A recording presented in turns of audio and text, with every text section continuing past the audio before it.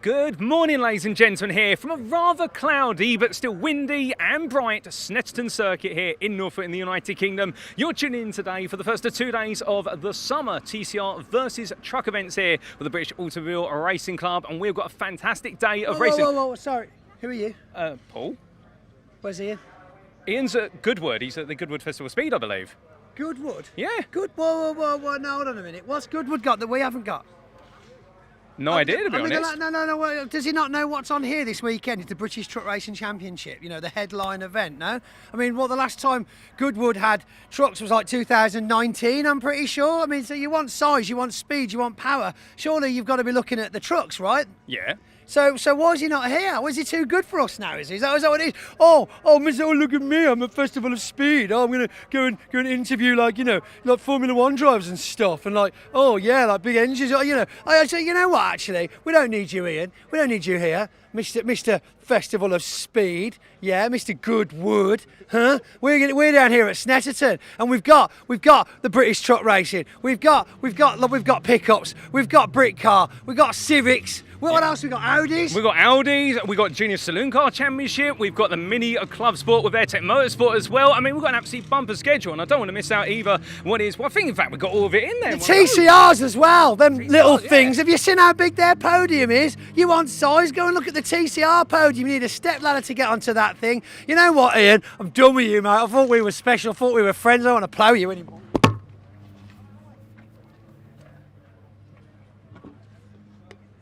Well, ladies and gentlemen, with that, let's get this weekend underway.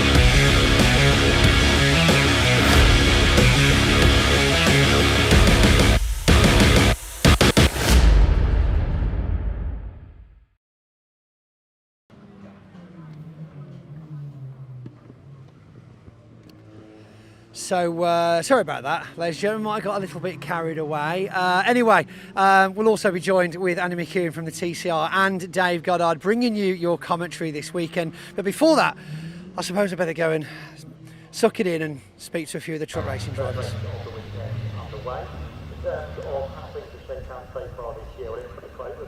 Yes, thanks very much, Pointy, and good morning, everyone, or good afternoon, everyone. Welcome to Snetterton Race Circuit, the home of motorsport in the east of England for this summer trucks versus TCR weekend. Dave Goddard here taking you through the action. Andy McEwen will be joining us later on for the TCR Civic Cup and Audi Cup action here this weekend. A very busy weekend of motorsport, and we kick off with the British Truck Racing Championship. The trucks on their way round to the grid as I talk to you. After the lunch break, we will have a 90-minute race for the Brick Car Endurance Championship. Some fantastic sports and GT cars going out in that one. Then it's over to Andy for the Civic Cup. We have the Mini Challenge Club Sport with Airtech Motorsport, a big grid of over 20 BMW Minis here this weekend. Then a second truck race. The Junior Saloon cars are here in good numbers, 20 of them here this weekend to go into battle. Drivers as young as 14 in that championship. And then the pickup trucks round off this first day here at Snetterton. We do it all again from 9 o'clock tomorrow morning. 21 races for you over the course of this weekend, 7 of them including the big brick car race coming up here today, but it is the big rigs who kick us off here at Snetterton. The British Truck Racing Championship, the incredible close season they are having with in Division 1 no fewer than 10 different race winners so far, and the trucks being led round at the moment ready for their first race. So the grid lines up as follows. 10 times British champion Stuart Oliver lines up on pole position alongside points leader in Division 1 David Jenkins in his MAN. Second row Craig Reed with his Iveco, Nathan Smith's MAN. Row 3 Neil Yates in his MAN alongside Michael Oliver. He qualified fastest but a 5-place grid penalty for contact in a previous race. And then we have Tom O'Rourke in the International Navistar. Simon Reed, welcome back to him, has missed the last couple of events in his Iveco. Completing the top 10 on the grid, Stephen Powell with his MAN alongside the first Division 2 truck on the grid, Callum Eason. Row 6 we have John Powell and 95 Simon Faulkner. He's subbing for Ricky Collett as he recovers from surgery this weekend. Good to have Simon back as a substitute driver. Simon Cole, number 41, alongside Sammy Oyenan, the Finn in his new Mercedes. Archie Handy, son of Simon Cole, alongside Jake Evans, the Division 2 points leader. He had some problems in qualifying, so starts back in 16th on the grid.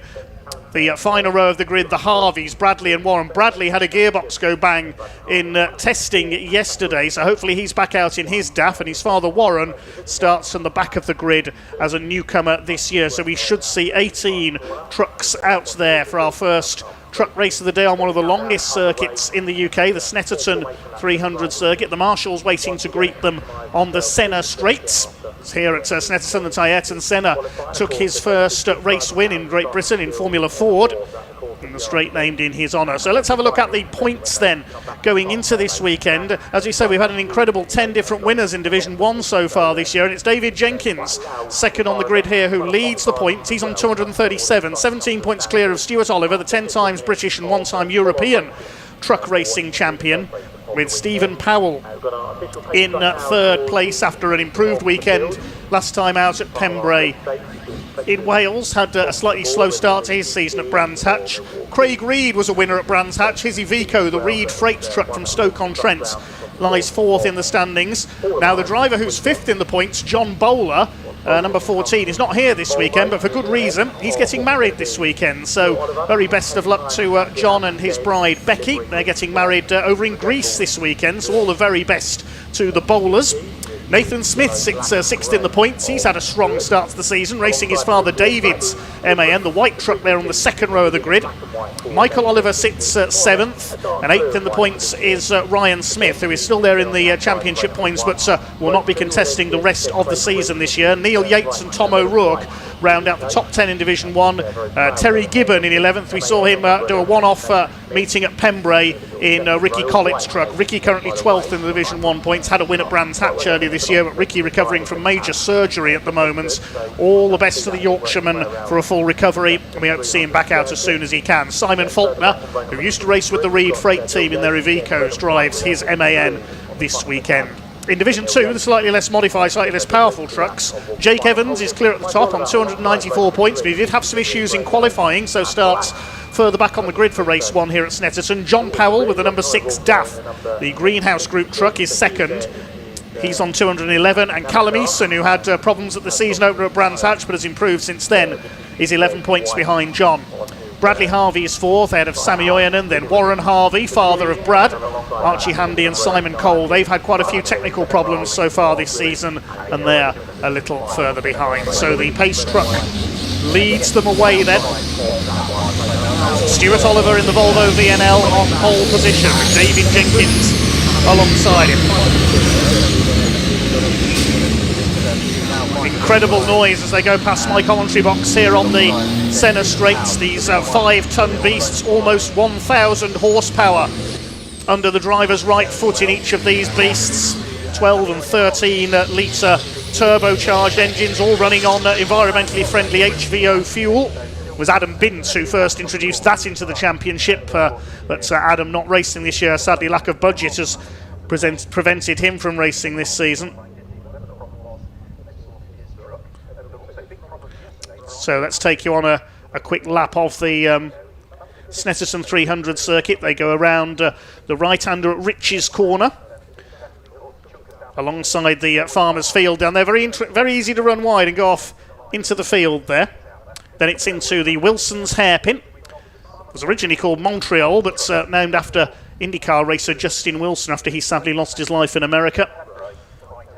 So it's 180-degree hairpin. That'll be plenty of jockeying for position there on the opening lap.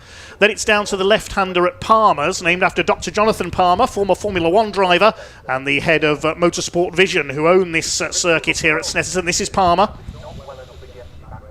They go side by side through there, 2x2 on this formation lap. And then a short straight up towards the long looping left-hander at Agostini, named after motorcycle legend Giacomo Agostini, one of the most successful motorcyclists of all time. I think we're missing Jake Evans. There's a gap on the penultimate row of the grid, so the Division 2 points leader's not there. His problems from qualifying still being fixed, clearly, so his truck is in the paddock. So we don't have Jake Evans. This is a chance for Callum Eason to close the gap, and John Powell as well. This is Agostini. This is an overtaking opportunity. You can make a move up the inside here if you get it right. There's a gap next to Archie Handy where Jake Evans should have been. The Harveys at the back. Good to see Bradley's back out after he blew his gearbox yesterday. Out of Agostini up towards the left-hand flick of Hamilton's, named after Sir Lewis.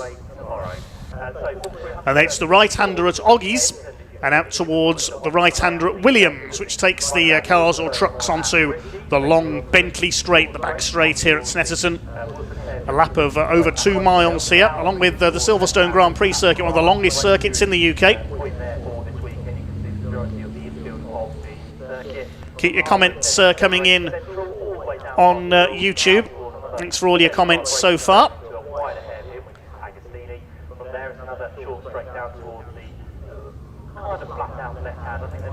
This is the right-hander at Williams. They go up the Bentley straight next.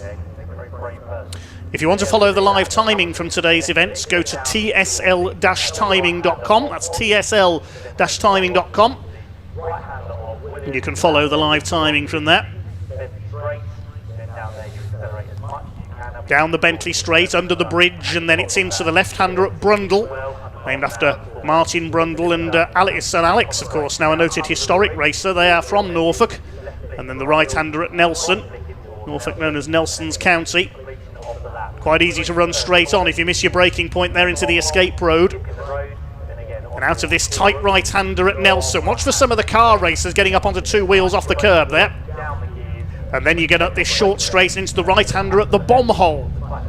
Bombers did fly from Snetterton during the Second World War in its time as an aerodrome. No bombs dropped on Snetterton, but there is quite a dip in the tarmac. You can see them drop down there as they go through this right-hander. It was named by a group of motorcycle racers a few years ago, the bomb hole. And you see the circuit drop away into that little dip. Then the long right-hander at Corham, and the final left flick at Murray's, named after the voice of motorsport, Murray Walker. We still miss you, Murray.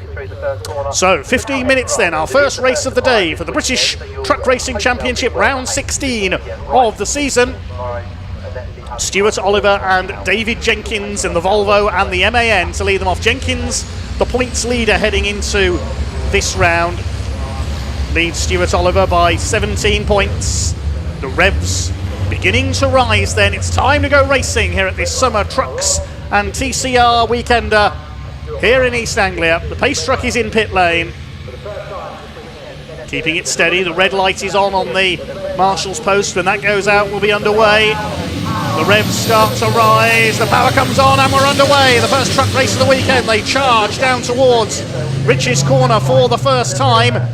Stuart Oliver holding the inside. Great start by Nathan Smith. He leaps into third place, and he's going for second on the inside of David Jenkins as they head through the right-hander at Rich's for the first time. Looks like they've all got round the first corner. Okay, it'll be Stuart Oliver who leads up towards Wilson Hairpin on this lap number 1 of this 15-minute race. David Jenkins has held second place, side by side for third. Nathan Smith with Michael Oliver in the 12. He had that grid penalty, was back on row 3. Callum Eason has just lost the lead in Division 2. I think John Powell getting through on the inside in truck number 6. They're all round the hairpin. Okay, through Palmer, it's Oliver from Jenkins. Smith in third place. Then we've got Michael Oliver, then Craig Reed, the first of the Reed brothers. Good to see Simon, number 89 there, back out this weekend. He's missed the last 2 meetings due to work commitments. He's back at the lower reaches of the top 10 at the moment. Just ahead of Stephen Powell in the number 3. The man from Kent lives just a stone's throw from the Brands Hatch circuit. Scotsman Tom O'Rourke in the MV Commercials International Navistar, number 86. is behind him. Had a disaster at Thruxton earlier this year when he blew his engine in practice and was unable to race. So he's further down in the championship than he would like. They make their way out towards the back of the circuit on this lap number 1. Michael Oliver on the tail of David Smith. The 5-place grid penalty Michael got was for contact in the previous round at Pembrey when he went into the back of Neil Yates on the hairpin. Neil, I think the only man out in Division 1 of the regulars this season who has yet to win a race this year. The other non-winner in Division 1 this weekend is Simon Faulkner. Super Sub Simon, we're going to call him. He's driving Ricky Collett's truck. So here come your leaders up towards the bomb hole for the first time. You see them drop down into that little depression in the circuit there. There's Division 2, that's led by Callum Easton. He's got back ahead of John Powell. There's Simon Faulkner, the number 95. And third in Division 2 is Simon Cole. He's running well. His Iveco has had no end of technical troubles so far this year. The white's at number 41 there. His son Archie Handy, one of the youngest men in the championship, is a couple of spots further back behind Sammy Oyanen, the Finn, who began the season in his Sisu, but now in his new Mercedes Ertiga. Here come your leaders up across the stripe for the first time. David Jenkins trying to get close enough to make a move for the lead. Nathan Smith still holding Michael Oliver for third place. Craig Reed is fifth. Stephen Powell sixth. Simon Reed seventh. And Neil Yates. No, Neil Yates is in sixth. I'm sorry. Stephen Powell's teammate. Stephen's back in eighth behind Simon Reed. Very similar looking at speed, those two MANs. Now, the result of this race sets the grid for race 3, which is tomorrow's first race for the trucks. And it's the top 8 reversed. So as things stand at the moment, Stephen Powell will be on pole for race 3, but there's a lot of time for things to change. Just under 12 minutes of this race to go. It's a long lap here at Snetterton. The first lap completed by Stuart Oliver in a time of 2:28.8. That's about a minute longer than a lap takes at Pembrey. Nathan Smith well up there in third place. Made his debut in Division 1 at the end of last season after Father David had raced that truck through the season. Nathan promptly scored a win in his third ever Division 1 race. David, a former Division 2 champion. David Jenkins, his father Tony, was a truck racer for many years as well. Kicking up the dust there, a couple of trucks run wide on the outside with Stephen Powell and Tom O'Rourke, I think. Through Hamilton's, there is Steve Powell. Callum Easton leads Division 2 and he needs to push on for points here because he knows his Division 2 title rival Jake Evans is not out there. John Powell, the other man towards the top of the points in Division 2 in second place. Archie Handy has called into the pits on the first lap, so his gremlin's continuing sadly. He's rejoined at the back. Stuart Oliver leads in the number 7 from David Jenkins in second place. Nathan Smith still under fire from Michael Oliver for third place.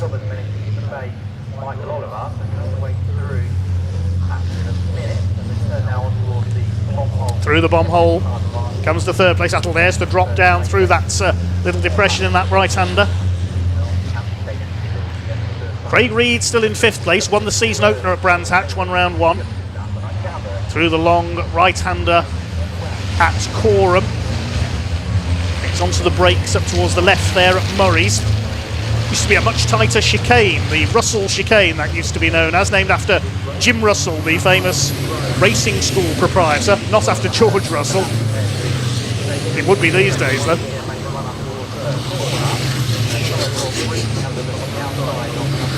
Six or 7 trucks starting to pull away slightly. Division 2 leader Callum Easton in 10th overall, John Powell behind him. 2 laps completed, the lead is just over a second for Stuart Oliver over David Jenkins, the championship leader. They go through the Wilson hairpin. Smith and Michael Oliver separated by less than half a second. It's Craig Reed in 5th, Neil Yates going well up there in 6th under fire from Simon Reed, and Stephen Powell under fire from Tom O'Rourke in the 86.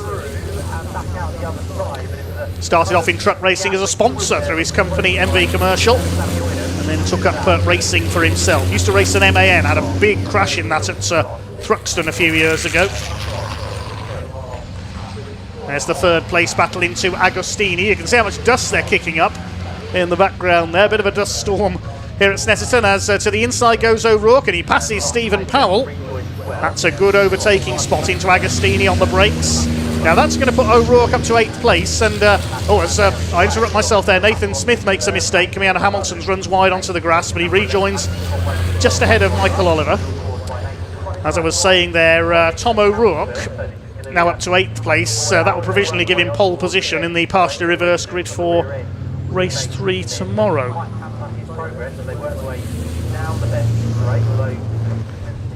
But the first two have pulled away. They're nearly 2 seconds clear of this pairing now. Nathan Smith and Michael Oliver for 3rd place.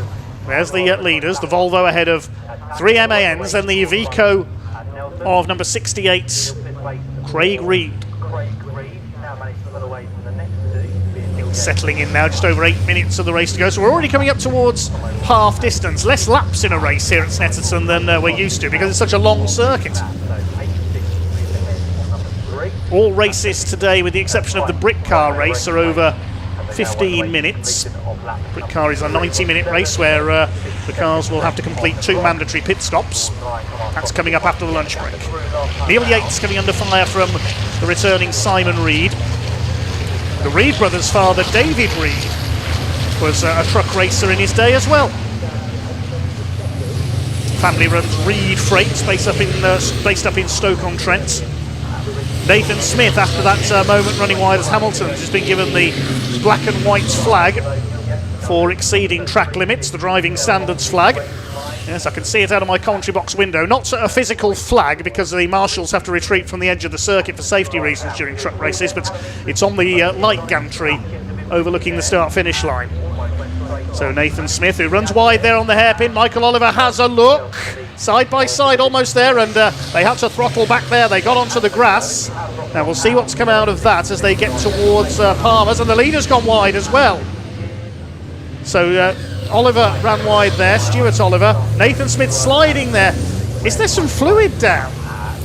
They seem to be sliding about a lot at Palmer's. I wonder if somebody's dropped some fluid there.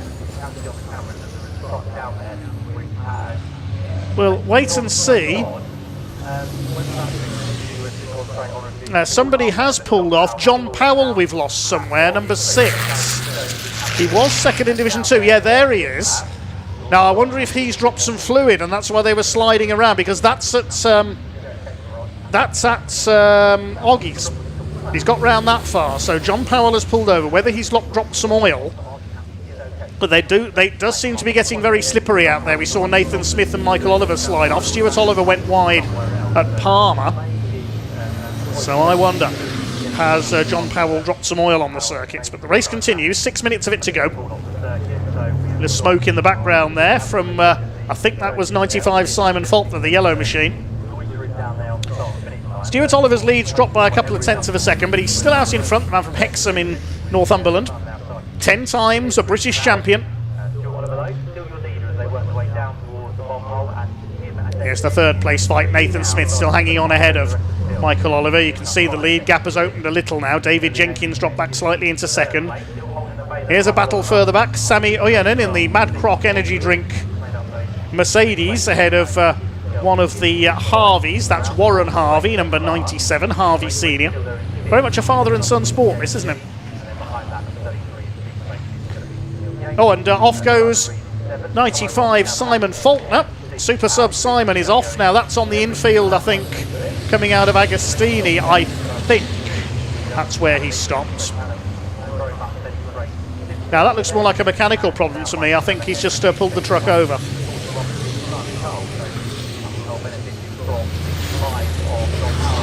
Well, the race continues on. We've lost a couple of them further back.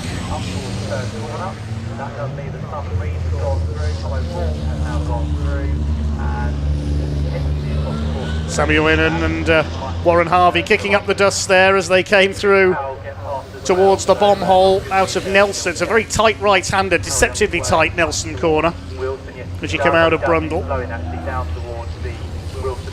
The Mercedes stays ahead.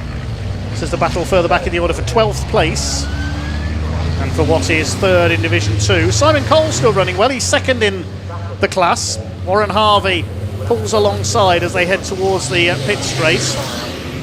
There's Bradley Harvey ahead of them. Now he's third in the class now, so Oyanen drops back to fifth, in fact. I've got my Harveys mixed up, apologies there. So Warren's fourth in the class, Bradley third. Those trucks, in my defence, do look identical from a distance. Just under 4 minutes of this race to go then for the British Truck Racing Championship, round number 16 here at Snetterton with Stuart Oliver. He's increased his lead to 1.7 seconds over David Jenkins now. This is the battle for third place. Nathan Smith still holding off Michael Oliver.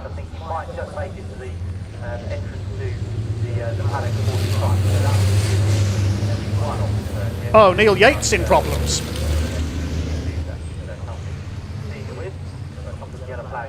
So Neil's had a problem somewhere. And that must have been in that first part of the lap. He must have slowed down because he crossed the line sixth. Plenty going on back in the pack then. Michael Oliver still on the tail of Nathan Smith, but he can't get on level terms with the MA. And here's the Harveys, still fighting it out with Sami Ojanen towards the back of the field. So a couple of retirements, John Powell out of it, and Simon Faulkner as well. There's a yellow flag out there at the exit of Agostini because of Simon Faulkner's stranded number 95. Trackside recovery, and their heavy artillery are here this weekend, so they'll be needed to recover a couple of trucks. Craig Reed reeling in Michael Oliver for fourth place. Still your leader is Stuart Oliver, and these two still at it. Sami Ojanen lunges past that. Now that's Bradley Harvey coming to a stop. He was ahead of the other two, and he doesn't want to stop there. He's right on the racing line. That will be a red flag if he stops there. Bradley Harvey on the track at Williams Corner, that is. He's trying to get it moved out of the way. Let's see if we can see what happened. Bradley had dropped. He dropped behind Warren. He's got braking problems. Look. So he gets it crossed up. The back of the truck gets sideways. He gets it back together again. So it wasn't contact with Sami Ojanen. I don't think it was a problem with the brakes on the 96. He's got it out the way. That's good for Bradley. The race can continue. So a bit of attrition in Division 2 already today. Just over 90 seconds to go, so will it be checkered flag this time?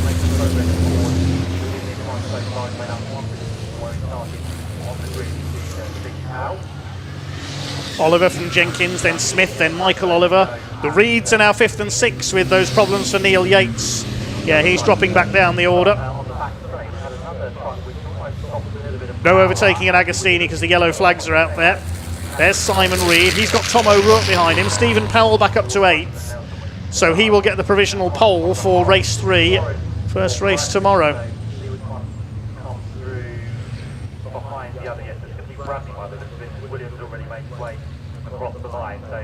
Callum Easton still leads Division 2. He's about 6 seconds up now. 6.5 seconds up on Simon Cole.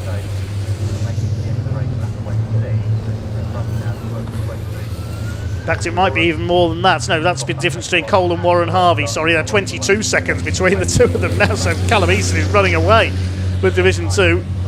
Easton, Cole, Warren Harvey, then Sami Ojanen. Bradley Harvey, we know, is out of the race. So Archie Handy's next in Division 2. Stuart Oliver now 3 seconds clear of David Jenkins. Now, is it going to be another lap? I think they will get one more lap out of this race. Or is the checkered flag being prepared? It's going to be close as they come across the line here on time.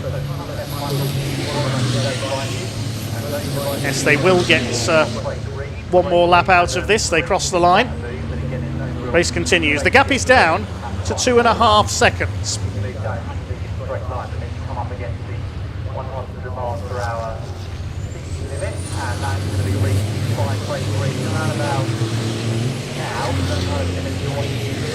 Down towards Wilson's hairpin.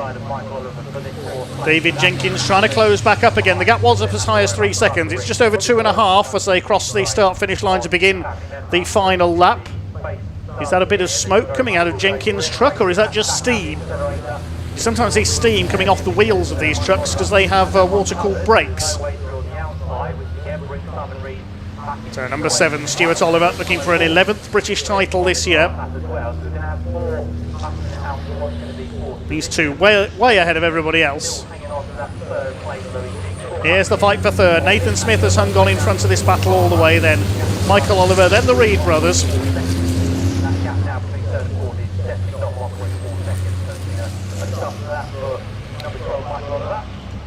Being round towards the checkered flag this time. We thought we were going to see it red flag with 2 minutes to go when Bradley Harvey pulled up, but he got the truck out of the way. Just a couple of yellow flag zones on the circuit, it means, for the rest of the race, because we've also got Simon Faulkner pulled over. So not many overtaking opportunities towards the end of this race. So it looks like it is going to be a win for Stuart Oliver, unless David Jenkins can do something special on this final lap. House on the Bentley straight at the moment, heading down towards the bridge. Here's the battle for thirding out of Williams.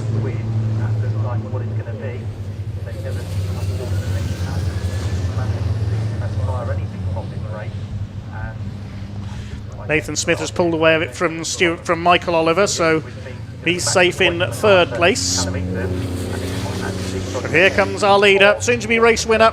The gap's come down a little, but it is going to be a win in the first British truck race of the weekend here at Snetterton. Round 16 of the season is going to go to Stuart Oliver. Started from pole position and has led David Jenkins all the way. Here they come up towards the line. The win goes to Stuart Oliver, just ahead of David Jenkins. The gap at the finish just under a second, so Jenkins did close up. And it looks like it is going to be Nathan Smith in third position. We'll pick up Division 2 in a moment as well.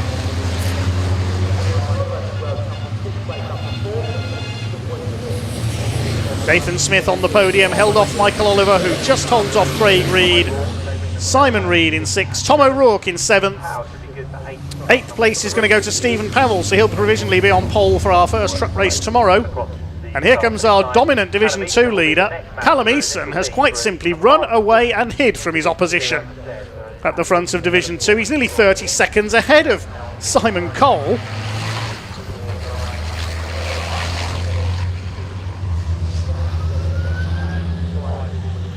And Cole is now under fire from Warren Harvey, who could be on for his best ever Division 2 results here. So Callum Eason has come in to take the win. Here comes the battle for second. Is Simon Cole going to hang on for second in Division 2, which will be his best result of the season, or is Warren Harvey going to get his best results with the second place? Simon Cole gets his foot down, coming out of Murray's for the final time into the centre straights, past the pits, and Simon Cole second in Division 2. Warren Harvey is third, and their opposition rather fell apart, it has to be said. Archie Handy will be in fourth place, having made a pit call early on. Correction, sorry, Sammy Oyanen will be fourth in Division 2. Apologies there.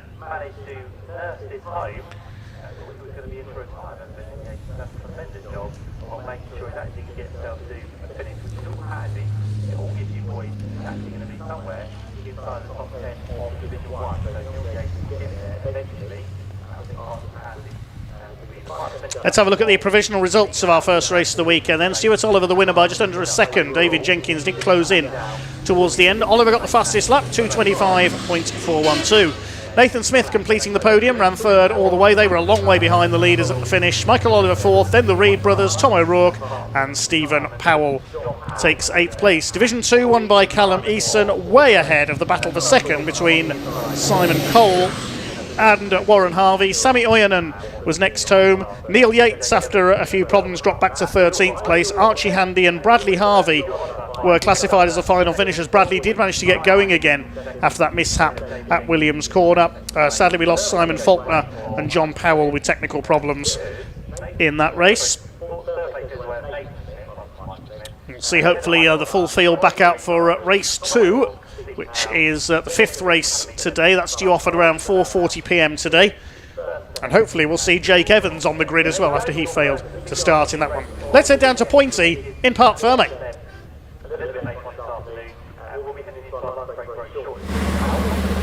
Wow, we made it! First race of the weekend, first race on circuit this weekend for the British Truck Racing Championships, and a phenomenal start for Stuart Oliver, pulling ahead keeping that 1.7 second lead for a lot of the race.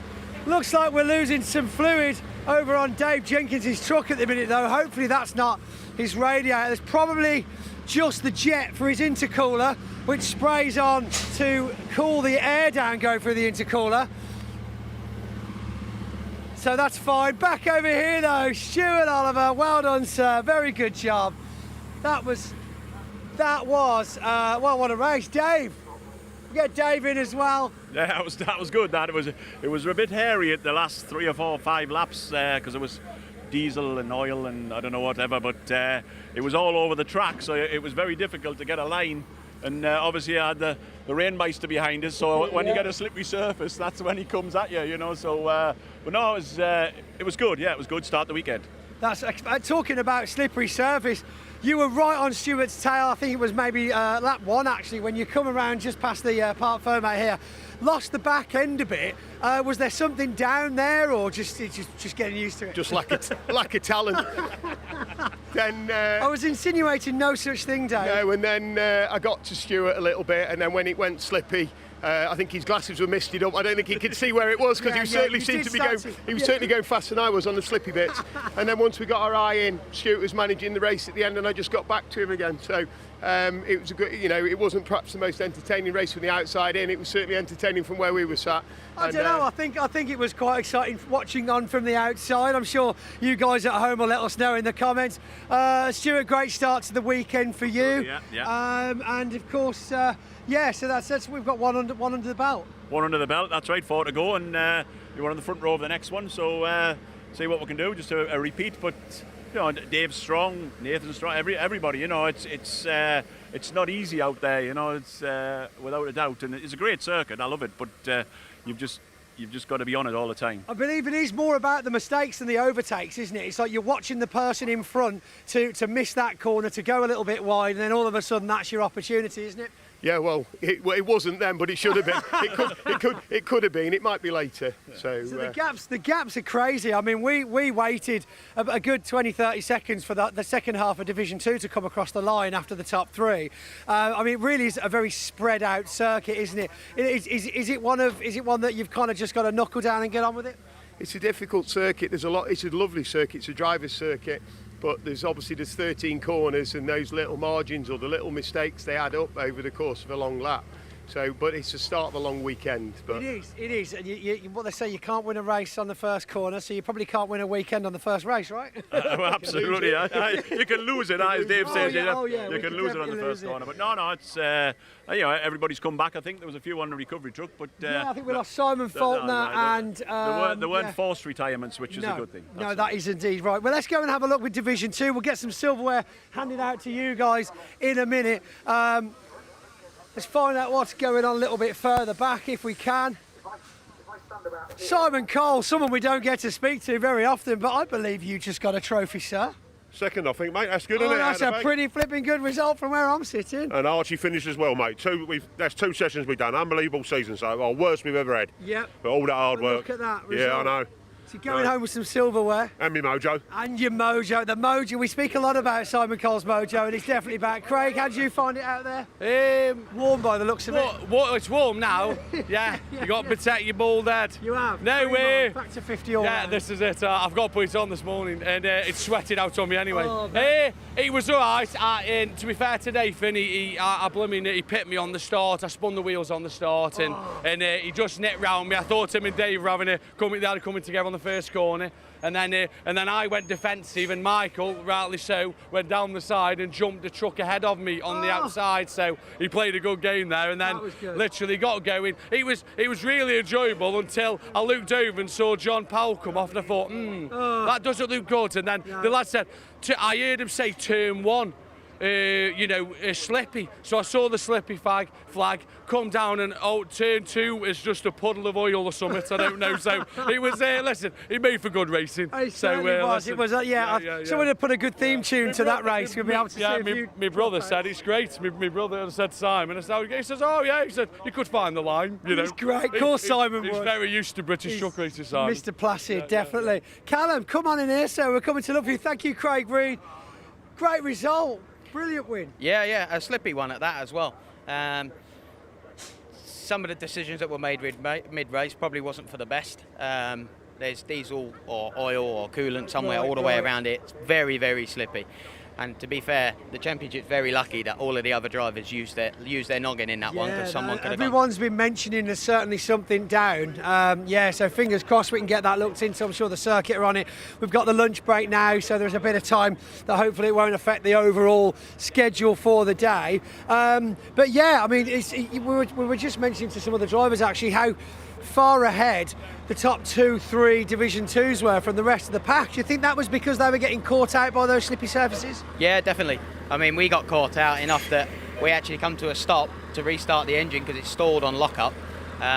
But no, we managed to get back on it, stay off the line. But the worst thing is, every time someone goes into the slippery stuff and come back off again, they take it with them, don't they? Takes it back onto the non-race line, which was the race line. So it was just slippy everywhere. But no, I can't thank Tourmaniac enough for the stuff they give us. Obviously, WDE Logistics, Motion Wraps, the Green Group, of course, Eurolease, all of them helped me go racing. And plus, we had a picture of a ultrasound from my other half's sister, and they're expecting a little one soon. So I want to say congratulations to them. Oh, very nice. A lovely heartfelt message going back to the other half's sister. There we go. Sister-in-law, soon to be, perhaps. Have I mentioned that too soon? Sorry, Callum. Right then. Thank you very much for talking to us, Callum. Right. Fantastic first race, mixed bag of results, of course. It's brilliant to see some different names on the podium, as always. And I'm excited, of course, hand out my first set of trophies for the weekend. Until then, though, it's the lunch break now. It sounds like we've got some fluids to clean up on track. So I had a chance to catch up with a few of the drivers earlier on in the paddock.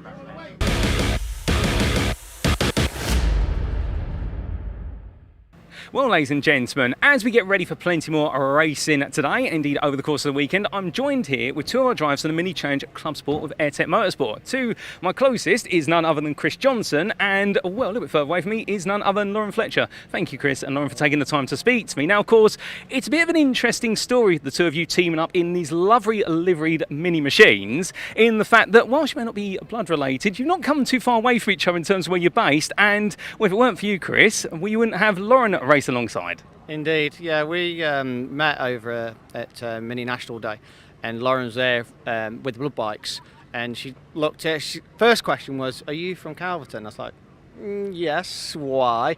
And then she explained that her dad's got a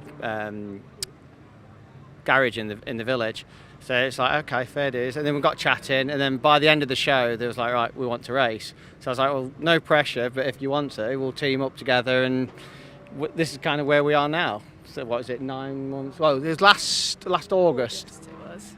Yeah, last August was the show, and yeah, 6 months later the car's built and we're ready to race. All fair play. And Lauren, coming to yourself, I mean, this is your first full season racing. I do believe this is your first time racing as well, not at, say, Snetterton, but the series. I mean, what got you into racing first? And what said to you, I want to race BMW Mini Coopers? Well, I love my minis, always have. My work, we build kit cars and stuff, so getting involved in that, doing track days, I've always wanted to get out on track. And then just getting in talking with Chris and seeing that you can race minis, I was like, yes, I want to do that. I love my minis. And then here we are, 7 months down the line racing them.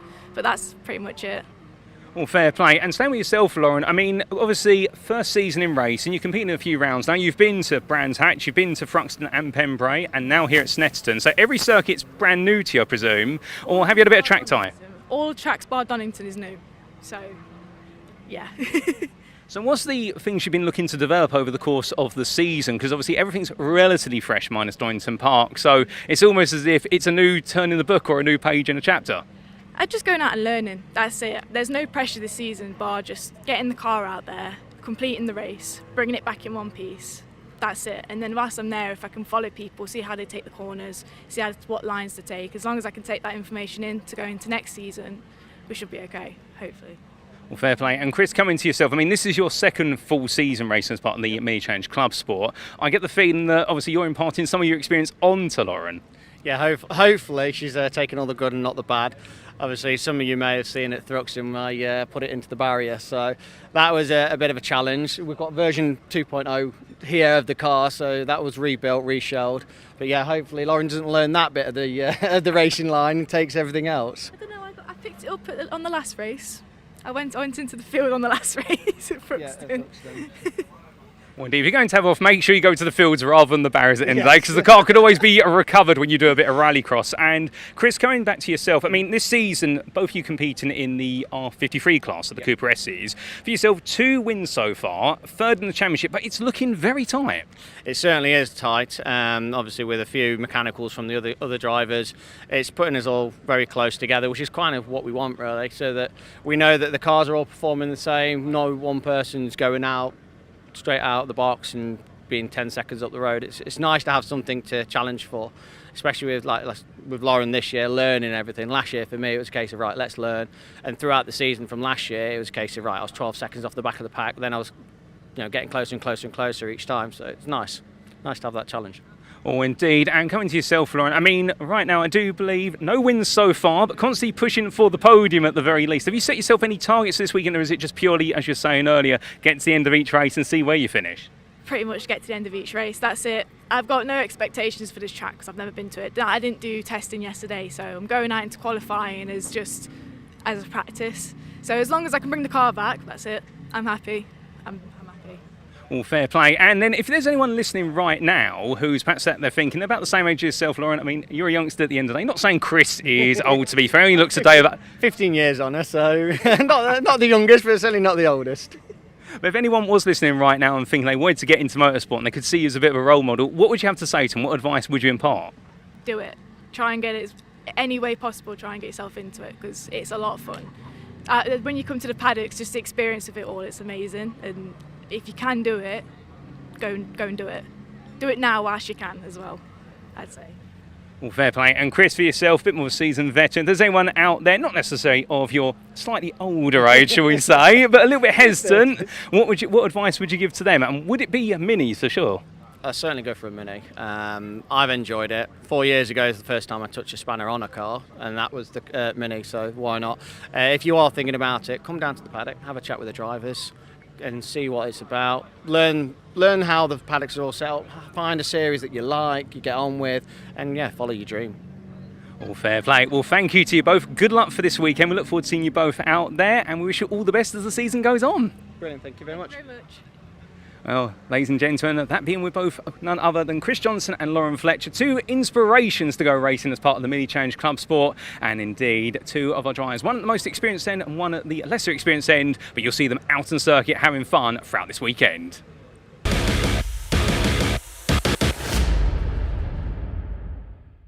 Well, ladies and gentlemen, it's not quite a truck, it's not quite a car, it seems to be some sort of Challenger tank, albeit you would think it's a Challenger, but then you'd realise actually it's a decoy. Albeit, make no mistake, it's very impressive at a distance, and well, we're going to make our way over to the Army Sports Car Racing canopy here and have a chat with our drivers, because they stand there, and well, to make our way over, Danny, where are you pointing at the camera? You pointing at the Cosworth there. I mean, that is part of the team, but we'll look at the Cosworth later, all right? It's okay, but I'm joined here by none other than Joshua Gilding, Jonathan Candler and Will Ashmore. Gents, thank you for taking the time. And well, to talk a little bit about the team as a whole, I mean, the 3 of you currently serving servicemen, I do believe. I mean, starting with yourself, Will. Yeah, that's correct. Yeah, I've been in the Army for 24 years. I've just signed a 30-year contract, I'm pleased to say. And I've had a brilliant career in those 24 years. I've had a full spectrum of the Army life, if you like, all the way through the Afghan days. I'm a radio operator by trade in the Royal Signals, but now I organise these events for the Army, so all of the motorsport events where we get to engage with the public, I organise the majority of those, so it's really good. And obviously get to race in Britcar on the weekends, so keeps me there. Well, fair play. We'll come to your motivations for going motorsport racing shortly, but Josh, coming to yourself, a little bit of background on yourself in the Army, if you don't mind. Certainly, yeah. So I've been in the Army for 5 years now. I'm a musician. I'm in the Grenadier Guards Band in London, so my day job is playing the snare drum on the march. I do a lot of engagements outside Buckingham Palace, Windsor Castle, and then I get to come and do this at weekends. It's a completely opposite end of the spectrum, but I love doing it. So yeah, here we are. Yeah. Well, you go from playing the tune to finding a fine tune on the car, you could say, and then coming to yourself, John, a little bit about your background in the Army. Yeah, so 10 years in the Army now, REME VM, so a lot of the mechanic work, mainly on the heavy vehicle side of it. It's like I say, really good. Loads of overseas tours, loads of sporting opportunities. I say it's been a great career so far. Oh, fair play. Now, of course, that's the Army, and I'm sure there's many veterans out there who may be tuning in today who are thinking to themselves, goodness me, we've got the Army on standby here at Snetterton, but going racing. So, starting with yourself, John, what got you into motorsport? Has it always been a lifelong hobby, or is it something that sort of came through the Army, or something else? Yeah, it's always been lifelong. Like as a young lad, my dad dragging me all around the country to watch the touring cars on the sidelines, and watching over the fence, thinking I'd love to do that one day.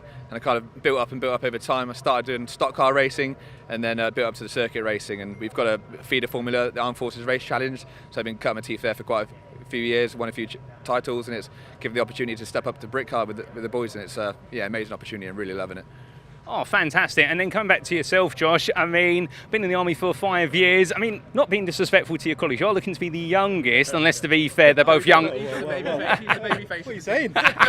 Well, Britcar may have aged you both, to be fair, but what got you into motorsport? So the Army support is really what got me into motorsport. It's been a lifelong dream to get here. Always watched racing growing up. I've only been in the team for a few years now. I started in the support crew while building my own car, so I've been building a Citroen C1, and I took that racing for the first time last year, so I'm actually only in my second season of racing, and I'm very grateful to Will and the team for this opportunity to race in Brit car. It's just fantastic. And just staying with yourself, I mean, going from a Citroen C1 to none other than the absolutely brilliant machinery you have here today in, I think it is the GT class. I mean, how big a step up has that been for you? Huge. It almost doesn't have any words. Obviously, front wheel to rear wheel drive. The C1 is very top heavy. The Genesa's got a lot of downforce. A very steep learning curve. I think I'm slowly getting there. Well, little by little, to be fair. And in coming to yourself, Will, I mean, what made you want to take up motorsport and particularly join Britcar? Yeah, I mean, I've been involved in motorsport for over a decade now. Always been interested in cars. I love doing the mechanical side of things as much as racing the cars, so I'm heavily involved in the development of this car and previous race cars. Britcar has always been on the horizon for us. It's a championship that's been running for a long time. People think back to like the good old Top Gear days where we saw the 24 on there. Like, please bring back a 24-hour race for us. That'd be amazing.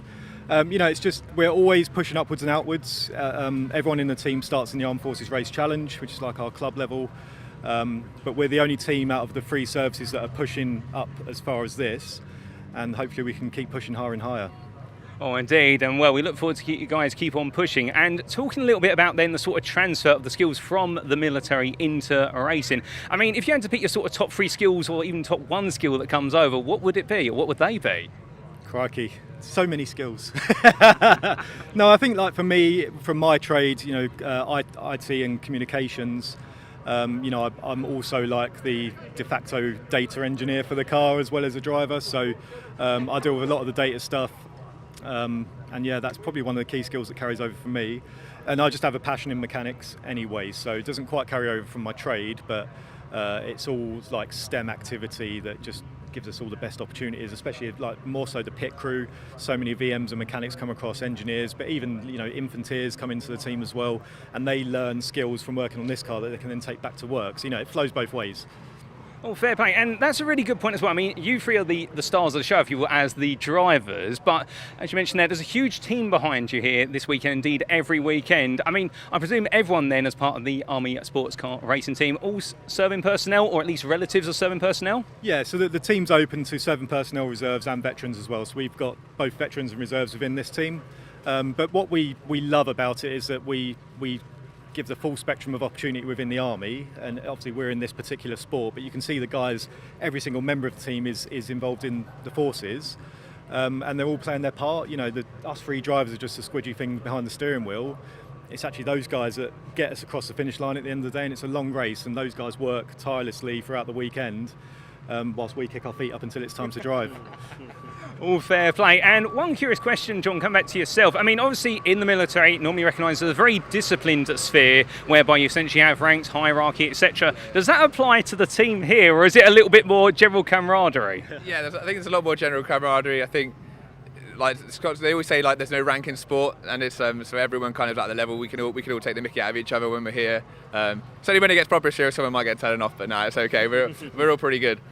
All fair play. And coming to yourself, Josh, I mean, I'm sure there's plenty of individuals out there who are probably thinking, I've never considered an avenue from going from the military or the army, even as an active serviceman, into motorsport. If somebody was listening right now, what advice would you give to them if they were curious?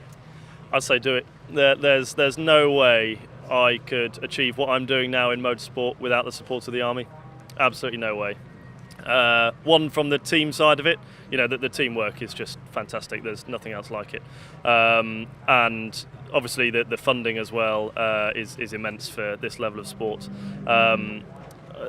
I'd just do it. Just do it. Yeah. All fair play. I mean, you've got to seize the opportunity and go for it. Well, gents, thank you very much for your time. It's been a pleasure. We wish you the best of luck for the racing today, and we look forward to seeing you out on circuit. Cheers. Thanks so much. Thank you. Cheers. Thank you. Well, ladies and gentlemen, we've got plenty more to come this afternoon, including seeing our Army Sports Car racing drivers out on circuit in the Brit Car Endurance Championship.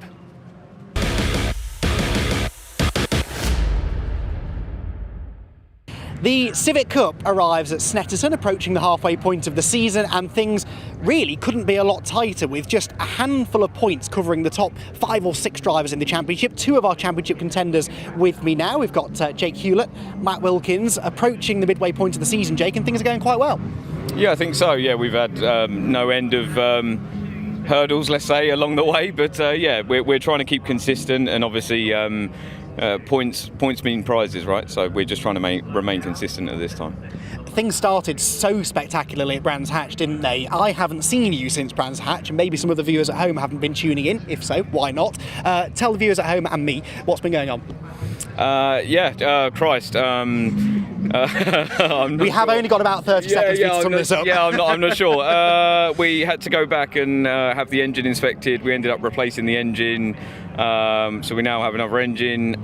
We've just had like niggles and little problems ever since then, and we're just sort of chasing our tail with it, really. So we think we finally got on top of a few of those bits, and still some underlying things, but yeah, we're pushing on, and just trying to remain consistent, because we've got to finish first, Which is where you are at the moment. Matt Wilkins, though, giving chase, and you're only about 5 points behind, I think, at the moment, after those pesky drop scores are calculated. How much are you paying attention to the points? How much are you just taking it race by race? Just trying to be consistent, like Jake said, really. If you can stay in sort of the top 6 to 8 cars every race, then you do end up with a nice, consistent points. Yeah, like Jake, we've had a few issues. We've done a quick lap in quali today, lost at track limits, so a bit gutted about that. And the gearbox then said no more, so there was no chance to go faster again. But I think we're starting 13th, so we'll see what we can do from there. And that sort of illustrates the point of how hard it is. You make it sound easy, just finish top 5, top 6. So difficult these days. You only have to have a slight setback, and it sounds like you've had quite a significant one, and your whole weekend becomes that much harder. Yeah, I think that Jake probably agreed the top 14, 15 cars could probably win a race. So trying to come through the pack like you might in some other series isn't really possible. See what progress we can make. Now, Jake, you have this very slender points lead. Are you feeling the pressure at all? You don't outwardly show that you are, but I'm sure all drivers in your position would, right? No. I mean, I think it's still too early, personally, to sort of feel that pressure. I guess everybody naturally has like a little bit. That's why we turn up, right? That's what we live for. But yeah, no real pressure. Just going out there and giving it the best we've got every time, and yeah, hopefully remaining consistent, as Matt said, and towards the front of that grid. And it's a competitive grid, as we know. So. Well, he says he's not feeling the pressure, Matt. Should he be? Like you say, it is a bit early. You better just to put it out of your mind, carry on racing best you can, and then towards the end of the season, if you're in the running, then you'll start to feel it a bit, yeah. Well, we've had some nail-biting championship run-ins over the years, courtesy of the Civic Cup. I think we're in for another one in 2026.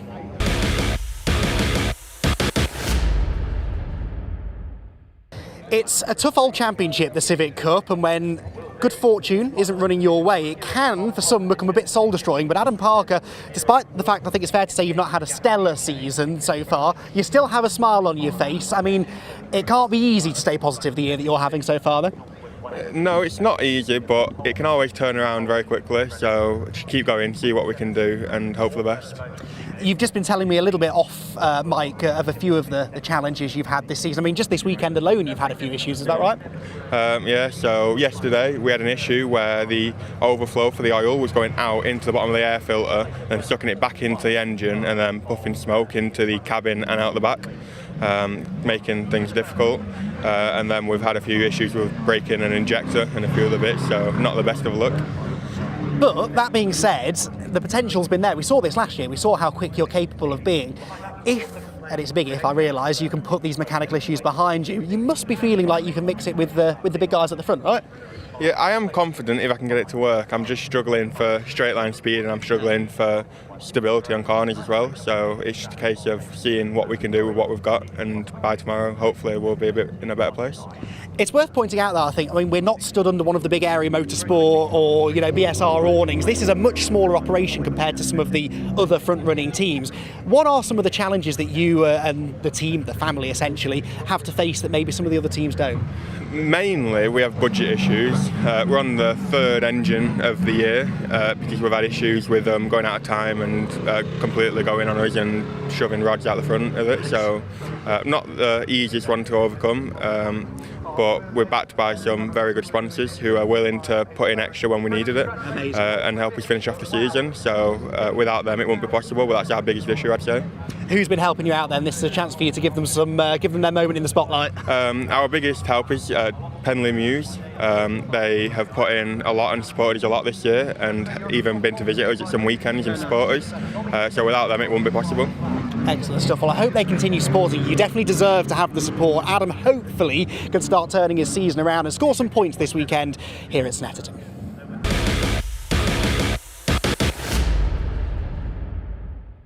Andrew Rogerson has been one of the TT Cup frontrunners in 2026 so far. In fact, most consistent driver on the grid. Podiums in every race so far. Championship frontrunner last year.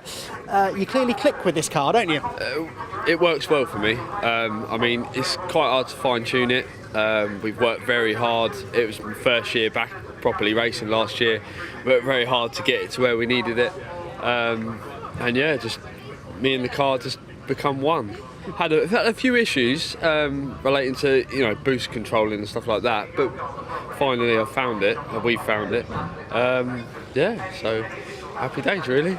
It does seem to be, from what I've heard from other drivers, quite a tricky car to acclimatise to sometimes. I've seen some very, very talented drivers jump into these and they've been midfield at best. So what is it about this car that maybe suits your driving style? They're very unpredictable. I mean, like just now coming through Bommel, and just the back end has stepped out. Right. But the thing I found is you start overcompensating, overdriving, and trying to correct it too much. Forget it. You're in a wall, gravel, whatever. You've just got to let the car glide and just get on that throttle and just, it's been countless times when I've had to downshift to get it out of trouble. But yeah, in that qualifying session then, I had the wrong rear tyres on. Wrong rear tyre pressures because obviously yesterday was so hot, and I thought it would be okay, but it was just a little bit too loose in the rear. That's why we're so far away from Carl. So yeah, I couldn't string the lap together, and that's the unpredictability of this car. But they are a great car.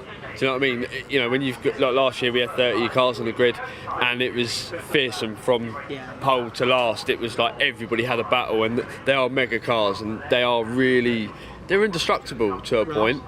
They don't fail in any way. Keep on top of them.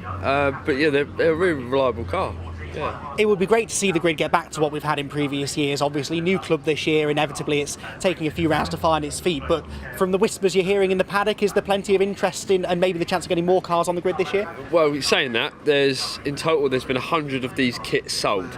So there's got to be 80 cars out there. We know of quite a lot, and we are getting a lot more interest.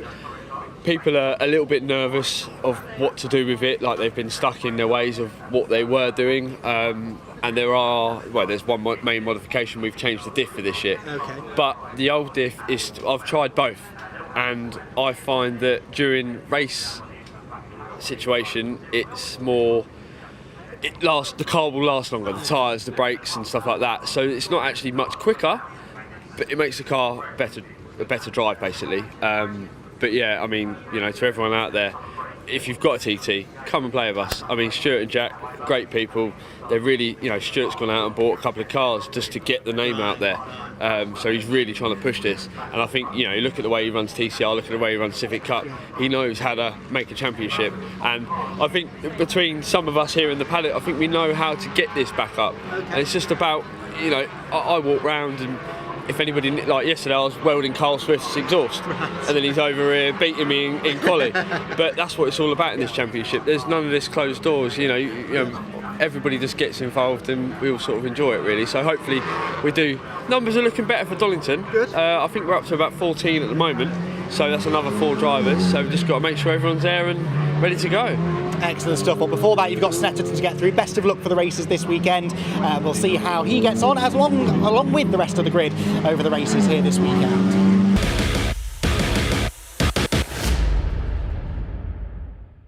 Well, it just feels right here this morning at Snetterton. I'm stood in front of an Audi TT Cup car. I've got Carl Swift next to me, one of the veterans of this particular series, and multiple race winner, nearly champion a couple of years ago, as we were just discussing. Great to have you back, Carl. What brings you here? I just want to come and support it, really. It's a great car and a great grid, and there's a couple of changes that's made the cars better. It's on a great package. I mean, this weekend is awesome, so I want to help get it back up to speed. 20, 30 cars like the Civic Cups are. Well, as you've just been saying, and we just chatted to Andrew Rogers, and he said the same. There's so many cars out there. They're great cars to drive, and you know just how competitive this can be when we do have the big grids. I think it might still be a challenge this weekend, though, right? I think so, yeah. It's going to be quite close. And going back to the cars as well, it's been a bit of a long-standing battle, Civic to TT, and the changes have made the TT just beat them in qualifying. Oh, interesting. Yeah, so the TT is currently the faster of the two. Interesting. Yeah. Okay, we'll see if the Civics can respond maybe as the weekend goes on.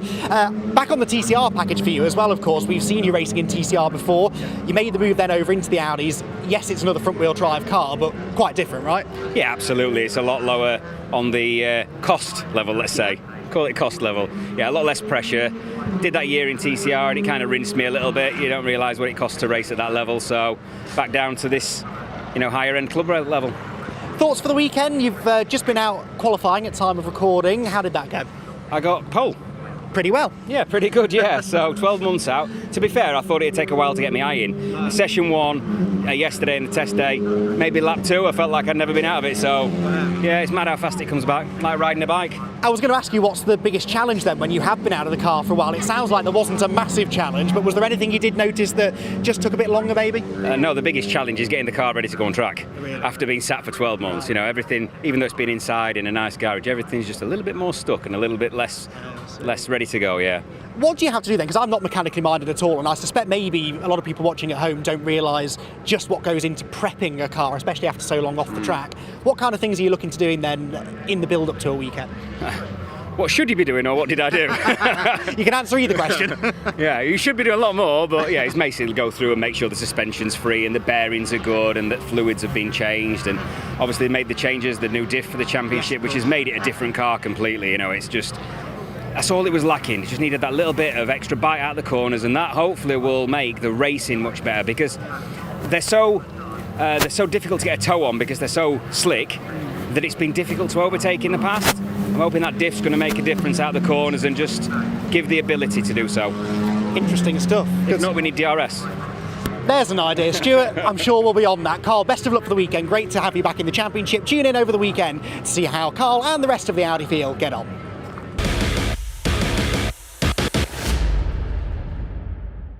Well, ladies and gentlemen, look who I've managed to find. It's none other than the man himself, coordinator for the Junior Saloon Car Championship. It's Dave Beecroft. Dave, good afternoon to you. Hi, Paul. And, well, it's a bit windy here, and you've got your coat on, no doubt about it, but things are picking up on the circuit as much as they are with the weather. Yeah, the weather's been glorious. Yesterday was just too hot. Today's a bit overcast, but it's nice. And, the biggest grid of the year with 20 competitors. And we know it's getting bigger during the latter part of the season. We've just got a lot of youngsters turning 14. Well, it's fantastic, and of course last season we did have a little bit of a smaller grid, but the reason for that is not because of a lack of interest in the Junior Saloon Car Championship. It's because the 14 to 17 year old age bracket, it's like London Bus in a way. You wait for one, it never comes, and then they suddenly come as a group, and it's the same with the youngsters. Exactly right, Paul, it is. So we wait, I think it's next month. We've got 5 in that 1 month. And of course they've got to take their ARDS test and do a bit of testing, so we don't rush them into it since they turn 14. We want to get them some testing as well. Oh, indeed. And I mean, there's always plenty of rounds to go about. We've got the best part of 3 races here this weekend at the Snetterton circuit. A bit of a different test for our drivers compared to Pembrey, perhaps. Very technical circuit, this one. Much more technical than Pembrey, and it's a lot longer. It's a 2.5 minute lap for our kids, so they disappear. And so you're looking at your watch waiting for them to come round, and they all come round like a gaggle of bees. And yeah, it is very, very tricky. Yesterday was impossible for them, but they did superb. It was, I don't know, 32 degrees here yesterday. I didn't even want to think what track temperature was, but the kids handled it really, really well with no incidents. Oh, indeed, and well, they've managed that so well. But the good news is, whilst it's cooler today, things will still be hot out on circuit. I mean, we've got a very close field out there, no doubt about it. And the big question, of course, being who can chase down our leader of Ollie Smith? It's going to be a tough one for anyone. I mean, Ollie's been around JSCC for a long, long time. Obviously, his brother won the championship, and he knows everything that's going on, and yeah, he's going to be hard to catch. He stole a march on everybody at the start of the season by getting those wins in early, so he's now in front and he's going to look after that championship. I think it's going to be very hard. I think he's going to see quite a few people have a nibble, but whether anybody else can do that consistently, I think it's going to be hard. Well, fair play. And just before I do let you go, if there's anyone out there who's got a son or daughter who's, say, 13 years old, or even in the 14-17 bracket, wants to go racing, they haven't heard of the Junior Saloon Car Championship, what words of advice would you give them to get on the grid?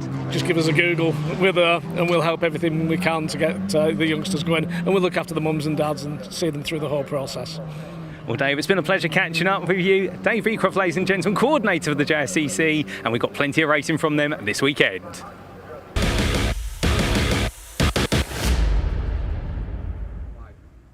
Well, ladies and gentlemen, as we get set for our racing this afternoon, well, making its way past us, well, was going to make its way past us was a safety car, and I'm speaking to our premier safety car driver for this weekend, Evelyn. Evelyn, it's been a great morning so far, but of course, now the best is to come with plenty of racing this afternoon, and of course, you're in one of the seats where you're not hopefully needed, but of course, you're always on standby. Yes, it's nice to be needed. So the more we get called, the better, but at the same time, I don't want anybody to get hurt. That's the prime thing. All very true, and of course the safety cars here at MSV circuits such as Snetterton now all electrified. I do believe you're running the Hyundai Ioniq 6. I mean, that must be a bit of a thrill to run round. Not this weekend. We're actually running the Porsche. All right. And the juniors have got their own safety car, so I'm driving that one that's parked over there. So I'm still driving. We've got proper gears and one that's automatic. But no electric, not electric this weekend, no. Oh, no electric cars then. I mean, it's probably a silly question to ask, but do you have a preferred style of safety car? Is it just jump in the car and get out there at the end of the day? Well, I love driving safety cars, so I'll just drive whatever they give me. But by choice, I like driving. Therefore, I drive the gears, or at least automatic. I don't have an electric car at home, if I'm honest. That's absolutely fair. And with regards to, of course, sort of your experience, do you have any sort of racing background or sort of track background before being a safety car driver? Because, of course, safety car drivers can cover all walks of life, but typically they have previously been racing drivers of some description. Yes, I did race with the championship, which was known mostly as Kumo's BMW, and I was with them already before they were called Goodrich and whatever, so I did about 24 years with them. And then one day I wanted to give back to the guys in Orange round the track. So I booked to do a weekend at Donington because that's near home. And the senior clerk that weekend was Ian Watson. And he gave me some keys, some lights, said, right, that bugger is yours for the weekend, and left me to it. And that's how I started in safety car, so I owe it to Ian. Thank you, Ian Watson. Oh, fair play. I mean, what a way to be thrown in at the deep end. I've been thrown the keys and simply said, right, off you go, essentially. But your experience out on track coming in handy.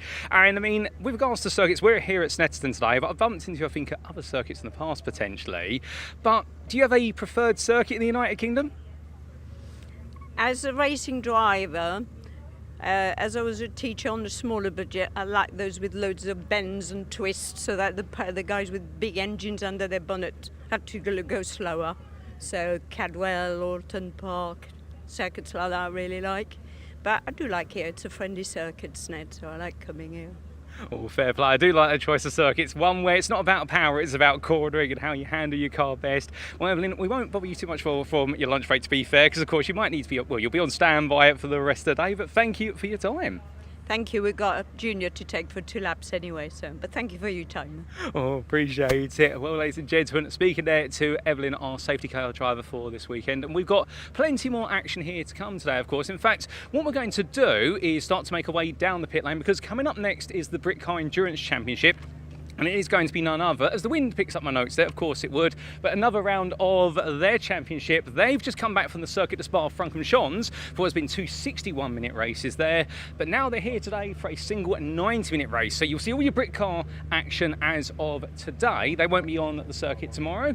And as we continue to make our way down, of course, a shout out to Danny, our cameraman, who's following me absolutely succinctly right now. Danny putting in some mammoth work. And as we continue to make our way down, cars being prepared, and there we can see some of our GT machines, the number 67 there getting itself set for a journey today, no doubt about it. The BMW, also another BMW there as part of what is the number 2, and that being the machine for Jeff Steele Racing, Peter Moles down, Stephen Kent. We've got a number 7 there as well, parked up and ready to go. Whole mixture of machines out there as well. Remember, we have 3 classes for the 2026 Brit Car Endurance Championship. You've got your challenge machines, the likes of the Porsche 991 challenge machinery, so also the Lamborghini Super Trofeos, Ferrari 488 challenges, etc. You've then got none other than what is your GT class, which is leaning more towards GT4 machinery, and then you've got your trophy machines as well, a little bit less power, and still always good fun to have, as we do get a good look there at the SGM Motorsport Porsche, which is waiting to go today. Lovely car there, as we hear its engine just idling in the background, the number 20, and well, I do believe that is the full throttle motorsport of SGM machine of Nick Hall and Richard Avery. They're joined, of course, by number the 32 in their pit garages, and all the cars waiting right now. We've got a little bit of time before we do see them out on circuit. There's such a wide array of machines, and that's what Brit Car is all about. A whole variety of classes. Everyone competes in their class of points, and come the end of the season, the team or the individual driver who have picked up the most points across their class will go on to become the potential overall champion. And we did see, of course, that incredible season finale last year with the return of the Into the Night race at Brands Hatch, where it came down to only 2 points in the end, and we saw the pendulum swing in the favour of one of our challenge machines, rather than, unfortunately, what was a little bit of a disappointment for our GT machinery for Team Brit. But of course, they're back here once again as we do come to the Project 29-7 garage. Now, we're just going to stop here at the number 36 car for a brief moment, because this weekend, Project 29-7, they're running 2 cars. They haven't just got their original car, but also the next one. And well, as we now continue to move on, we've got our Hyundai there, and that being our Hyundai hatchback trophy class machine. Can't quite see the door number on that one, but we can see all of our drivers gradually getting ready. The teams having conversations as well, and well, we're not going to interfere or interrupt them at this time. We'll probably get a word or two with some of our drivers as we do make our way down that grid, and well, as we continue to do so there, and tyres all being pressurised as well. There's one of our McLarens, the number 23. Oh, goodness me, lovely engine being turned over there. And well, we've also got one of our Ginettas here as we continue in, and we'll just get a bit of a close up there. But fantastic to see so many machines out here today, ladies and gentlemen. Such a bumper packed grid, no doubt about it. And well, it's going to be an exciting race ahead here. 90 minutes of racing at Snetterton, the 3-mile long circuit, of course, which is going to be a test of endurance and consistency. And we have seen a wide variety of races. But with that, ladies and gentlemen, as we're taking a bit of a look along, I think we are now getting set there for what will be potentially them to make the way out onto a circuit very shortly. And well, we're just waiting for an update as to timing. And well, we're going to be going to an interview that we had from earlier on with Nathan Smith. So we'll cut over to that, ladies and gentlemen, in preparation for our Brit Car racing.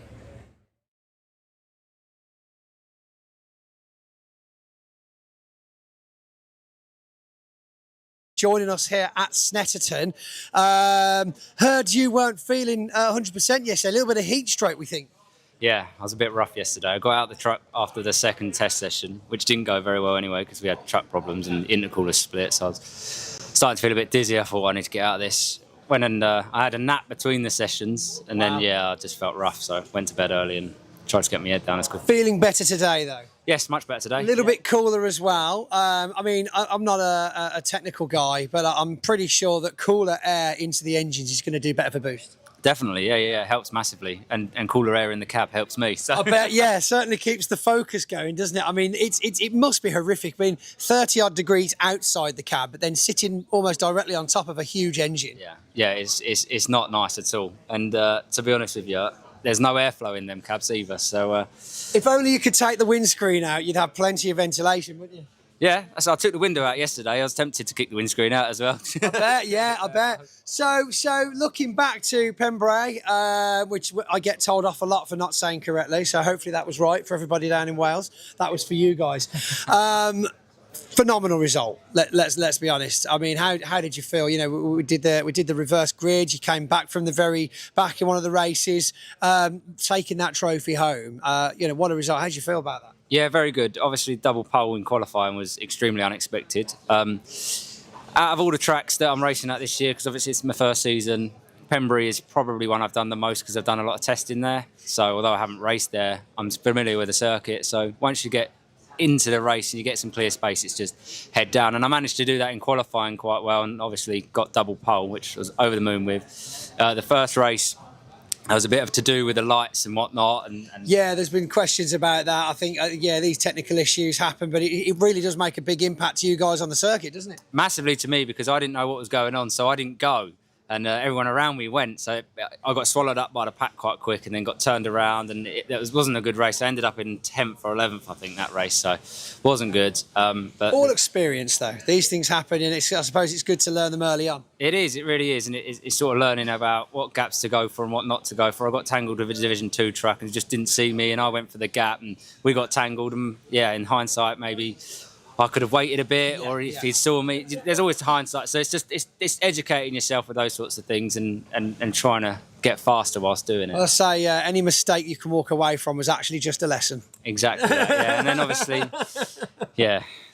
sometimes lessons hurt, but yeah, they do. Oh, they cost a lot of money, regardless. There's no saying about that. So, I mean, I feel like we've asked this question so many times, but even to this day, I still don't know whether any of these interviews have ever seen the light of day.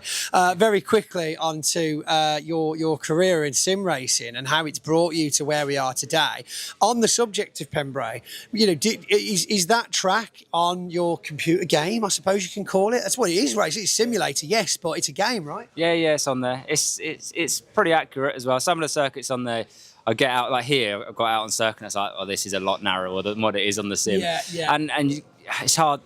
You've got to anticipate that you're in a truck as well. So although I've got the trucks on the sim, normally I'm just by myself. So when there's 2 or 3 of you, it's like, oh, there's not a lot of room here. Yeah, and there's a hell of a lot more risk involved, isn't there? So yeah, Pembrey is a track that I'm more comfortable with, shall we say. And actually, I feel like I can get my truck around there faster than what I can the sim, so that's ideal. Oh, well, that is good, yeah. Yeah. So that it felt a lot more comfortable, but yeah.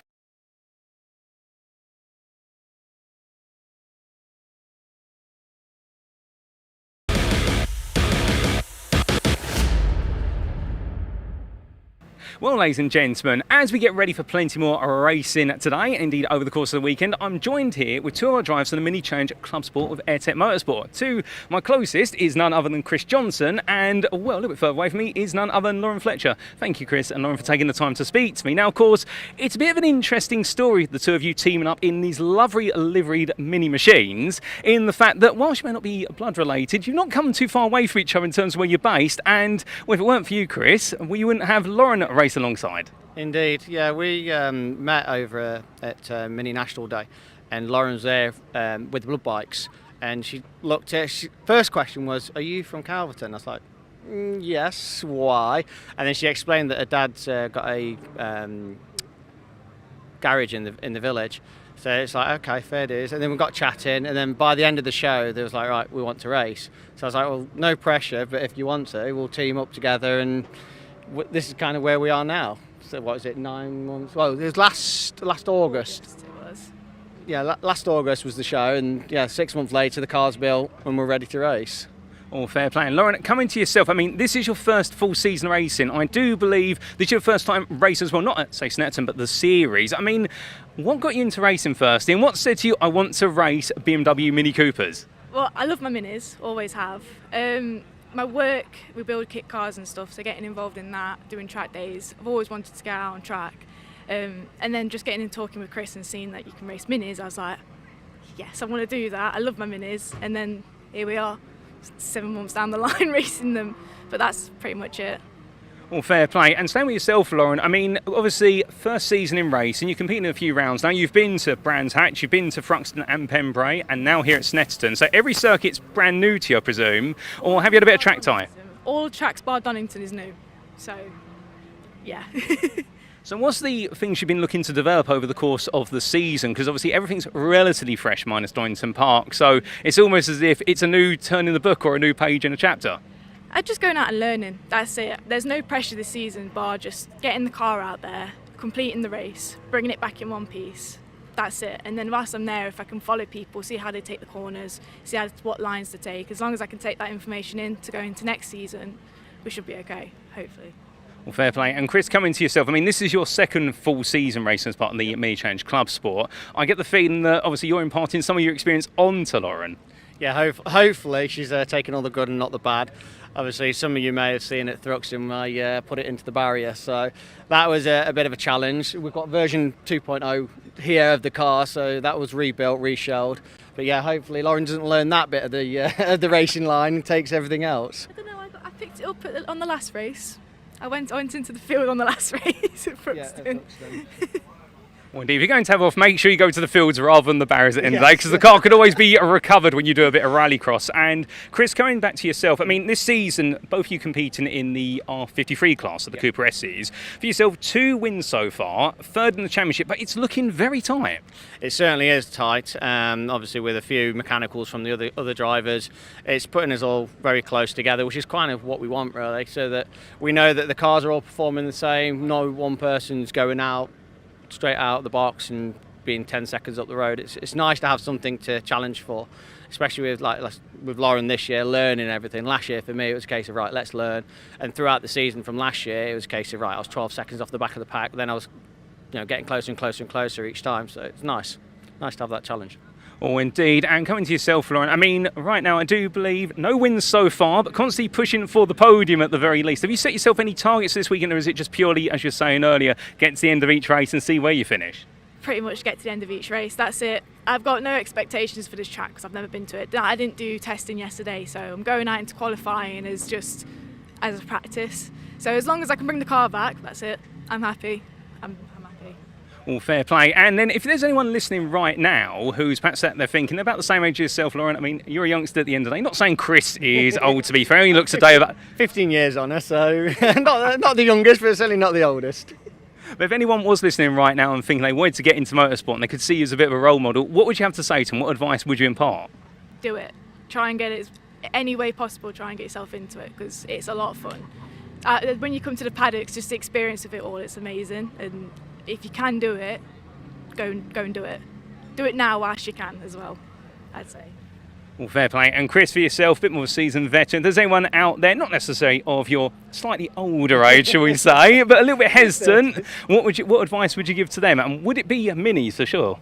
I'd certainly go for a Mini. I've enjoyed it. 4 years ago was the first time I touched a spanner on a car, and that was the Mini, so why not? If you are thinking about it, come down to the paddock, have a chat with the drivers, and see what it's about. Learn how the paddocks are all set up. Find a series that you like, you get on with, and yeah, follow your dream. All fair play. Well, thank you to you both. Good luck for this weekend. We look forward to seeing you both out there, and we wish you all the best as the season goes on. Brilliant, thank you very much. Well, ladies and gentlemen, that being with both none other than Chris Johnson and Lauren Fletcher, 2 inspirations to go racing as part of the Mini Challenge Club Sport, and indeed 2 of our drivers, one at the most experienced end and one at the lesser experienced end, but you'll see them out on circuit having fun throughout this weekend.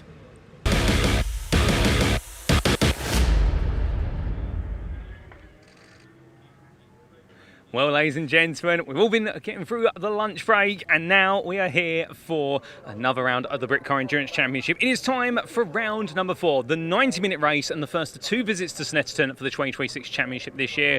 And of course, coming hot off the heels of Spa-Francorchamps, a real special adventure into Belgium. And we stand here right at the end of the grid. All the cars gradually making their way around. They have just left the pit lane, so we'll see them gradually come into view. It's going to be an exciting race, no doubt about it. And we've got brilliant conditions as well. Plenty of sunshine out there, a little bit of cloud. Indeed, the cloud seems to have gone away from earlier. It's disappeared off into the distance I can see over there. And, well, we're all going to be getting a bit of a tan by the end of this, and our drivers will definitely be looking to duke it out there with the conditions as much as with each other. But the cars slowly make their way down to us. And, well, a tight qualifying session, no doubt about it. And, well, plenty of fresh face on the grid, plenty of regulars. And here they all come little by little towards us. And, well, it is a very busy grid as we do see that lovely GT4 coming to us. And that being the Form Evo Racing McLaren. And, well, alongside the number 47 there of none other than what is one of our Ginettas parking up. And that being for Data Motorsport.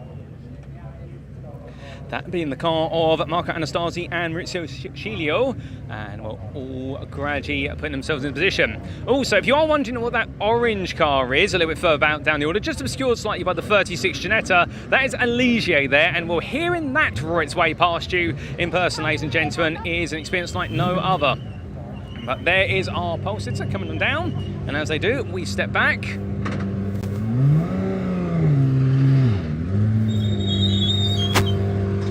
It does look as though there, what may have happened essentially is that one of our second row starters started a little bit far forward, or thought they were a bit further forward than they should be, so we are just seeing the number 32 being pushed back into position.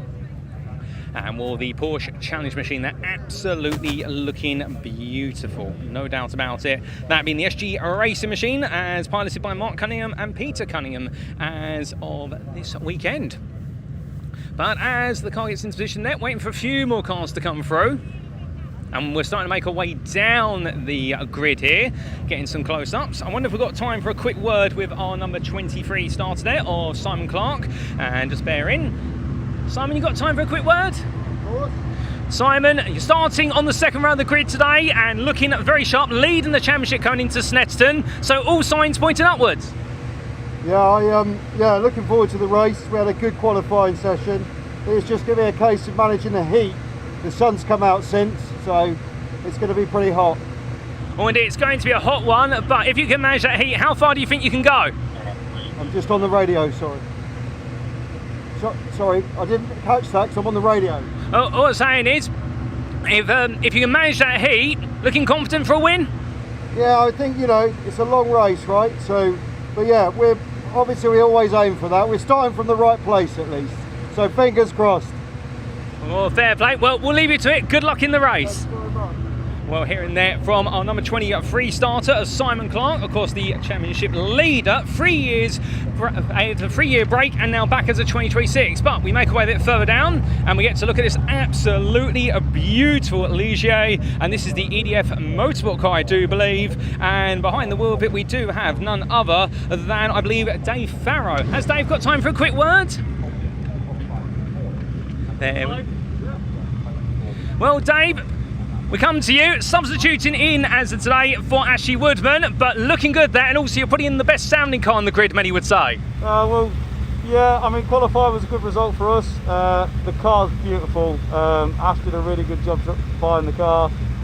He is fantastic in it. He's doing great coaching, and he's just learning every time he's out, but unfortunately he couldn't make it today. Had a few issues, so I thought I'd jump in and try and get him some points for him. Oh, fair play. Well, we wish you the best luck. Have fun out there. Thank you very much. Thank you to him, and thank you to the team. Well, got a good word with them. Will we be going a bit further down the order? I think we might have some time, so let's keep on going. And as we do, ladies and gentlemen, well, we're going to come a little bit further back, and I wonder if we can get a word with our number 3, the Data Motorsport with Box 3 machine. And, well, we've got a bit of a different face behind the wheel this one today, as we take a look into one of the other Ginettas there, the Hills and Nibs car. But we're going to come here to our number 3, and, well, just checking in with Axel. Axel, you got time for a quick word? Well, I'm going to presume that is a yes. So we come to Axel van den Everveen. Axel, how are you feeling for today? I don't know, we'll see. It's the first time in the car, so I'm still getting used to basically all the things it can do, but I'm not doing with it yet. First time in the car then, so learning as you go, but just keep it smooth and consistent. Yeah, let's hope so. Consistency is the key. It's 90 minutes, so I'll learn a lot. Well, we wish you the best luck. Have fun out there, and we'll see you at the checkered flag. All right, thank you. Well, thank you to Axel's team for giving us the opportunity there to have a quick chat with him, leaving the door open to get as much air. And, well, as we continue our way down, we do have the BMW, the 721 from Woodrow Motorsport here. And this is Christopher Murphy's car as I step outside. A lovely M3. Sorry, gents, does Chris have a time for a quick chat? Just squeezing in. And as we do, Chris, starting a little bit further back today, but still, it's a long race out there, and in a lovely BMW. I mean, you're going to be one of the fan favourites out there with the German mark. I hope so. It's a pretty looking car, isn't it? Unlike the driver. Well, to say, beauty is in the eye of the beholder, to be fair. And, well, in terms of your aims for this one, have you got a particular strategy in mind, or is it just wait and see how the race goes? Well, P1 in class would be nice. Oh, indeed. So, taking the pole position in class. Well, we're going to leave you to it because we've only got about 20 seconds, so we'll step aside. Well, ladies and gentlemen, we caught a word with a few of our drivers there as part of the grid walk, but the engines are going on. It is time for us to go racing, so it's over to your commentator, Dave Goddard, who is going to take us away for the 90 minutes of racing.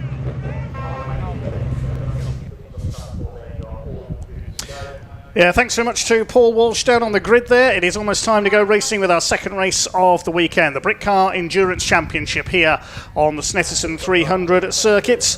They've already had 3 rounds of their championship this year. We'll give you an update on those in a moment. Let's have a look at the grid first of all. It is the SG Racing Porsche, number 32 in pole position. The Cunningham family, Mark Cunningham starts. Peter will take over. And it should have been another Porsche alongside them. And that car is not there. Number 114 from EST Performance, that's the Hayes family. We'll find out if they're going to be starting possibly from the pits. Second row, the championship leader, we just heard from Formevo Racing's Simon Clark. He drives solo in the McLaren 570S alongside the Dayton Motorsport Ginetta, started by Maurizio Silio, shared with Marco Anastasi. Colin White in the CWS number 78 Ginetta on row 3 alongside the new Ginetta GTP8. First time we've seen one of those out for Project 29-7 Racing. That's Paul O'Neill's team. Sam Smith starts that car shared with Richard Amos. Row 4, the Army team car, Army Sport Car Racing number 17. Will Ashmore going first, sharing with Jonathan Candler and Josh Gilding. 3 drivers in that car, and they're alongside the beautiful Ligier number 60, the first of the trophy class cars, driven by David Farrow, the Ligier JSR2. Row 5, number 22 from Vortis Motorsport, that's young Archie Buttle with his Ginetta. He drives solo alongside number 82, the Safeside Hills Motorsport car. Team boss Aidan Hill shared with Michael Nibbs. Michael's going first. Row 6, the number 34 Capture Motorsport Cupra of Greg Saunders. That car starting from pit lane. Alongside him, number 3 from Dayton Motorsport, that's Axel van Nederveen in the Ginetta. Row 13, number 297 is started by Carl Garnett, sharing with former touring car man Ryan Bensley, alongside the number 721 Chris Murphy in the BMW. Just heard from him. Row 8 is the Addison family in their Aston Martin GT4. Martin Addison starts that car. Row 9, alongside them, number 20, the Full Throttle Motorsport Porsche, a new car for Nick Hull and Richard Avery this weekend. Richard's going first. Then on row 9, we've got number 2. Starts alongside the Wise Racing, Velocity Racing, number 10 Ginetta. Elliot Wilson starts. Ian Wilson will take over. 19th on the grid at 67 from Jeff Steele Racing, Julian McBride sharing with a very quick name indeed, Phil Keane, the former British GT star, who's raced absolutely everything in sports cars over the years. He's going to take over the 67 car. Number 7 from TSR Performance, the Cupra, started by Rob Ellick, sharing with Finn Jones. Then we've got the Constructive X-Ubic BMW, number treble 8, that's started by Andrew Dauber. Nathan Wright shares with him. That's the BMW GT4 Evo. Alongside him, 175 race car experience, the Peugeot 308 RC. Henry Swanson starts, Dave Tyson will take over. And the back of the field of TSR Performance's Audi TT, started by Craig Fleming, shared with Mark Jones. And 66 Capture Motorsports Alok Iyengar from India, former single-seater racer, starts that car. Philip Engdahl will share. So a couple of cars starting from pit lane as we have seen. I think one of them is the number 17 Army Motorsports car. The number 34 of Greg Saunders in there as well, and there's another of the Cupras just behind them as well. We've not seen, though, the Hayes family Porsche that should be second on the grid, so whether they had problems in qualifying, I'm going to try and find out. Hopefully we can find out once the race is underway with Paul down in pit lane. But meantime, the cars are coming round ready for the rolling start. This is a 90-minute race, 2 mandatory pit stops per car once the pit window opens. So it will be the Porsche of the Cunninghams to lead away. They had a win at Alton Park earlier this year. Simon Clark had a win at Spa-Francorchamps. He took the McLaren to an overall win over in Belgium. And it was Dean Burden's Porsche Cayman that won at the season opener at Donington at the end of March. Just keeping it steady at the moment. They're coming up towards the green flag, and away they go. The lights go out and we're underway with our Brick Car endurance race here on the Snetterton 300 circuit. What a fine sight this mixed grid of sports cars make. There's the cars in the pit lane. There's the 114 Porsche. It just made it out in time at the very back of that group of 4 cars. So they start last. They should have started second. Watch for Jamie Hayes coming through in that machine. It's Mark Cunningham who leads in the Porsche. They stream their way through the hairpin for the first time. Porsches, BMWs, Cupras. There's the Audi TT. I was wondering if that car would be out there. They had some problems in qualifying, Craig Fleming and Mark Jones. Multitude of Ginettas in there as well, including the new number 36 car, the GT P8 Super Cup car. Bit of oil having been cleared up, you can see on the circuit from the truck race earlier on. 3 wide into Agostini. That doesn't always work. One of the Ginettas down the inside there of the Ligier with David Farrow at the wheel. David, as we heard, a late substitute for Ash Woodman in that car. David normally races his incredible V8 engine BMW 1 Series for EDF Motorsports. He's got the number 297 on his tail there. That's got Carl Garnett on board. A couple of Ginettas running wide as they go through Oggies for the first time, but this is an endurance race. There's a long way to go yet in the sunshine of Snetterton. There's the new Porsche at the back of Jamie Hayes. They used to race a Cupra, the Hayes family, Jamie and Chris Hayes. They start to sort themselves out. There's the Peugeot 308 RC of Dave Tyson and Henry Swanson. It's Henry who's started that car. So a variety of cars all the way down the order. It is Mark Cunningham who leads the way. There's a couple of Ginettas battling it out. So many Ginettas in there, it can be hard to tell them apart, so apologies if I miscall any of these cars. Through Coram up towards the end of the lap, it will be the Cunningham Porsche who leads as they come over the line. Colin White there under fire from, I think that's the number 3 possibly. That's number 82 car, in fact, that's come through. That's a good start by Michael Nibbs. He's gained 4 places on that opening lap. The 2 Ginettas side by side as they go into the first corner at Riches.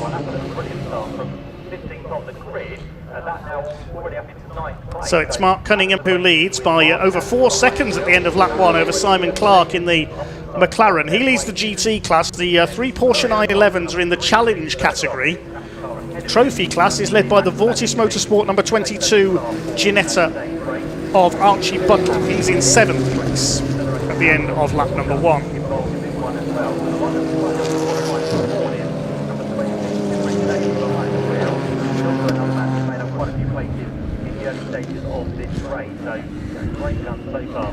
They start to settle in then. There's Greg Saunders, the pink and orange Cupra coming through the field. Jamie Hayes behind him in his new Porsche. Wonderful looking car that is, getting ahead of Craig Fleming's Audi TT. Got the Audi Cup here this weekend. We'll see a few TTs in there.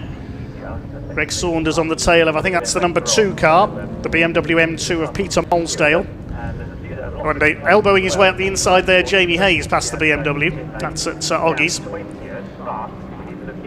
Of course, Peter Molsdale's car, one of a couple of BMWs in this race, run by Jeff Steele Racing. Jeff Steele, former British touring car racer, a long-time BMW team boss, sadly passed away last year and is still greatly missed by everyone in the brick car paddock. So Mark Cunningham running away with it at the moment in his Porsche at the front of the pack. Just gone past my commentary box window to complete his second lap. He's at a 157.639. That Porsche is flying. And the number 17 of Will Ashmore, the Army Sports Car Racing Ginetta. I think that car started from the pit lane and is making its way up the order. There were about 4 cars in pit lane at the start of the race.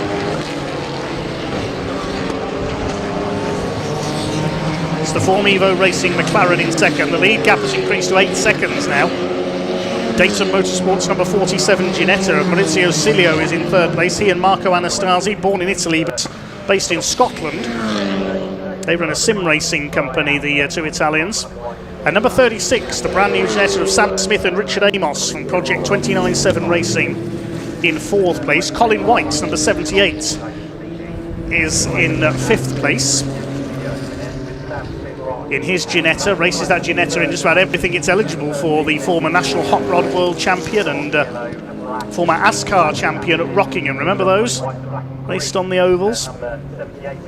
Jamie Hay is still streaking his way through the field in the family's new Porsche. Up the inside on the number 7 there, which is Rob Ellick in the Cupra shared with Finn Jones, running in the trophy class.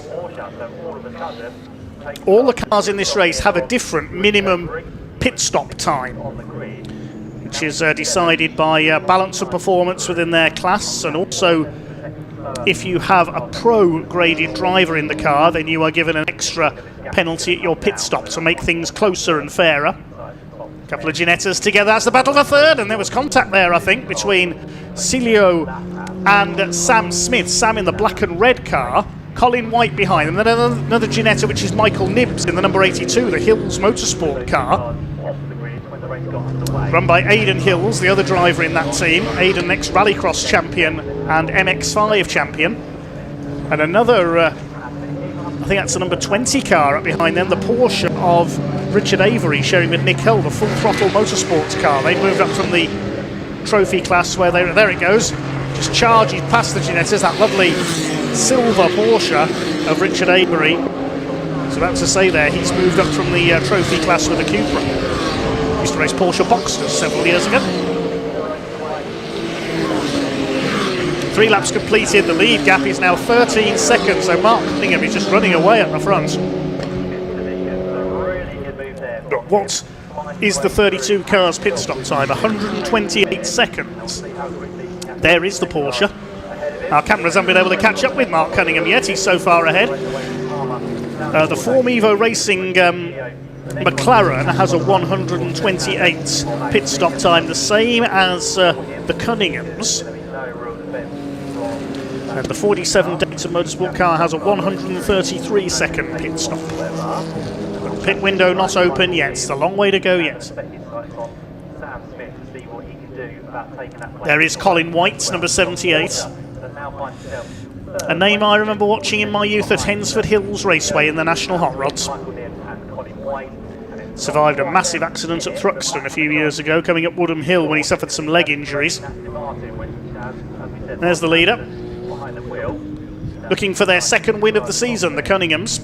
Finally took their first overall win after years of trying in Brickcar at Alton Park earlier this year.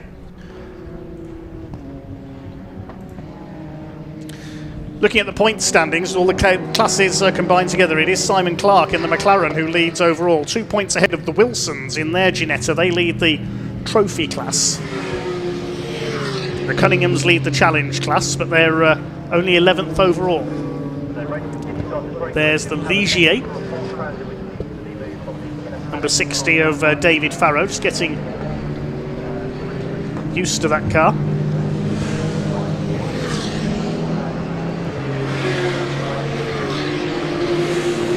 Another 4 seconds gained by Cunningham that time around. He's just on a 157.166. Form Evo Racing McLaren 2nd. Now the Porsche number 20 of Nick Hull and Richard Avery, which started quite a way down the grid.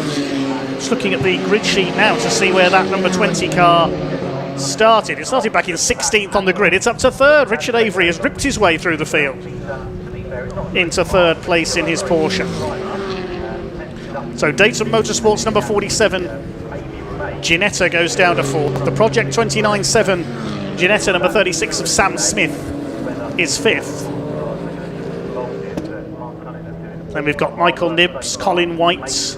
The Addison Aston Martin is up to 8th. Martin Addison, the plant hire businessman from the northeast of England, sharing with Bill Addison. They used to race Caterhams, among other things, the Addison family.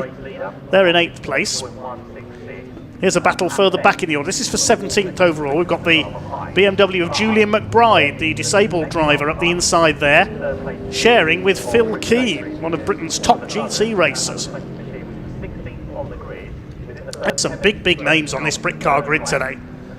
The number 17 is in there as well. That's the Army sports car racing car. Remember that, I believe, started from the pit lane, that car. All 24 cars who started are still running. Through the heat haze they go into Brundle. And out the other side, here's a gaggle of Ginettas ahead of the Ligier. I think the yellow car there is a number 3 Dayton Motorsport car of Axel van Nederveen, the Dutchman. Had a win at Silverstone a few years ago overall in the Brit Car Championship. Jamie Hayes continuing his charge up the order, getting used to his new Porsche. Closing in on Chris Murphy, a former Brit Car champion, was in an Aston Martin then, a BMW now. 721, that's the BMW M3 GTR in the old M Works colours. There's Mark Cunningham, probably wondering where everyone else has got to. 22 seconds up on the field already. Side by side for fourth I should say, because the 20 Porsche has gone through. Dayton Motorsport's Maurizio Cilio and Sam Smith in the 36 Ginetta. Behind them is the 82. And the Porsche it's Porsche's 1-2 now, because through goes Richard Avery, up into second place overall. On balance of performance though, that car does have a longer pit stop time of 153 seconds, so it's clearly a quick car. Sam Smith goes through, takes fourth place from Cilio, and the loss of momentum is going to allow Michael Nibbs into this Ginetta battle as well. Here's a scrap further back. Julian McBride now ahead of the number 17 of Will Ashmore with the Army Ginetta. Behind them, Greg Saunders Cupra. Diving underneath the Ligier there goes one of the Ginettas. So many Ginettas out there, I'm getting them mixed up, I do apologise. That Ligier coming under fire. I think that's number 22, the Vortis Motorsport car of Archie Buttle, the white and blue. There's the Peugeot, the 308 running at the tail of the field at the moment with Henry Swanson on board. Cilio falling back into the clutches of Colin White because Michael Nibbs has already gone through. So Maurizio Cilio starting to drop away a little. Cilio and his co-driver Marco Anastasi used to race against each other in a pair of Ginettas, but now sharing.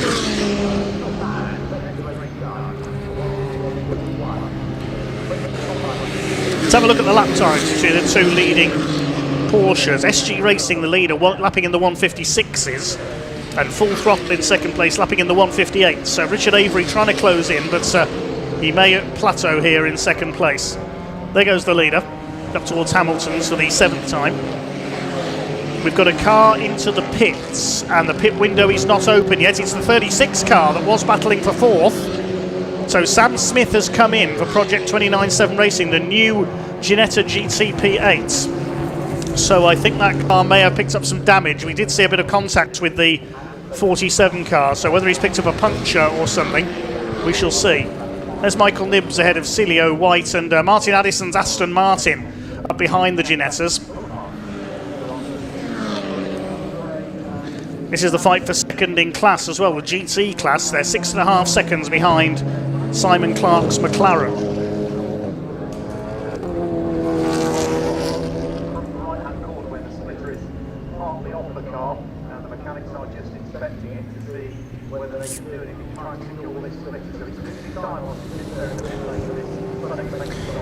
Right to Betsy, who's cheering on Colin White, so we mentioned in the Ginetta in there. Used to watch Colin in the hot rods at Mendips Raceway near Bristol, Betsy tells us. There he is, the black Ginetta, second of this group. As Michael Nibbs just pulled away a little.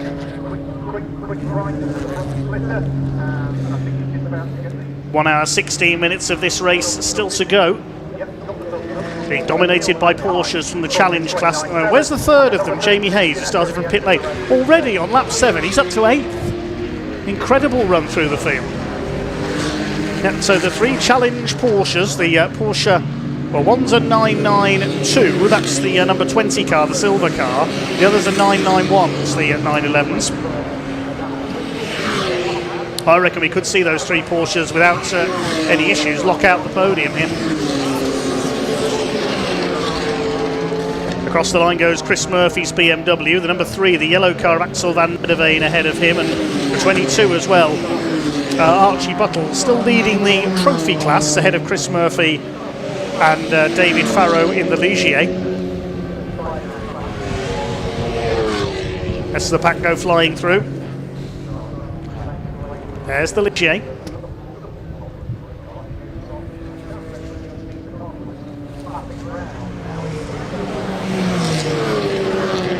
The 36 car has rejoined, I can tell you, from pit lane at the back of the field, the Ginetta number 36. Having made that pit stop, we'll try and find out why. Now you can see the lead gap. We just saw the leading Porsche go through the bomb hole just as the silver car was coming through, the 20 car was coming through Williams' corner.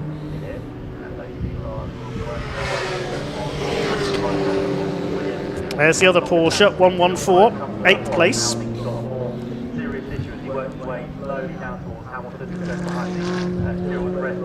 And here's the scrap further forward. 5th place for the Ginetta of Cilio, ahead of Martin Addison's Aston Martin. 6 down to 7th has gone Colin White, and the Ginetta that just pitted is pulling off. That car had just been into the pits, Sam Smith. Clearly issues with that new car. It's probably just teething problems. It is a new model of Ginetta. That's going to be back into the pits again, I think, so we could have our first retirements, unfortunately. That's a shame, because they were battling for 4th place early on.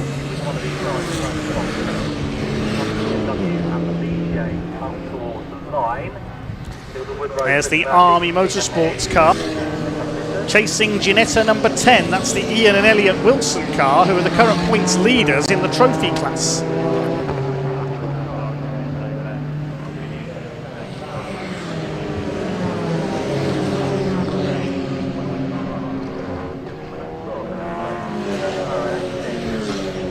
Do my best to note down the colours of these Ginettas as the race goes on, so I can not get them mixed up. I do apologise once again. We have our first warning for exceeding track limits, as down the inside goes Jamie Hayes. He's in among this. There's the 36 car. I think that's a suspension problem. You can see the way the car is vibrating around there. Now, I thought it had a puncture, but so you can see the way the car is rattling around there. That's suspension related, I think. And that, I think, is going to be end of game for the 36 from Project 29-7 Racing. Unfortunately, as Martin Addison there, bit of corner cutting at Williams. I was about to say we've had the first car receive a warning for exceeding track limits, the number 7 of Rob Ellick in his Cupra. Sam Smith is going to make it round to the pits. As you said, the pit window had not yet opened. It still hasn't opened. There's the treble 8 BMW. That's the Brookspeed car of Andrew Dauber and Nathan Wright. He's got a Cupra chasing him. Andrew Dauber. That's the TSR Performance Audi in there too. And I think that's the 66 Capture Motorsport Cupra. And on board that car is Alok Iyengar from India. Former F1000 singles 86. Is he going to pull it into the garage? Yes, he is. I think this is game over for this car, sadly.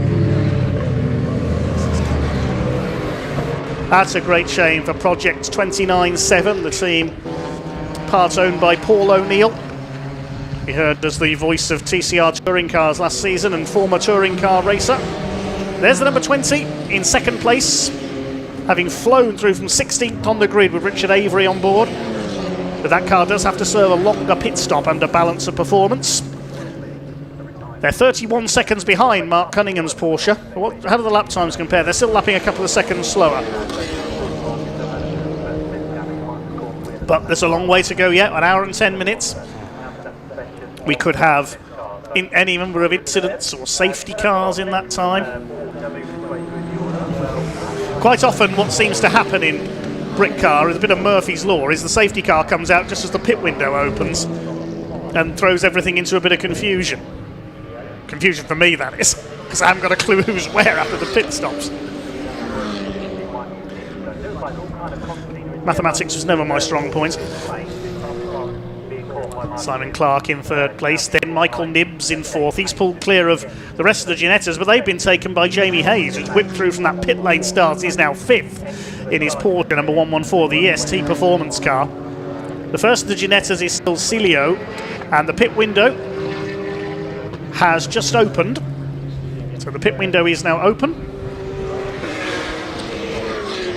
20 minutes into the race, it closes with 20 minutes to go. So every car has to make a minimum of 2 mandatory pit stops in that time. There's no rule on how far apart the pit stops have to be. We've seen some cars pit on successive laps in the past.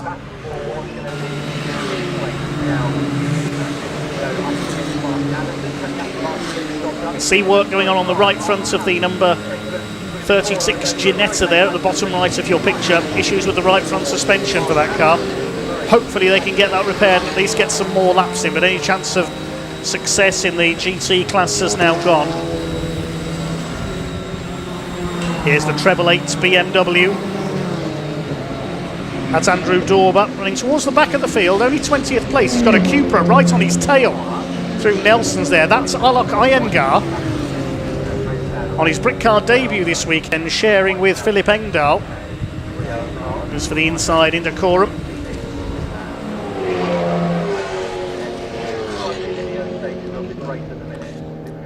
Cilio now behind Martin Addison, being chased by Colin White. This is the battle further forward in the order for what I think is now 6th place.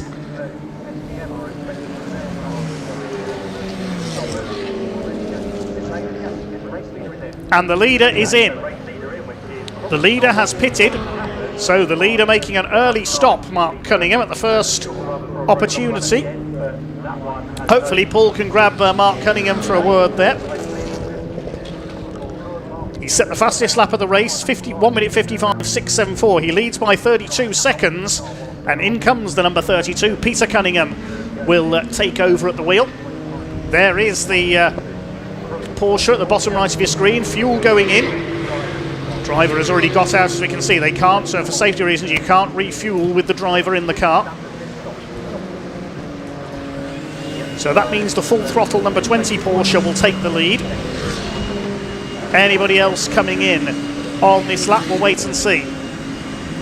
Scrapping Ginettas again further back in the order. That's the number 297 car, driven by Carl Garnett. Has got ahead of the number 10, which is Elliot Wilson. Quiet rate for the Wilson, stay down in 5th in class, 16th overall. Still only that one car has come into the pits, the leader.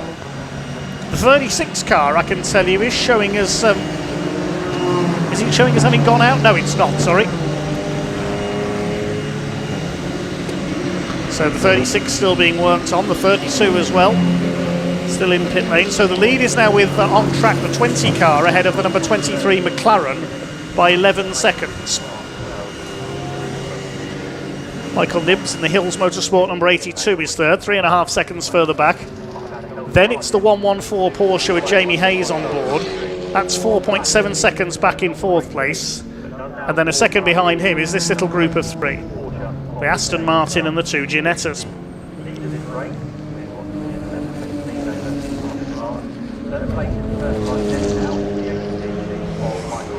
So the SG Racing car, the minimum stop time is 128 seconds.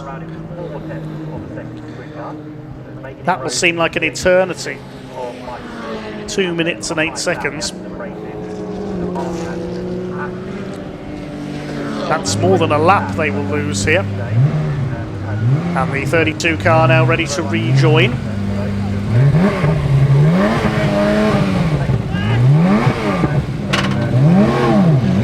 And making sure, look, the crew making sure that he serves the minimum time in the pits. Because if you move off early, there are quite draconian penalties for a short pit stop. Chris Murphy, 721 under fire here from the number 22 of Archie Buttle. They're fighting for 9th overall, those two, as there is the 32 car rejoining, and that's the car that had taken the lead into the pits, the number 20 Porsche. Colin White, number 78, is in as well, so pit stop starting to happen. But number 20 car, that's Richard Avery, will hand over to Nick Hull. Colin White is driving solo. His pit stop time, Colin White, is 128 seconds. The 20 car, 153 seconds due to increased balance and performance.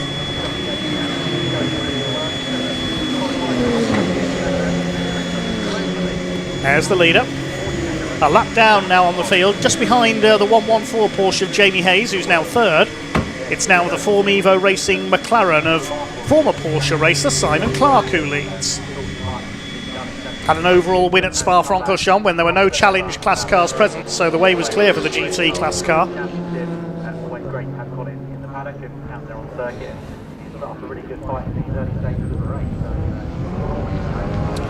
There's Alok Iyengar still giving chase to the treble 8 BMW of Andrew Dorber, sharing with Nathan Wright.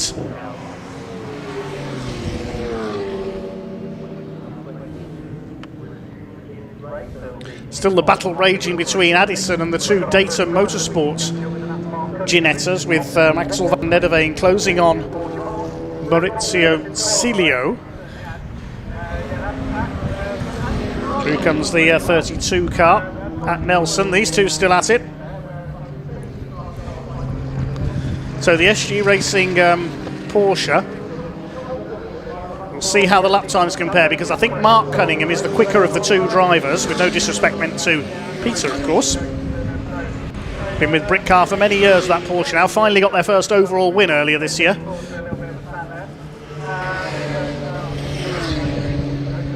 This battle towards the back for 17th place, the treble 8 BMW, the 66 Capture Motorsports Cupra.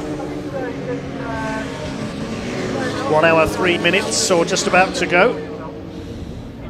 So we're already coming up to the half-hour mark. This race has gone by very quickly so far. We have pit callers. The Addison Racing Aston Martin is in. The Vortis Motorsport number 22 Ginetta, that's young Archie Buttle, he's in. And the number 60, the Ligier of David Farrow, is in as well. So the number 20 car rejoins. Longer stop, of course, for that car, as we said. Let's have a look at the pit stop times of the three that have just come in. 128 seconds, which is the benchmark time, really. That's for the Aston Martin. The 22 of Archie Buttle, his is 138 seconds. And the number 60, the Ligier, that's 138 seconds. If Ash Woodman had been on board, this is interesting, the 60 car, if it had been Ash Woodman, the pit stop under balance of performance would be only 98 seconds. But David Farrow is a pro driver, and if you're a pro driving solo, that's 40 seconds added onto your pit stop. Big thanks to Claire and Steve from Brickcar for giving us the pit stop details today. Their maths is clearly better than mine, as I said. The treble 8 car has just come in, so Andrew Daub will be handing over to Nathan Wright. He's a pro in that car. That's a 148 second pit stop. There's the number 3, that's Axel van Nederveen. He's 5th overall now. There's the Wilson family, number 10 Ginetta. I believe it's Ian father and Elliot's son sharing that car. Elliot in the car for the first stint. The 114 Porsche of EST Performance has come in. Jamie Hayes to hand over to Chris Hayes. So all three of our quick challenge class Porsches have stopped. Anybody else coming in? Doesn't look like it at the moment. And what you've got to start to look at is the position of the cars that have already pitted, when a few of them have done so. And see where they all slot back together after the first round of pit stops. Of course, there are no designated pit stop rounds in this class, as we said. You can take your 2 pit stops at any time during the pit window. There's Archie Buttle rejoining in his Ginetta. There's the 66 car. He's lost his partner now, hasn't he? He was battling away with the treble 8. And there is our race leader, the number 23 of Simon Clark. We haven't seen him yet, and he's been seen him very often yet, and he's been reeled in there by the number 82 of Michael Nibbs. So this is for the lead now. between the green, white and grey McLaren of Form Evo Racing, driven by Simon Clark, and the Safe Side Hills Motorsport Ginetta G55 Super Cup of Michael Nibbs, sharing with Aidan Hills.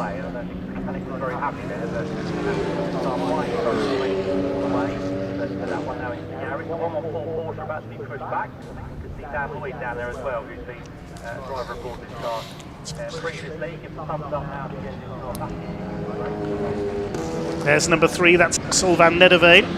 In 4th place now with Chris Murphy behind him, but of course they've yet to stop. Just looking out of my commentary box window, a car rejoining, that's the treble 8.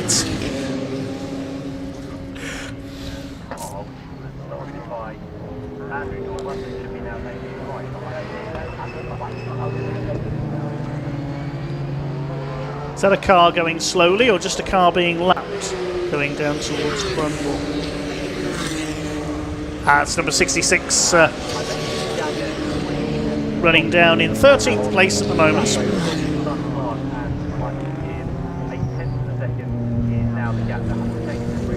And I think as we reach the hour mark in this race, we can head down to Paul in the pits, who's got an update for us on the number 36 Ginetta. Over to you, Paul.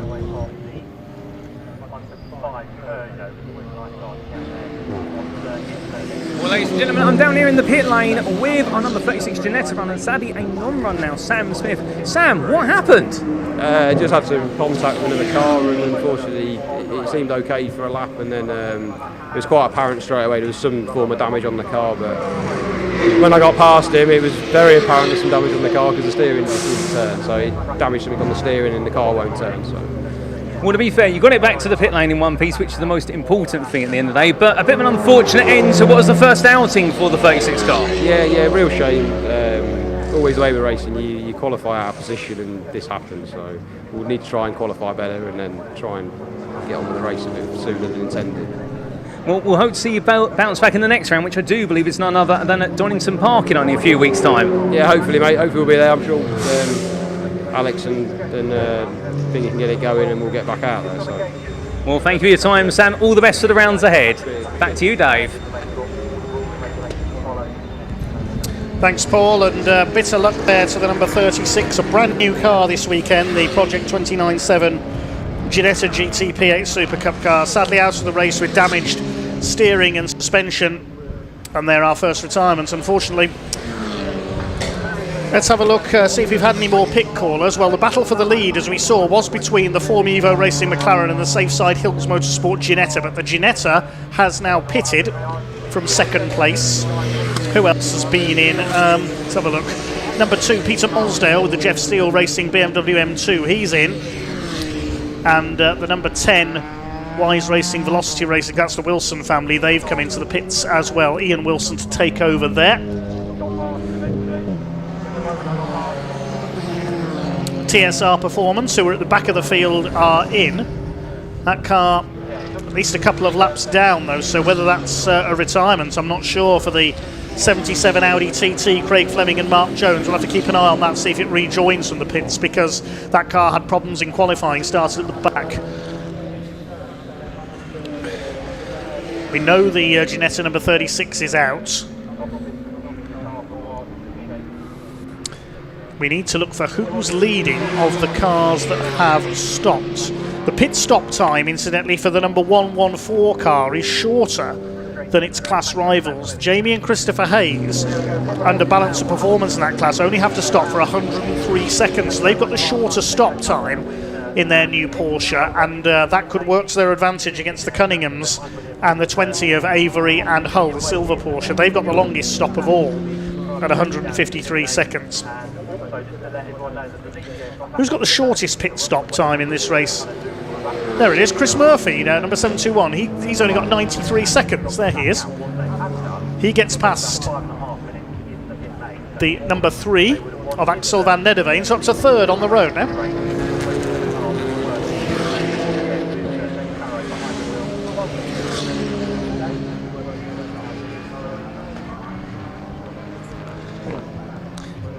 Van Nederveen trying to fight back. There's the number 10 of the Wilsons. They've just rejoined from the pits. So it'll be Ian Wilson, I think, on board that car now.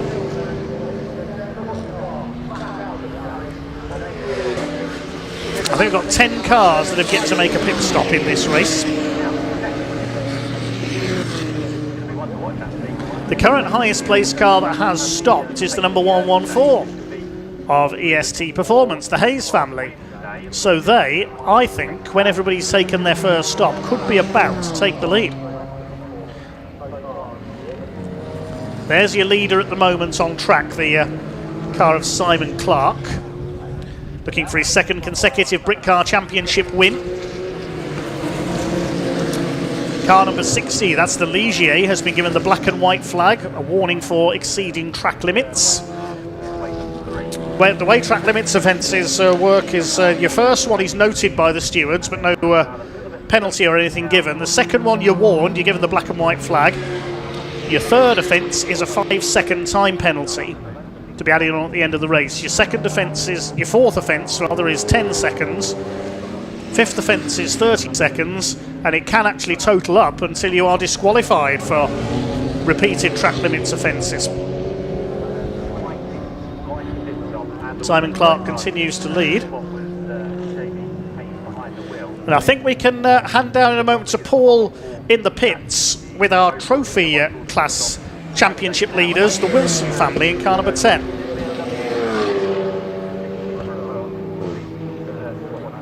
Ladies and gentlemen, I'm down in the pit lane with the son of the father-son duo, Elliot Wilson, who's just got out the car. We've given him a chance to have a bit of a breather because he's getting back into the car a bit later on. Elliot, how was it out there for the first stint? Very warm. Yeah, I'm sweating already, and it's going to be 60 odd degrees. We don't have a thermometer inside the car, but it feels like it's 60 odd degrees by the end. Tyres are going off too, just everything's just too warm. Well, it is looking hot out there, but to be fair, you've made it through the first one, so you've got that time to cool down. I mean, do you have a particular sort of procedure in mind for cooling down in such conditions? I'm dumping a bunch of water on top of my head if it's that warm. It just evaporates off so quick, I'm dry by the time I get back in the car. Well, fair play, and of course your dad's out there at the moment, so he's going to be feeling the heat. And well, of course, you're saying about the tyres going off, so how are you going to manage those when you get back in? Because surely if they're going off already, they're going to feel absolutely terrible at the end. Yeah, it was a bit of a recovery race. I was caught up to 297. I don't know where it was in class, but I was overdriving a bit, trying to chase them up, going through a bit of side-by-side action. There's oil on the track from the truck, so it's just slippery everywhere. I think if there's no one in front of me and I get a radio in the air saying no one for 10-15 seconds up ahead and no one catching from behind, I'll just try and take it easy, nice soft braking, nice gentle turn in, because Coram, if you're pushing, you're there just scrubbing the tyres for a good 10 seconds and it just ruins them. Well, understandable. We'll leave you to it, cool off, and we'll see you back out on the circuit a little bit later on. But until then, good luck to you and your dad. Thank you very much. Back to you, Dave. Yes, thanks very much, Paul. The next car to pit was the Peugeot, I can tell you. The race car experiences Peugeot. Henry Swanson handing over to Dave Tyson. Still your leader is the Form Evo Racing McLaren. Chris Murphy's BMW has just moved through into second place. In fact, there it is. Has moved through to P2 at the moment, ahead of the Cilio Anastasi Ginetta. Of course, all three of those cars, and Axel van Nederveen, the other yellow Ginetta there, they've yet to stop. The Army sports car racing car number 17 has yet to stop. Behind them, number 297, which is Carl Garnett, showing with Ryan Bensley, is in P6. Jeff Steele Racing's number 67, that's Julian McBride, showing with Phil Keane. Watch that car fly when Keno gets on board. The number 7 Cupra is next for TSR Performance. Then Capture Motorsports number 66 Cupra and the EST Performance Porsche round out the top 10. That's the first car that has made a pit stop. Let's have a look at the time between those two Porsches. They're 10th and 11th at the moment, separated by 25 seconds. Let's take a look at the pit stop times between the two of them. What's the difference between the pit stop times? The Hayes family have 103 seconds to serve. The Cunninghams 128. What difference is that?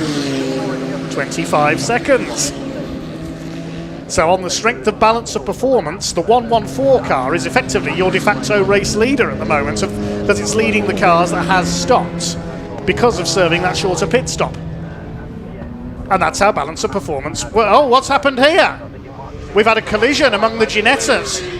That is Axel van Nederveen off onto the infield. What happened there? I think they've tripped over a slower car. Look at the right rear. Damage there on the wheel, certainly. That looks like the tyres burst. Let's have a look again. Into Agostini, 3 Ginettas and the treble 8 BMW, and 4 into 1 doesn't go into Agostini. What's happened? Did he get delayed behind? Oh, the BMW got sideways and wallop. Oh, that was so unlucky for Axel van Nederveen. 888 of Nathan Wright just got sideways at the wrong moment there and cannoned into Axel van Nederveen. And I think that's the number 3 car that was running up in 4th place out of the race. The other Ginettas scattered to avoid him. So, the 888 BMW has already stopped. The 78 of Colin White has stopped. And who's that just behind them there? It's either the 82 or the 22 blitzing its way around the outside there.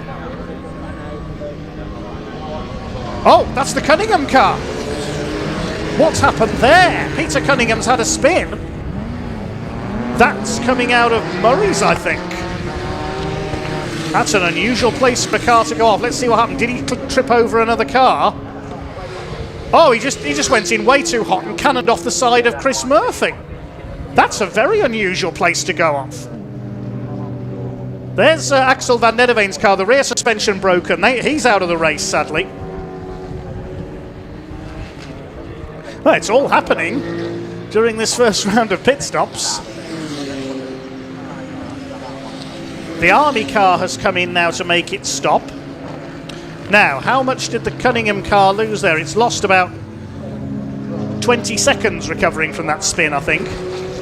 It's all playing into the hands of the Hayes family. Remember, they started from the pit lane.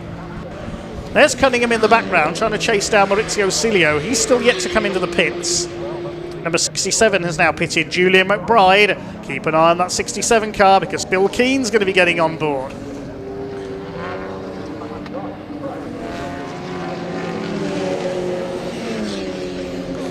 Who else has come in? Nobody on that last lap. So we've got about 7 cars that have yet to stop. The 77 car, the TSR Performance Audi TT, that came in for a stop and has not rejoined, so that's out of the race, the Craig Fleming Mark Jones car. Been having gremlins of that all season, sadly.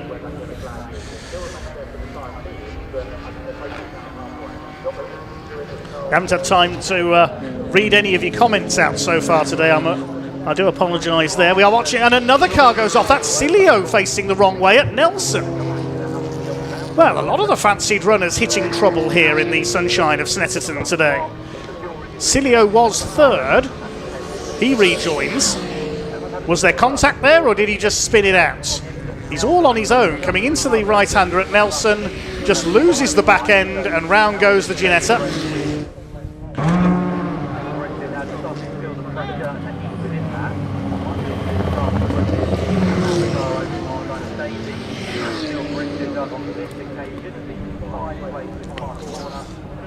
In goes the fuel, well-drilled team, the Form Evo Racing Squadron.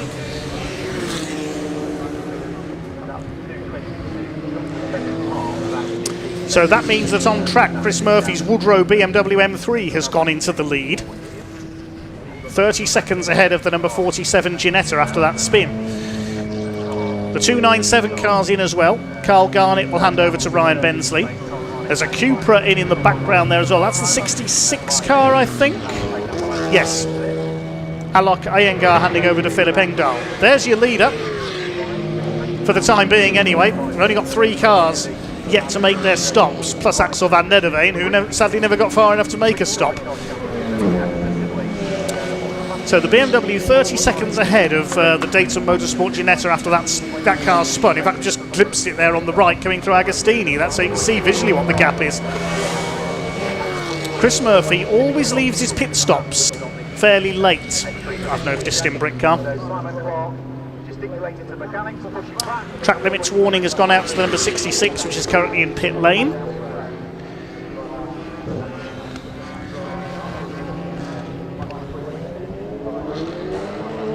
There's number 22, that's Archie Buttle. We'll have a look at who's leading the classes when the first round of pit stops has cycled through. It looks as though the 114 car is going to take the overall lead, the Hayes family. But wait, the safety car is coming out. Right, this is going to throw a variable into the mix. Now, nearly everybody's made their first stop, but I bet I know what's going to happen now. Nearly everybody's going to try and come in and make their second stop now. But there are rules on the maximum time and minimum time that drivers can spend in the car in a two-driver outfit, so we shall see what they decide to do. Everybody had their strategies nicely worked out, and now there's a safety car in the mix. Well, Maurizio Silio's taken advantage of the safety car. He's straight in to hand over to Marco Anastasi. Of course, everybody has to make a second stop as well. The safety car will be out to recover Axel van Nederveen's car. There it is, from the infield at Agostini.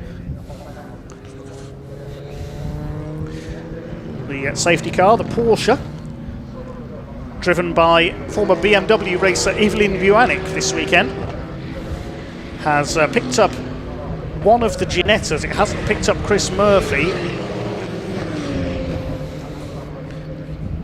I think that's Michael Nibbs Aidan Hill's car behind it.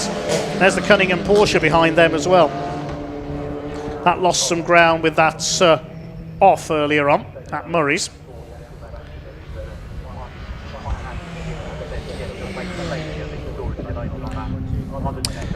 This is interesting. The 10 car has come back in again. Ian and Elliot Wilson. We just heard from Elliot. Is he getting back in again? Number 7 car is in as well. Rob Ellick handing over to Finn Jones in the Cupra. So that means the only car that hasn't yet come in is Chris Murphy, the race leader. I said he always leaves his pit stops later than everybody else.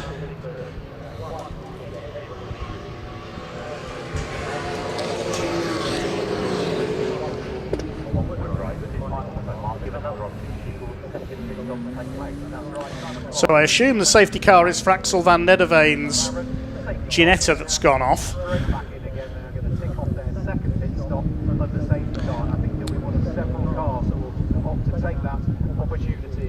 Car's been waved past the safety car so that Evelyn Buanik and the Porsche can pick up our leader, Chris Murphy. I wouldn't be surprised though if he goes into the pits this time though.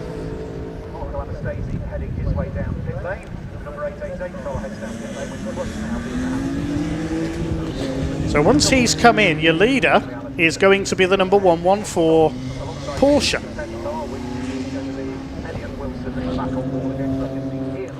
And that, I think, is the car about to be waved past the safety car, but it didn't go past it there where we saw. We just cut away to the car of Axel van Nederveen. Broken rear Axel van Nederveen as he is at the moment.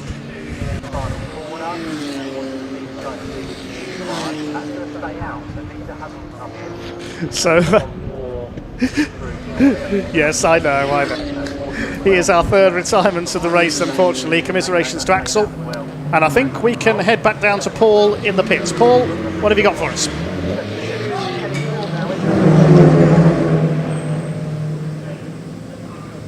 Well, ladies and gentlemen, if we interviewed the son, we'll also interview the father, because joining me now is none other than Ian Wilson. And Ian, you've been in the car for the best part of, I want to say, about 20-30 minutes. You look a lot cooler than your son. Well, thank you very much. I've got an ice pack that I started out with, so yeah, I've learnt my lesson. I keeled over at Spa. It was so hot at Spa, I got out of the car, I couldn't move for about half an hour. So I've taken some bells, I've got all sorts. Yeah, so I'm looking after myself. Well, you're definitely well hydrated, but of course, boiling hot circuit out there. Now we're in the safety car period, so Elliot's jumped back in, perhaps a little bit earlier than planned, but you've got to make the most of the opportunities. No, absolutely. Elliot is the quicker driver, so I have to acknowledge that. I'm the old guy that goes around slow and funds it and has a bit of fun, but Elliot's the quicker driver, so if there's an opportunity to put him in the car for free, then we take it. So that's always the plan. Makes sense. And how did you find it out there, given the conditions? Actually, the rears were sliding around a little bit, and my times were nowhere near as good as Elliot's. But of course, I did have another 25 kilos of fuel, so that's my excuse, not that I'm 60 years old. Well, to be fair, with the face you're showing, you don't look or are running at 60 years old, and well, we look forward to seeing plenty more from your son out there. Yeah, any fond words of advice you've given him in such conditions? I always just say, no, I just say enjoy yourself. That's what we're here for. That's what it's all about at the end of the day. Ian, thank you for your time. We'll leave you to it and enjoy the rest of the race. Cheers. Well, ladies and gentlemen, it's back to Dave Goddard in the Conte booth. Thanks, Paul. Nice to hear from father and son down there, the Wilsons, currently leading the trophy class points. Recovery vehicle with Broek and Axel van Nedderveen in the number 3. There's marshals on the move up at Wilson Hairpin as well. I think there's somebody off up there as well, but I can't see who it is at the moment. We'll try and get a visual on that if we can. Just under 40 minutes of this Brick Car Endurance Championship race to go here at Snetterton. Everybody has now made at least one pit stop. The winner from this safety car might be Simon Clark in the McLaren, because he's taken the opportunity to come straight back in and make his second pit stop straight after his first one. Now the safety car has picked up the number 47 car because Chris Murphy, who was leading, has come in to make his first stop. But showing on the timing screen as your leader is the EST Performance Porsche. So has that struck lucky and has been able to go round under the safety car and make up almost a lap? We've seen this happen in Brick Car before.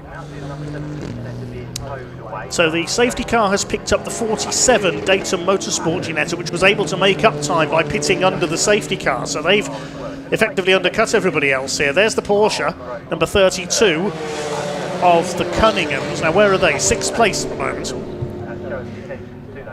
So the safety car's got... Who's that being towed in? From the roof line, that looks like a Porsche to me. We'll try and confirm who that is in a second. Who is that? I think it's the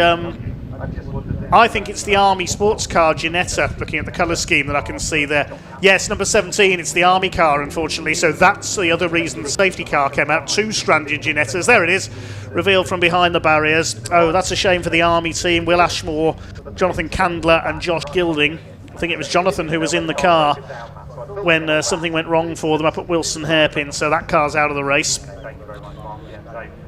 So that's our 4th retirement, unfortunately. We're down to 20 cars running. So it is the 114 Porsche, but that's back in the pack, look. It was because the safety car came out during a round of pit stops. The Porsche must have been ahead of the safety car and has been able to make up time by racing round to the back of the pack as the safety car came out. This is how, I think it was Axel van Nedderveen, ironically, got his first ever win at Silverstone a few years ago. The tow truck has decided it can't tow Axel van Nedderveen because of that broken suspension, so the Hiab lorry being brought in.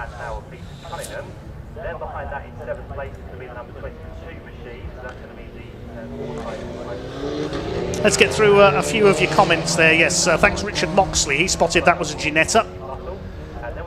There's hopefully going to the Donington Park round in a few weeks. Richard also says, I get Lister Storm vibes with the Ligier. Yes, it does look quite similar in shape, doesn't it, to the old... Remember the Newcastle United sponsored Lister Storm at Le Mans back in the 90s? Sadly, used to break gearboxes on a regular basis. Mad Huguet says, can't wait to attend tomorrow. Good to see you here at Snetterton. Hi to Dan Hughes. Belzy watching from turn 1. That's up at Rich's corner. Motorhome Discovery says, good luck to the Hayes family. Well, they're running well at the moment. They are leading this Brick Car race. Chris Murphy has just dived into the pits to make his second stop, so he's able to make both his stops under the safety car. That'll save him time on the rest of the field. All playing their strategies at the moment. Hi to Jan, who's watching in Bremen in Germany. Guten Tag to you. Who else have we had on our comments? Drew Fletch says, let's go safe sites. Safe side, that should be. Safe side Hills Motorsport. That's the number 82 car he's supporting. That's a David Taylor's family. He's competing in the Mini Challenge Club Sport today. We'll see him out later on.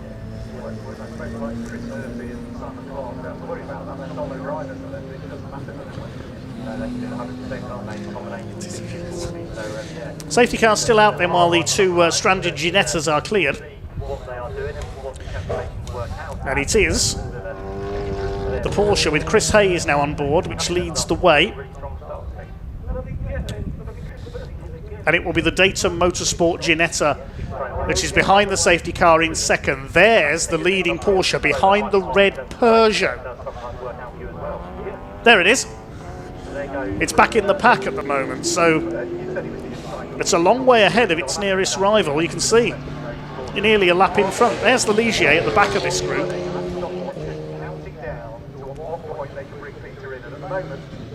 34.5 minutes of this race still to go. Still recovery going on, so the safety car's still out. Colin White has made his second stop. Phil Keane and Julian McBride's BMW is in again. And the Capture Motorsport number 34, Greg Saunders, Cupra, has stopped for a second time. Chris Murphy made his stops very close together. In fact, quite a lot of cars taking this opportunity to make their second stop. So the lead gap, with Chris Murphy having just rejoined, is nearly 1.5 minutes now. They're going to take the opportunity to remove the other Ginetta as well. That's going to be lifted rather than towed. The flatbed do that, which means we might have to come in and see it under. Apologies, by the way, if you can hear in the background my electric fan blowing away on my microphone, but it is pretty warm in my commentary box.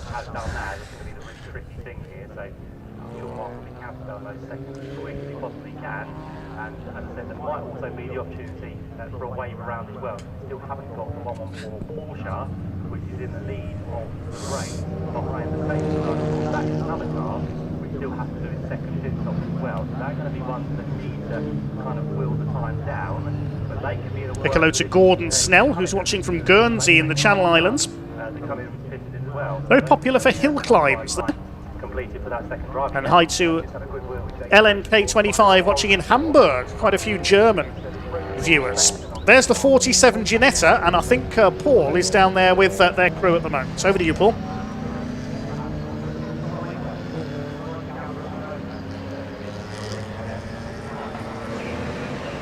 Well, ladies and gentlemen, I'm down the pit lane here with none other than Maurizio Sciglio, who has got out the car. It's now in the capable hands of his team, Marco Anastasi. Maurizio, challenging conditions out there. We've got a safety car that's going to cool down the pace of the racing, but it doesn't cool down those temperatures. No, it's hot. It's probably 50, 60 degrees inside. Like, not as bad as yesterday, but it is hot.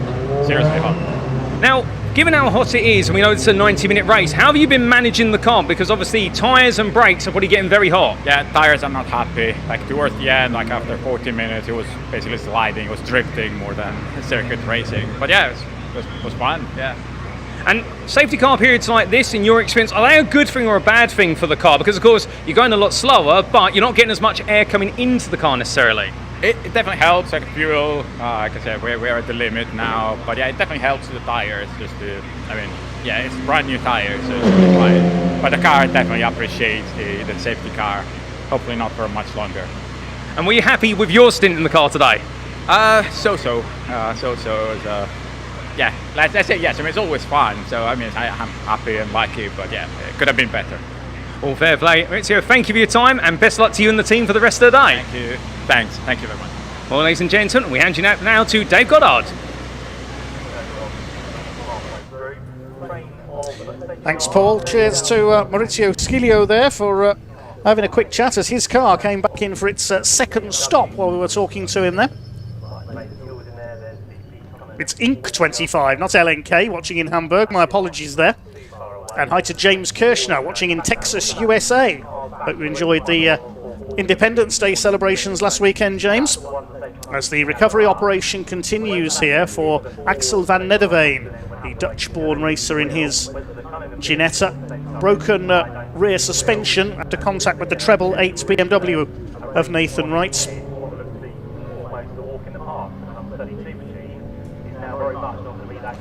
And the Ginetta is now on the back of the flatbed lorry and is going to be taken back to the paddock, so we should be going racing again very soon. With about half an hour left to go. So we're up towards 2/3 distance. Into the paddock goes the Ginetta. Now, how many cars haven't made a second stop yet? About 9 cars have not.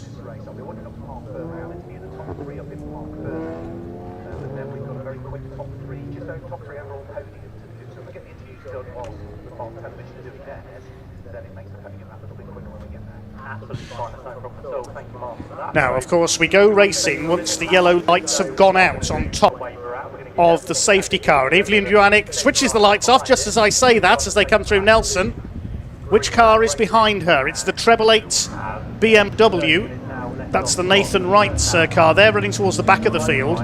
82 behind him is Aidan Hills in the Ginetta. They've yet to make their second stop, so it is Aidan, the former Mazda MX-5 champion, at the wheel. But leading on corrected time is the white and red Porsche, which is a few cars down. There it is, of Jamie and Chris Hayes. They're the leaders. They're about 7 seconds ahead. There's Chris Murphy with the Woodrow BMW. He's second as we're about to go back to green. There's the green flag. And we are racing once again here at Snetterton with 29 minutes left on the clock. Away they go. And the Porsche can't pass until they've got over the start-finish line. Over the timing line he goes. Now, Chris Hayes will open the taps. And somebody else rocketing through. One of the Ginettas shooting up the inside there into the right-hander at Riches. So the gap is between the Hayes Porsche and the Woodrow BMW of Chris Murphy at the moment is 4.2 seconds. There's the Porsche. Where's the BMW? It's in there somewhere. There he is. So that's your first and second place. The Aidan Hills Michael Nibbs car is in third. So that means, I think that means that those 2 cars, having pitted at the right time under the safety car, are nearly a lap ahead of everyone else. Yeah, 82 is in third on the timing screen. The 114 Porsche is leading. Chris Murphy, he's really struck lucky, Chris Murphy here. He managed to make both his stops under the safety car, and he saved so much time. He's second in the BMW. There he's trying to push his way through, I think that is.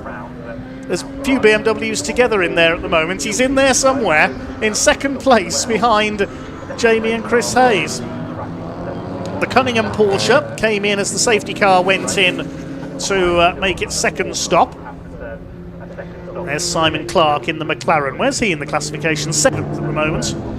He's made both of his stops, but the 114 car does have to stop again. They've only made 1 stop. The 82 car has also only stopped once. In fact, of the top 6 cars on our timing tower, the only one that stopped twice is Chris Murphy. If Chris Murphy wins this overall, that will be the craftiest race win I've seen in Brit Car in ages. There he is. Taking advantage of the safety car. Perfect. There he is, just behind the Peugeot and just ahead of the black number 297, black, green and gold Ginetta. That's the car of Ryan Bensley sharing with Carl Garnett. Your leader is the 114 car.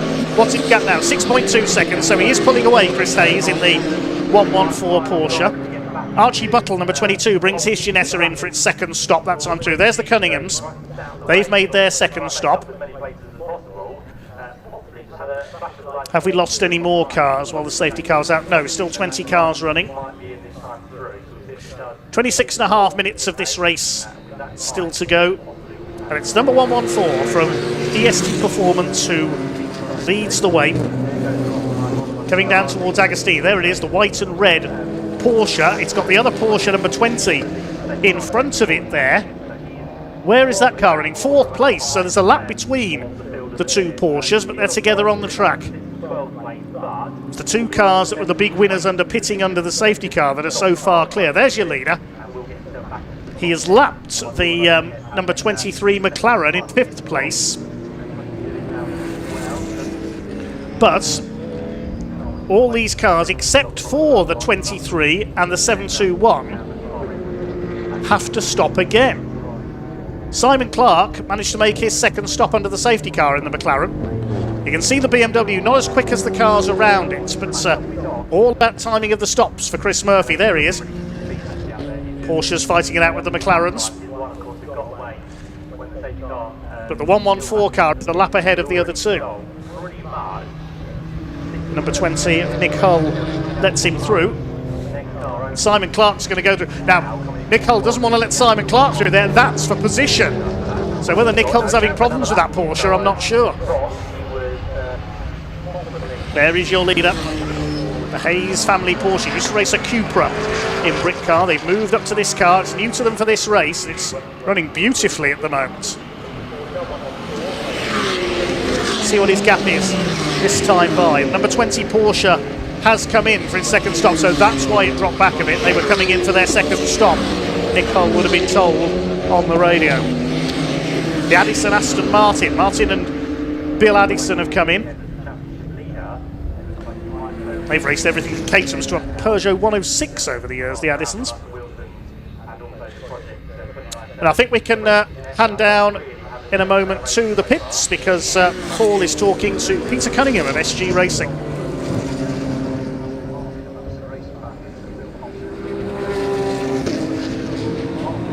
I'm down in the garage of SG Racing, and well, with none other than the father of the father-son duo of Mark Cunningham, Peter Cunningham. You're absolutely exhausted getting out of the car by the looks of things. It's very warm work out there, and actually safety cars don't help you. You suffer with a lot of heat soak in the car going slow. When you're going fast, the heat is dissipating from the radiators, etc. So people get illusion that you're going, when you've got a safety car, that it's actually easy, and it's not that easy, to be fair. It makes it a little bit more difficult with the heat, to be fair. Well, it's definitely hot out there in the car, but Peter, from your perspective of your race as well, I mean, you're quite animated when we came along to the garage to tell your race engineer about a few things. Yeah, I had a run-in with one of the BMWs, and he was a slower car than me, but with a more experienced driver, I've got to say, and he was driving superbly, looking for every little hole, and he eventually found one going round the outside of me at the bottom bend here. But he did nothing wrong, but it just pinched me in tight to the curb on the inside, got a wheel on that, and as I was accelerating out, it just spat the back of the car around. Nothing wrong, he didn't do anything wrong, fair racing, but I'm annoyed with myself for letting it happen. But there you go, other than that, not a bad run. Oh, indeed, and also to be fair, in a very potent car out there, the Porsche Challenge machine. I mean, you must love turning that through the corners. It's a stunning machine. We only bought it 2 years ago. First year we didn't really do very well with it at all, but we've developed it ourselves and now having a lot of help with Uber GT, and they put us right on other points, and the car is coming alive. It really, even for me, it's coming alive. So we're very, very pleased with it. Very pleased. Oh, fantastic. And in terms of the rest of the day, of course, your son's now out in the car first. Have you given him any warm words of advice? Yeah, just go quicker than me, which he will do anyway. So other than that, I think it's going to be very tight, but I think we still have a chance of this race. Oh, brilliant. Well, thank you for your time, Peter. And well, we'll see you out. We'll see your son out on circuit, and we'll see you back on the circuit later on this season. You certainly will. Thank you very much. Cheers. Well, Dave, back to you in the Conte booth.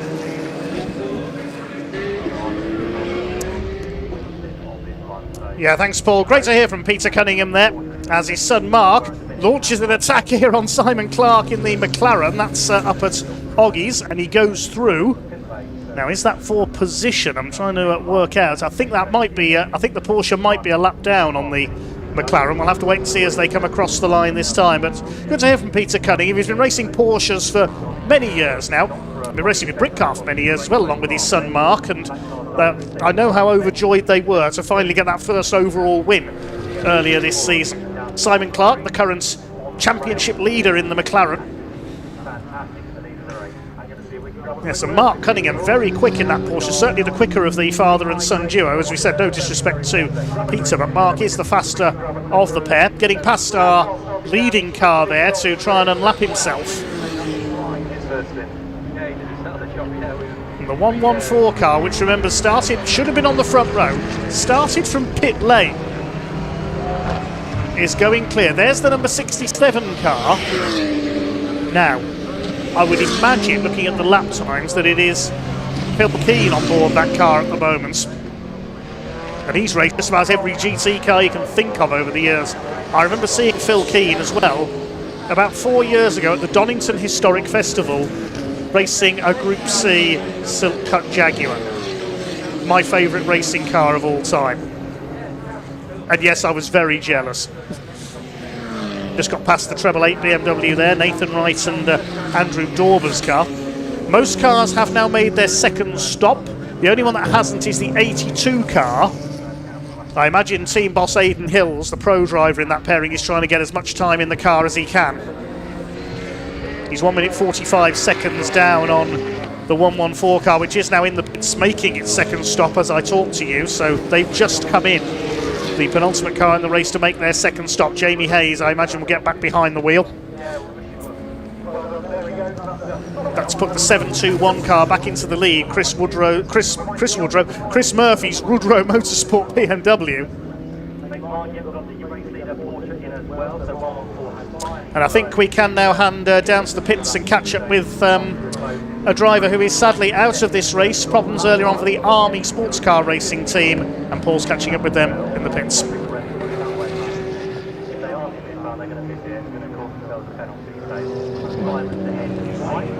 Well, ladies and gentlemen, we've got plenty of runners still out there, but sadly not for the Army Sports Car Racing Team. I'm joined with Josh and Will.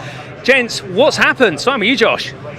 Unfortunately, we got a snap drive shaft, so that's stopped running now.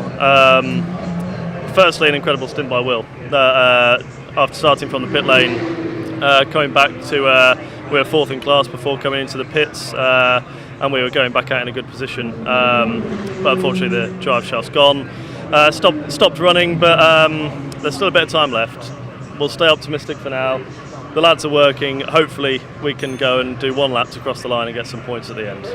Oh, indeed, good point there. Get to the finish, even if you're multiple laps down, get some points. And Will, talking about the stint you did as well, I mean, starting from the pit lane, must have been a bit of a different experience compared to what you were expecting, having to essentially make up a lot of time. Yeah, frustrating to say the least. I think, you know, organisers let us down there because we were good to get out on circuit on time, and because the car broke down on circuit, we've missed out, you know, and I think that was an unfair disadvantage to us. So, you know, I went out on track. It means you're starting the race completely cold without any warm-up laps or anything, and you're obviously fighting from the back. As much as it's great fun fighting through the pack, it's not really good in terms of a championship and scoring points. So yeah, really frustrating start, but managed to push it out of the way and just get my head down and, you know, put out a stint. Because of the way that happened, we've decided to go for the strategy of doing a long stint. And it almost worked perfectly in our favour. We came in, refueled the car, and then there was a safety car which allowed JC to catch the pack. And unfortunately, it was just like a bit of a misunderstanding on these cars are known for snapping drive shafts, so you have to be super conscious of mechanical sympathy when you're exiting the pits. And it's just like another hard lesson that we've learnt, and we'll take it forward. Like Josh says, hopefully we can fix the car now and at least get out and finish the race one way or another. All very true. Always lessons to be learned. Always keep moving forward. And in terms of if we do get to see the car get fixed, who's going to be jumping in it, Josh? Most likely me. Yeah, I'll go and fingers crossed. We'll take it to the end. Tough day at the office, but we'll try. Well, we wish you all the best about getting the car back out there. But until then, thank you for your time, gents. Sorry it hasn't worked out, but plenty more racing to come. Cheers. Thank you. Let's hope so. Yeah. Cheers. Back to you, Dave, in the commentary booth.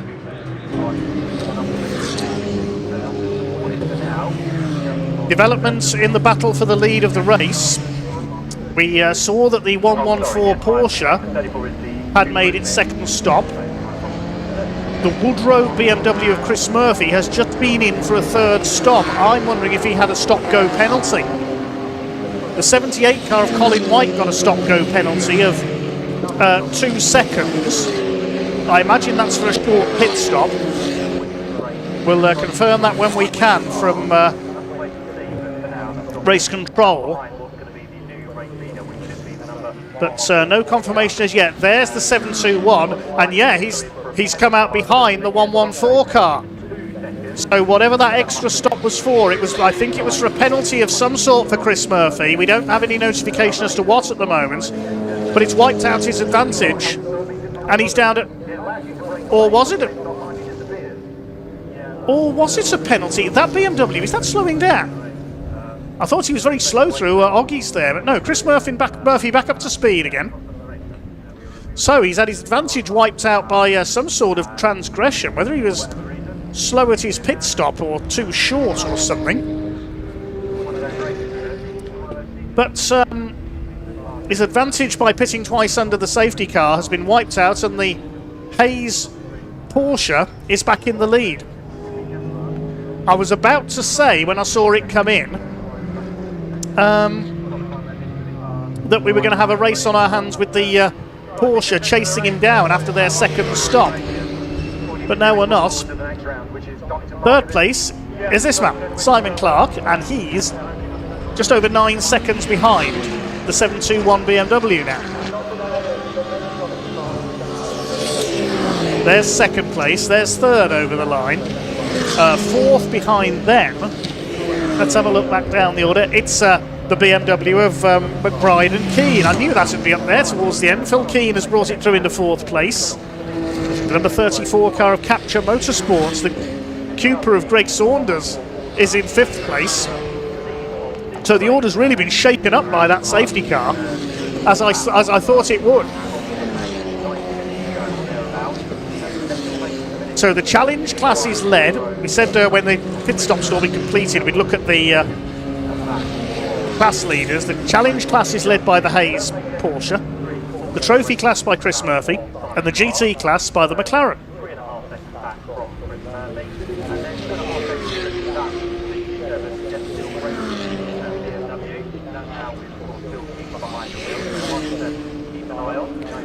Kate Brooks has just messaged to say good luck to the Army team. They haven't had so much good luck today, sadly. Drive shaft failure putting them to the back of the field.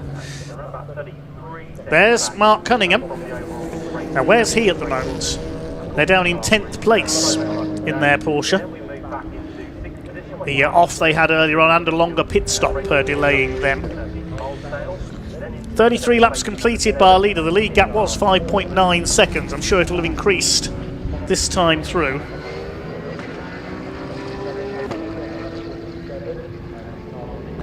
Both of Jeff Steele Racing's cars in the top six. It's Peter Molesdale. We've not seen much of the number 2 car of Peter. He's in 6th position behind Greg Saunders. 7th is the number 7 car we're looking at now, the green Cupra of TSR Performance. 8th is the Dayton Motorsport number 47 Ginetta of Anastasia and Cilio. Colin White is 9th in the number 78, and 10th is Mark Cunningham in the Porsche, having just done the fastest lap of the race, 154.124.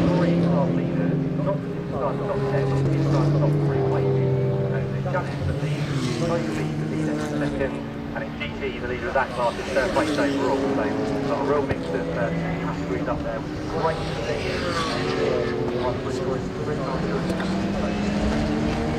Item BOS Racing, Boss Racing, who says, let's go Vortis. Can't wait to test drive your Ginetta at Silverstone soon.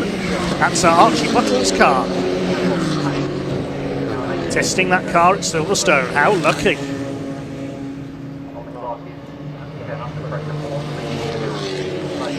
There's Greg Saunders. He's running well. The number 34 up there in P6. He's just lost out to the number 2.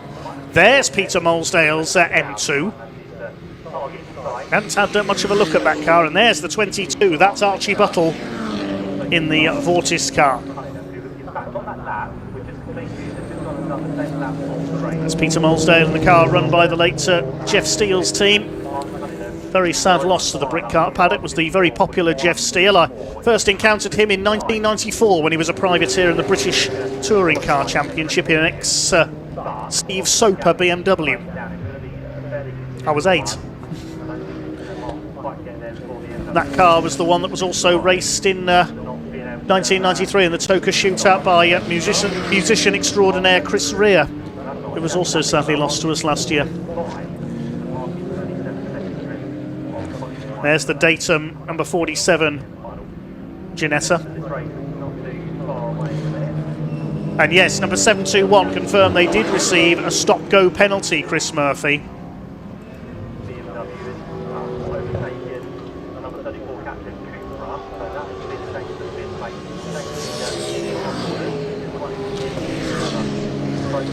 47 car sweeps through. We don't know which of the two Italians is in that car. I think it's Marco Anastasi in there at the moment, number 47. They're in 7th place. They've got ahead of the number 7 TSR Performance car now.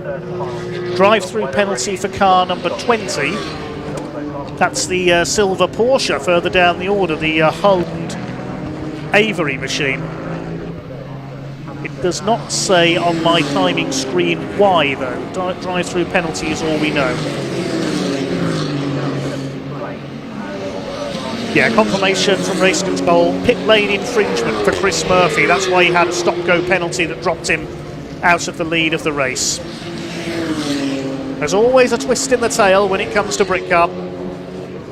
10 minutes to go. There's the 82, that's Aidan Hills, Michael Nibbs. Past the treble 8 of Nathan Wright and Andrew Dorber. The 82 car currently running in 11th place. They made their second pit stop right at the end of the pit window. And sadly it didn't quite work in their favour.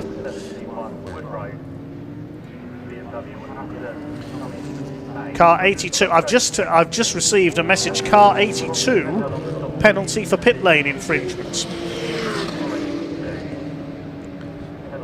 So there'll be a penalty for the car we're watching now, going up the inside there, the 82 car, no, that's the 22, sorry. I keep getting the 22 and the 82 mixed up, I do apologise, they look virtually identical. So the 82 has got a penalty. Don't know what the penalty is as yet, it's a stop-go, it's just come through. So a stop-go for car 82. Car number 20 has a drive-through penalty, the silver Full Throttle Motorsports Porsche.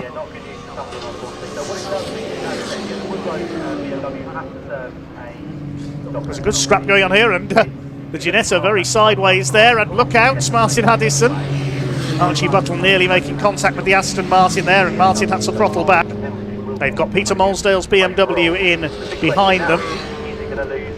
These three currently scrapping it out. Peter Molsdale is about to lap the other two, actually. They're battling for 13th place.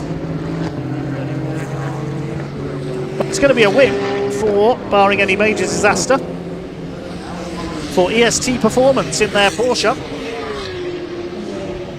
And now through for second is Simon Clark. So he's into the still in the lead of the GT category, so he will keep his championship lead. Chris Murphy in third place, he's going to win the trophy class. Give you the class results at Flagfall. And the number 67 up there as well. That's got to be Phil Keane on board that machine, the 67. He's flying up behind the number 67. Is that on the same lap? Yes, it is. Hang on a second, this GT class is not won yet, because look at the way Phil Keane is going. It's got to be him in that BMW. Shared with Julian McBride. He's chasing down Simon Clark. I thought that BMW was a lap behind, so I stand corrected. This is for position. This is second, third and fourth place. In the closing stages, only 7 minutes to go. Chris Murphy dropping back a bit there in the 721 BMW. Dropping back quite a lot, actually. Still leading the trophy class. 37 laps completed by our leader. And here comes the 67 car.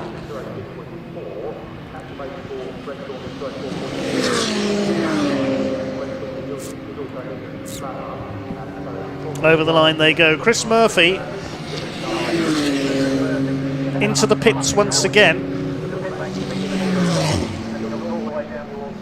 Now Chris Murphy's pulled in again, so whether he's got a problem or whether it's another penalty, I don't know.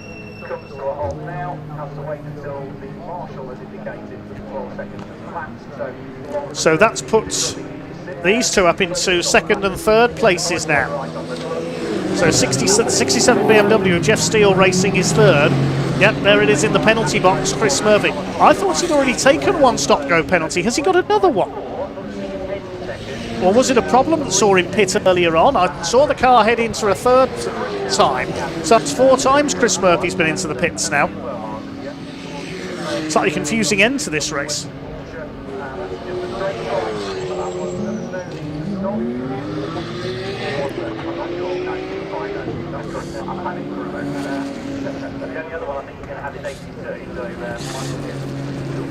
Here's the battle for second place. 5.5 minutes left. The BMW, started by Julian McBride, driven by Phil Keane, chasing Simon Clark's GT4 McLaren 570S. They're 15 seconds behind the EST Performance Porsche that's going to, barring any mechanical maladies, take the win, surely. Took the lead in the first round of pit stops from the Cunninghams. But it's all about this battle for second at the moment. They're 36 seconds clear of Peter Molesdale, who is now 4th. Chris Murphy down to 5th. The Dayton Motorsport Ginetta is 6th.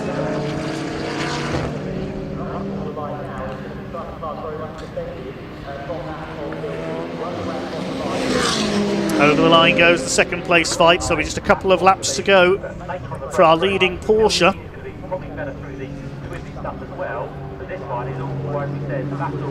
The 82 car has come in to serve its stop-go penalty. Michael Nibbs and Aidan Hills ran as high as 3rd at one point.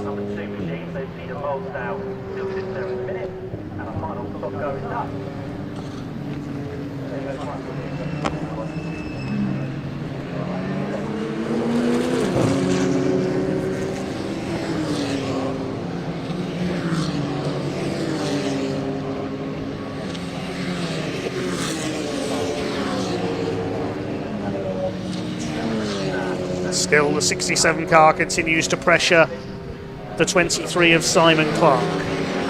This is not only for second overall, this is for a class win, so there are points at stake here.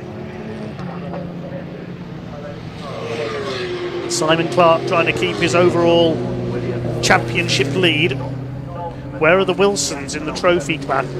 Only 4th in class, so I think Simon Clark, even if he loses the class win here, may well keep his overall championship lead, but he wants another win here.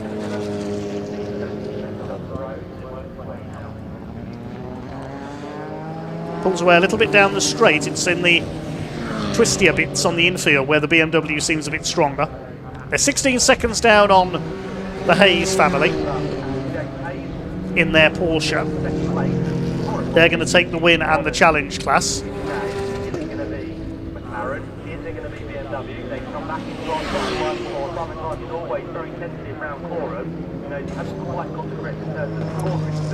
Leader has just gone through. I think we'll get 2 more laps out of this. Yes, they crossed the line with about 2 minutes 50 of the race remaining as Martin and Bill Addison's Aston Martin passes the Wilsons. That's for 12th place overall. Aston's made up a couple of seconds on that last lap as well. A few cars getting the black and white flags, warning for exceeding track limits. The 82 Ginetta, the 47 Ginetta, the 721 BMW.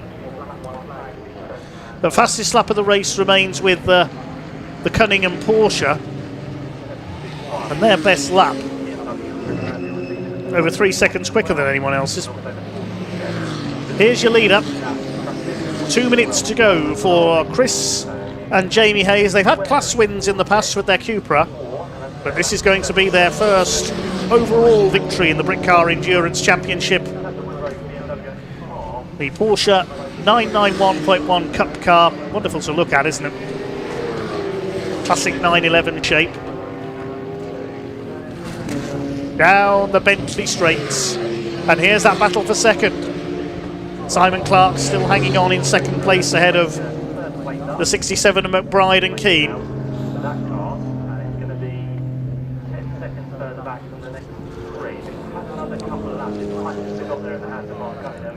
Not quite going to be enough, so it does mean that the whole distance will be down to 7th place, but there has been some benefit in there for Chris Murphy.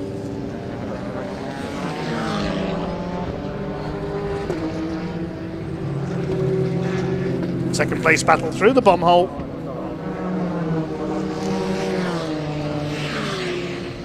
Peter Molesdale's dropped back on that last lap. He's down to 7th now, so Chris Murphy 4th.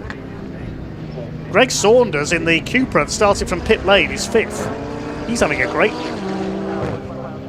And in fact, he's only half a second on last lap off the back of Chris Murphy. We could see a change in the trophy class as well.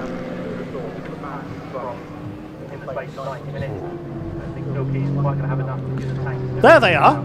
Oh, just as I say that, Greg Saunders goes straight on into the escape road at Brundle. We just switched to that battle in time there. Nice one by our director there, just to pick up what was going to be a move for the class lead. And Greg Saunders might have blown it, sadly. So, clock is about to count down to 0. The Hayes family are going to take their first ever overall win. But is Simon Clark going to hang on for second? Here they are, into Agostini. What will be the final time?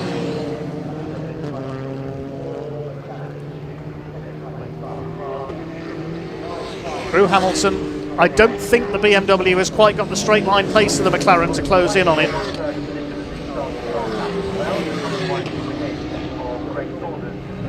But it's all for second place behind the Porsche. There's the 82 car, ruined by a couple of penalties, the race for Michael Nibbs and Aidan Hills. But here comes our race leader into the bomb hole for the last time. They've had class wins in the past with their Cupra. It's their first time out with the new Porsche 991 Cup car for EST Performance. Jamie and Christopher Hayes, they started from the pit lane for this race. They only just made it into the race at all. They used their first pit stop to take the lead, and now they're coming in to take the win. What a great drive. Jamie and Chris Hayes, winners at Snetterton. What a superb drive, last to first. Well clear of the battle for second. Is it a McLaren that's going to emerge from Murray's in second place, or is it a BMW? It's a McLaren. Simon Clark takes second, wins the GT class ahead of McBride and Keane, and that will keep Simon Clark in the lead of the championship as he wins the class. Now, who's going to be fourth? Who's going to be fourth? Will it be Chris Murphy's BMW, or will it be the pursuing Cupra? No, I think the Cupra's dropped back as a result of that off up at Brundle. Here's a side-by-side scrap. The Wilsons leaning on Archie Buttle there. They're fighting over fourth in the trophy class and 13th overall. And it's Team Wilson, Elliot Wilson in the car at the moment, who gets there. The trophy class looks like he's going to be won by Chris Murphy. Yes, he's just coming across the line in his BMW. The Cunninghams are fifth. Sixth goes to Colin White's Ginetta. Rest of the finishers come through. There's Greg Saunders. He must have damaged the car in that off. Very slowly coming home there. He's only 8th behind Peter Molsdale. Yes, looks like they're all in just about.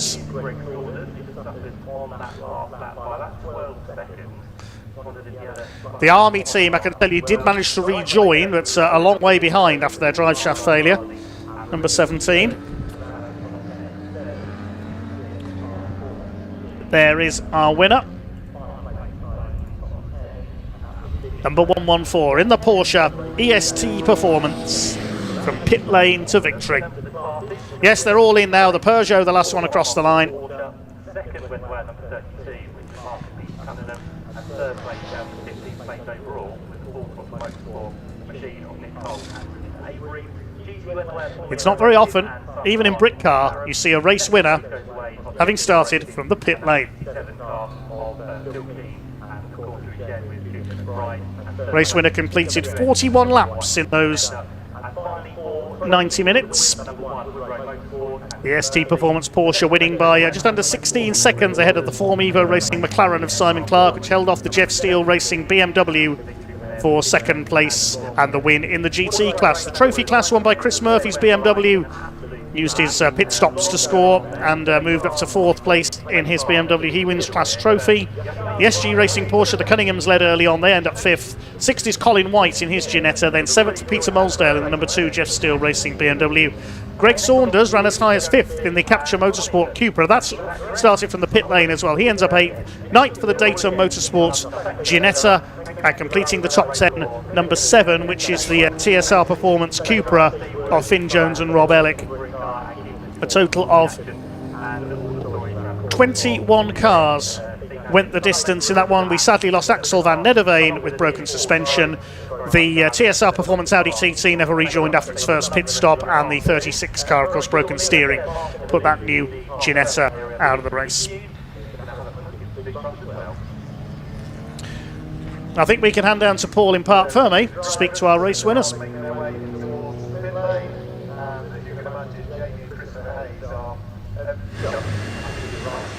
Wow, ladies and gentlemen, what a race. The first of the 2 trips for 2026 for the Brit Car Endurance Championship to Snetterton. And our winners are already here at Parc Ferme as everyone else queues up behind. And what a brilliant job well done by EST Performances. The Hayes family, absolutely fantastic. Let's see if we can catch up with one of our winning drivers. He gets his helmet off. Give him a brief moment. Well, that was a great race, wasn't it? And you look absolutely over the moon, although I suspect you lost a bit of weight and sweat in that one. I don't even know what to say. I mean, we had to start from the pit lane because we had a fuel pressure issue, and then to be P1 at the end of the race with some great pit stops. I'm lost for words. Absolutely lost for words. Oh, well, to be absolutely speechless, of course, I do believe it's both yourself, Jamie, and Crystal coming into view. So let's get both of you in, coming over. I mean, it's a team effort at the end of the day. You must be pleased as well. Over the moon. Over the moon. From a pit lane start to that, it's we all thought we was going home. Yeah. And then Jamie pulled a massive one out of the bag, started and we thought top 5 we'll be happy with, but P1, that's far by the expectations I was expecting today, so we're happy with that. Well, a debut for yourselves in the Porsche, of course, going from the Set Super Copa. Plenty more rounds to come, so surely next time out at Donington it's going to be another number 1. Well, this time we'll try not to start from the pit lane, that will make it a little bit easier for ourselves, shall we? Well, fair play. Gents, congratulations. Go celebrate. Well, ladies and gentlemen, hearing from our winners there of Crystal and Jamie Hayes from EST Performance. And I think we're going to be coming to our second place finisher, a solo effort here from Form Evo Racing.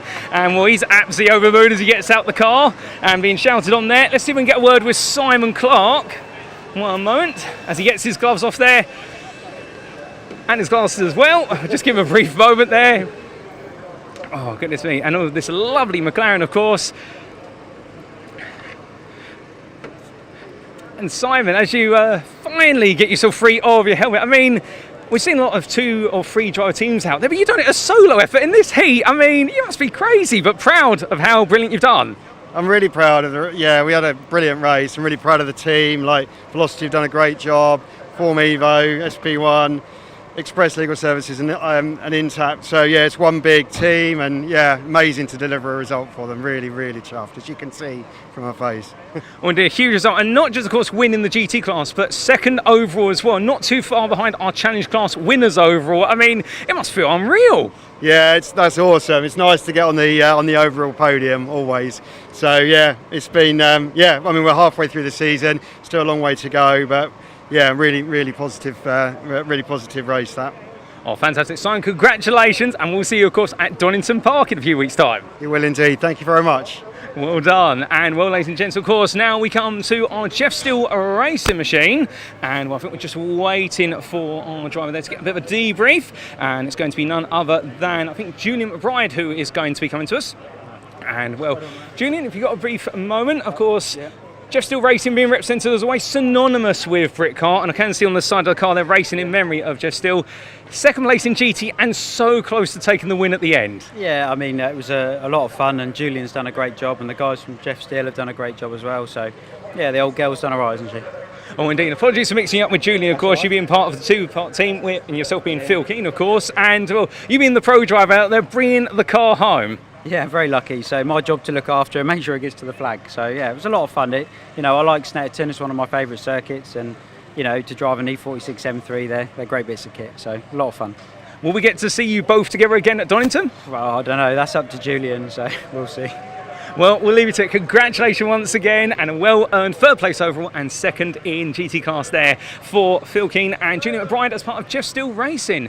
Well, ladies and gentlemen, those are some post-race interviews with our top three for the Brit Car Endurance Championship. Of course, that's their racing completed for this weekend here at Snetterton, but you can continue to see the story when they pick up the proceedings of round number 5 on the 8th of August at Donington Park National Circuit. But from the screens of Challenge Machines, GT class cars and Trophy Machines, we now head to Honda Civics. And to set ourselves up very nicely for their next round in their championship, we're going to bring you a couple of interviews with our drivers earlier on, as brought to you by none other than Andy McEwan.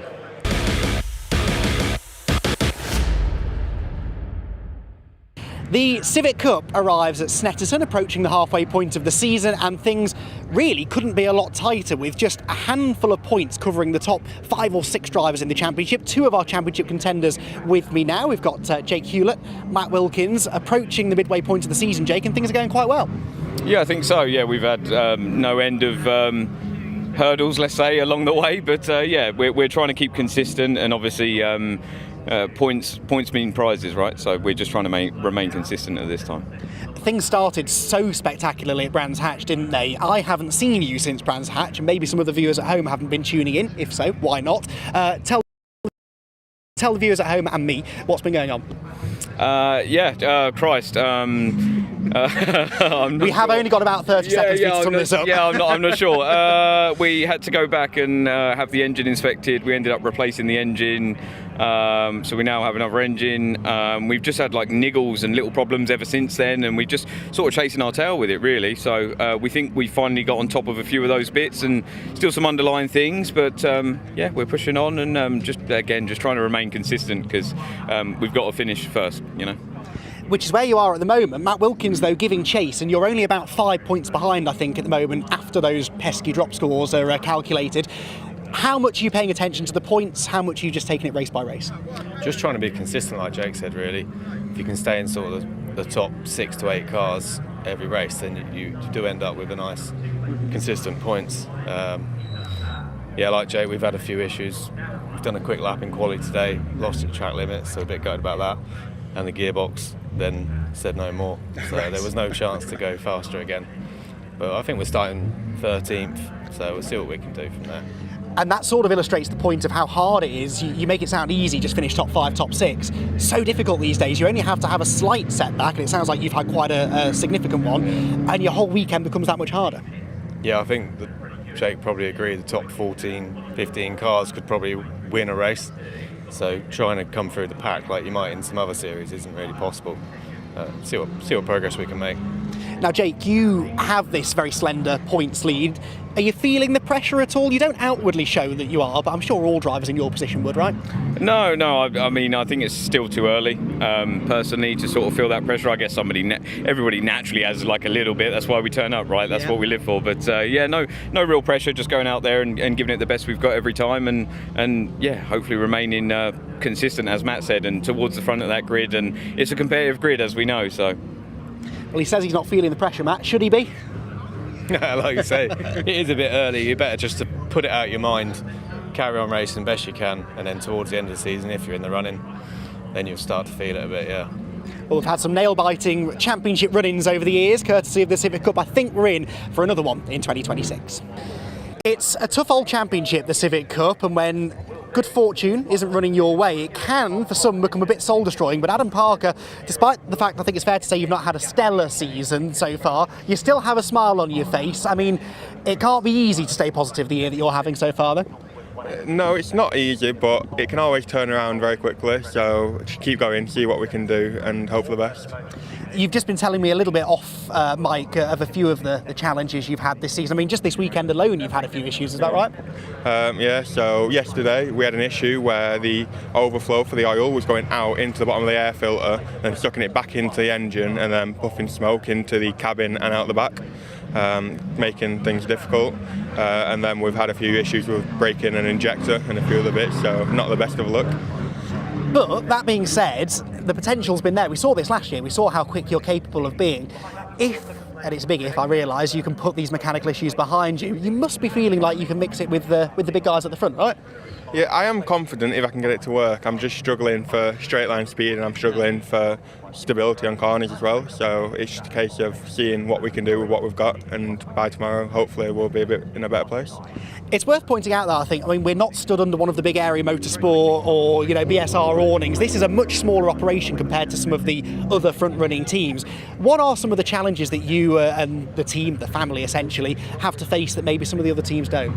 Mainly, we have budget issues. We're on the third engine of the year because we've had issues with them going out of time and completely going on us and shoving rods out the front of it. So, not the easiest one to overcome.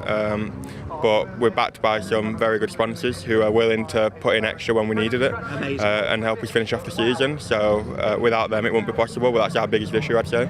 Who's been helping you out then? This is a chance for you to give them their moment in the spotlight. Our biggest help is Penley Muse. They have put in a lot and supported us a lot this year, and even been to visit us at some weekends and support us. So without them, it wouldn't be possible. Excellent stuff. Well, I hope they continue supporting you. You definitely deserve to have the support. Adam hopefully can start turning his season around and score some points this weekend here at Snetterton.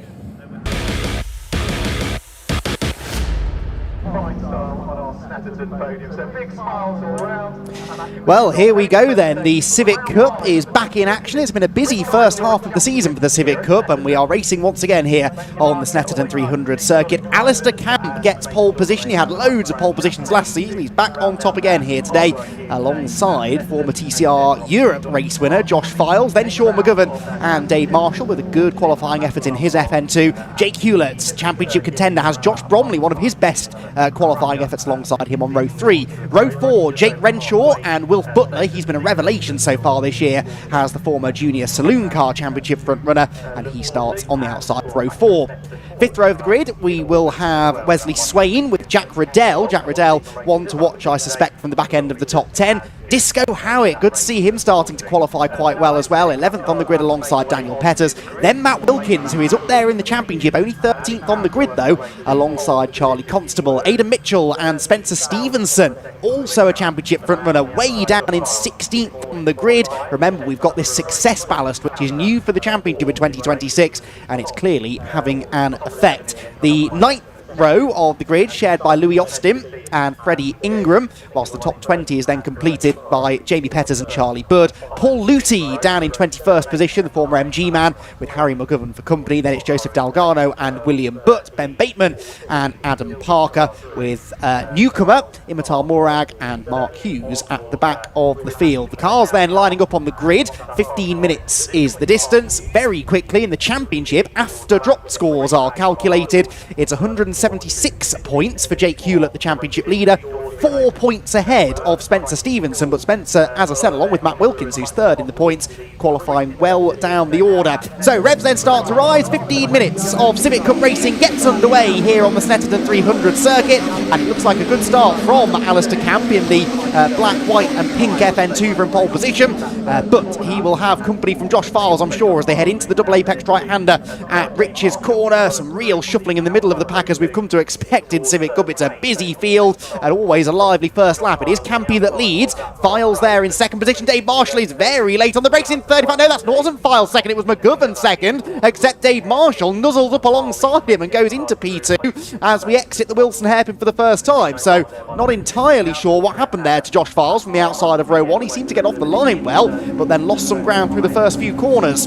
So through the left-hander at Palmer's they go. One or two cars actually running wide over the exit curb. Camp leads them. Marshall second. Here comes McGovern though, back to the inside of Dave Marshall. He's going to return the favour. There's another trade of paint through the Agostini hairpin. And Dave Marshall, well, I suppose that's what you have to expect. If you're going to lever aside Sean McGovern, then he's probably going to give it straight back to you, as indeed he did. Now there is Jake Hewlett, the green and black car, just ahead of Josh Files. So Josh Files is potentially outside of the top half dozen here. He's got one of the BSR cars at the inside. That's the 90 of Jake Renshaw, as they head through Oggies and up into the right-hander at Williams that takes us onto the Bentley Straight. So some real shuffling of the pack. That's Bromley, I think, isn't it, up with the third position. Josh Bromley with a brilliant first half a lap or so, and he is going really, really well here this weekend. Great to have Josh Bromley up near the front of the field.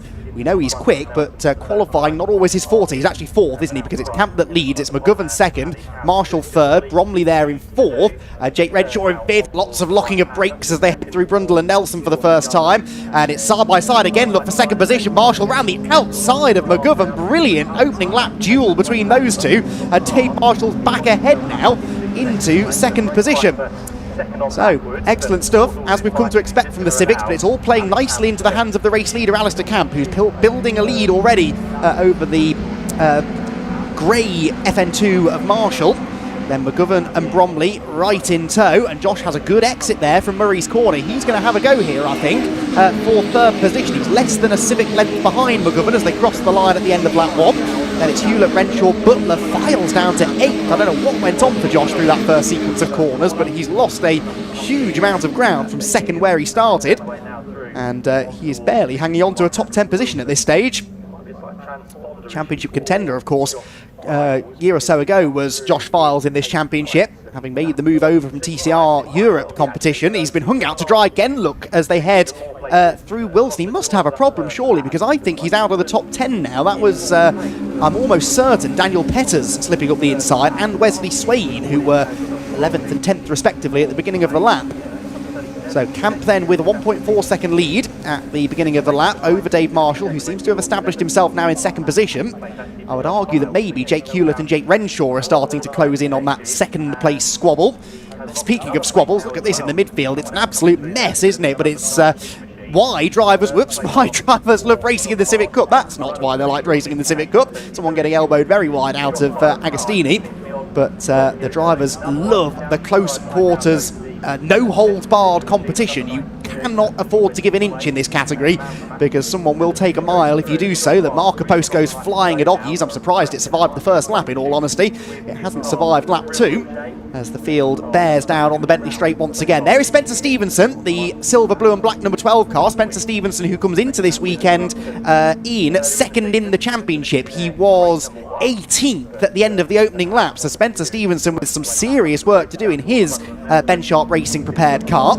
And it's odd really, because some of the other BSR cars, the likes of Will Butler and Aidan Mitchell, they are up towards, or sorry, Jake Renshaw I should say, up towards the pointy end of the field. And yet Spencer Stevenson, for whatever reason, having a bit of a nightmare this weekend. The white and blue car is Paul Luty heading through, the Scotsman. Great to have Paul in the Civic Cup this weekend. A real character is Paul. I was catching up with him earlier on in the day. He is going well just outside of the top 20, I think, at the moment. So 2 laps in the book. Across the line we go. And that lead margin was down. Dave Marshall quite a bit quicker than Alistair Camp on that lap. So Dave Marshall did a 2-minute 10.3, nearly 7 tenths, 6.5 tenths that was, quicker than the race leader. So he is almost with Campy and really getting away from McGovern and Bromley in their battle for third position. It's one of the fascinations, though, of the Civic Cup, this battle between the newer shaped FN2s, the more traditional shaped EP3s. It's always been the EP3s seemingly that had the edge, but these FN2s are getting more and more competitive. We really saw them make a big stride forward last year, and now it's an FN2 1-2, and Josh Bromley's going for third here against Sean McGovern. Couldn't quite make that stick going into Agostini, but he can see Dave Marshall getting away, chasing down Alistair Camp, and he wants to be part of that battle. To do that, though, he needs to get past McGovern and Sharpish, because I think Sean McGovern, who's having his best runner in his admittedly limited so far Civic Cup campaign, he is running well in third, but I don't think he's quite got the pace of the top 2, and someone's wide, in fact a couple of people wide. That is the 163 car, I think that said, through the dust, wide onto the grass.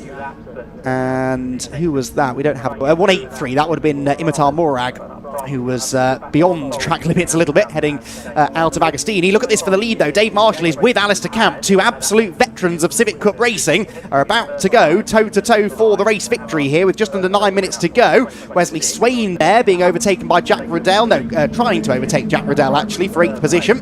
Riddell hangs on, and Swain gets a much better exit from Nelson. Jinks to the inside of the EP3 and makes the move stick through the bomb hole. And that looks like Petters trying to go with him. Really good run this from Daniel Petters, and he's challenging as they head through Coram. The leaders, though, head through the final turn, and Dave Marshall definitely, no doubt about it, is the quicker of these two at this stage. They're only short, sharp 15-minute races, these. You don't have a lot of time to work with. I don't think this will be a case of Alistair Camp managing the tyres or anything like that. I think they're both going as quickly as they can. Dave Marshall just consistently has 0.6 of a second a lap over Camp at this stage, and they're absolutely nose to tail as they head through Richards. So too are Sean McGovern and Josh Bromley as they debate third position. Round the right-hander into the braking zone at Wilson. Is Bromley going to have a go? This is the perfect angle to see who's bravest on the brakes. It is McGovern.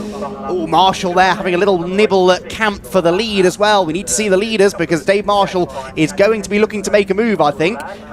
Maybe even into the next braking zone at Agostini. Look, he's right in the wheel tracks of Camp as they round Palmer's. Is he close enough, though, on the run down this slight run downhill into the braking zone? Who's going to jink to the inside? It's not Marshall. Bromley isn't quite close enough to McGovern either.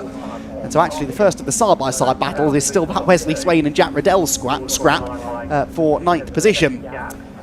Interestingly, in the first sector of this lap, Sean McGovern now matching the race leaders, and if they start battling, then McGovern, Bromley, and you could argue Jake Hewlett, the championship leader, could start to close in as well. Marshall's at the inside of Camp. He's on the grass. Look, he's looking for the inside line into Williams. This for the race lead. Did Marshall manage to get there? Yes, he did. Dave Marshall for the lead of the race. Alistair Camp gets eased out wide. Plenty of respect shown between the two veterans, though, as they come out onto the Bentley Straight. The two FN2s should be identical in performance, and they appear to be, with both drivers trying to get a side draft from the other. McGovern is gaining on the pair of them. This is turning into an absolute thriller. Can Marshall go right round the outside? Yes, he can. Dave Marshall to the lead with a really brave move on the brakes, and here comes Josh Bromley. Josh Bromley out of nowhere launches to the inside of Sean McGovern and gets into third position. That's really hurt McGovern. Hewlett comes through on the inside as well. There's rear bodywork trailing on Bromley's car. This feels like a reverse grid race, but it isn't. It's just a really exciting start to the weekend's action. Dave Marshall to the lead, Bromley to the podium, and McGovern is back ahead of Hewlett, interestingly, as they go through Coram Corner. They're being caught now by Wilf Butler as well. Hewlett trying to go around the... Renshaw trying to go around the outside of Hewlett there coming out of Murray's, and somehow that seemed to work. It's one of those races where I think drivers are just going for everything, and quite a lot of these moves, so far at least, are sticking. We've had a track limits warning for one driver, number 25, which is William Butt. The Welshman down in 21st position at the moment, so not troubling the leaders, but he needs to be careful so as not to pick up a penalty for track limits as the leading pack descends upon the Wilson hairpin. Wilf Butler there to the inside of Hewlett. How quickly things can change, though. Half a lap ago, Hewlett was up there into the 4th position, and now he is right at the back of this group, so, or nearly anyway. Wilf Butler hasn't actually completed the manoeuvre yet, and in fact might not, because he's on the wrong side now through Palmer's and downhill into Agostini, and in fact the next corner is also a left-hander at Hamilton, so Hewlett should be able to hang on to this. We heard from Jake pre-race there, said he's not feeling the pressure of being the points leader at this stage. But I suppose he's right not to, because actually most of his championship rivals are a fair bit further down the order, as is Josh Files. Josh Files has been in the pit lane, that's why. So Josh Files is right at the back of the field. He must have an issue of some sort. And Josh Files is not going to be up there fighting for a good position in this race, that's for sure. Right, this looks tasty, doesn't it, as we move into the final third of the race. The leaders head down the back straight. Dave Marshall, I think, now starting to get away. That's the walking wounded Josh Bromley car in third position comes towards us now. Has Josh Bromley ever had a podium finish? Question mark. I can't remember him having a podium finish in the Civic Cup. I'm fairly certain Sean McGovern hasn't either. I may be wrong about Sean, but no, he has had podiums, definitely. Sean McGovern at Thruxton a couple of rounds ago, but I'm not convinced Josh Bromley has. So Bromley will be desperate to hang on to a top 3. He might not be done yet, though, because I think he's catching the leaders, who themselves are not really separating massively. Dave Marshall isn't romping away here from Alistair Camp in quite the way that I thought he might. He ranged up behind the former champion very, very quickly, did Dave Marshall, who himself is 5th in the championship. He's only 14 points off the championship lead, Dave Marshall. We must never forget, never count out Dave Marshall from this championship battle. He's giving it a really good go this year, taking things, dare I say it, more seriously than we've seen in the past maybe from Dave as far as pre-event testing. He's got a new car for this year, and it's really starting to pay dividends, isn't it? Because he is looking like he might now be capable of snatching a victory. Dave Marshall has one win to his credit this season at Pembrey, last time out. In fact, won the first race at Pembrey. He won't thank me for saying this probably, but he sort of had a reputation over recent seasons for being a reversed grid winner more than anything else, Dave Marshall. He would very often find himself near the front of the reverse grid races. Sean McGovern's car smoking as it comes out of Agostini and then easing off slightly, which gives me just enough time to finish the Dave Marshall point maybe. This year, winning race 1 of the weekend seems to be more Dave Marshall's MO. And that is exactly what you need to be able to challenge for a championship. Now, that smoke that came out of McGovern's car, was that the rear bumper of Josh Bromley's machine, I wonder? Because I don't think it's attached to Bromley's car anymore.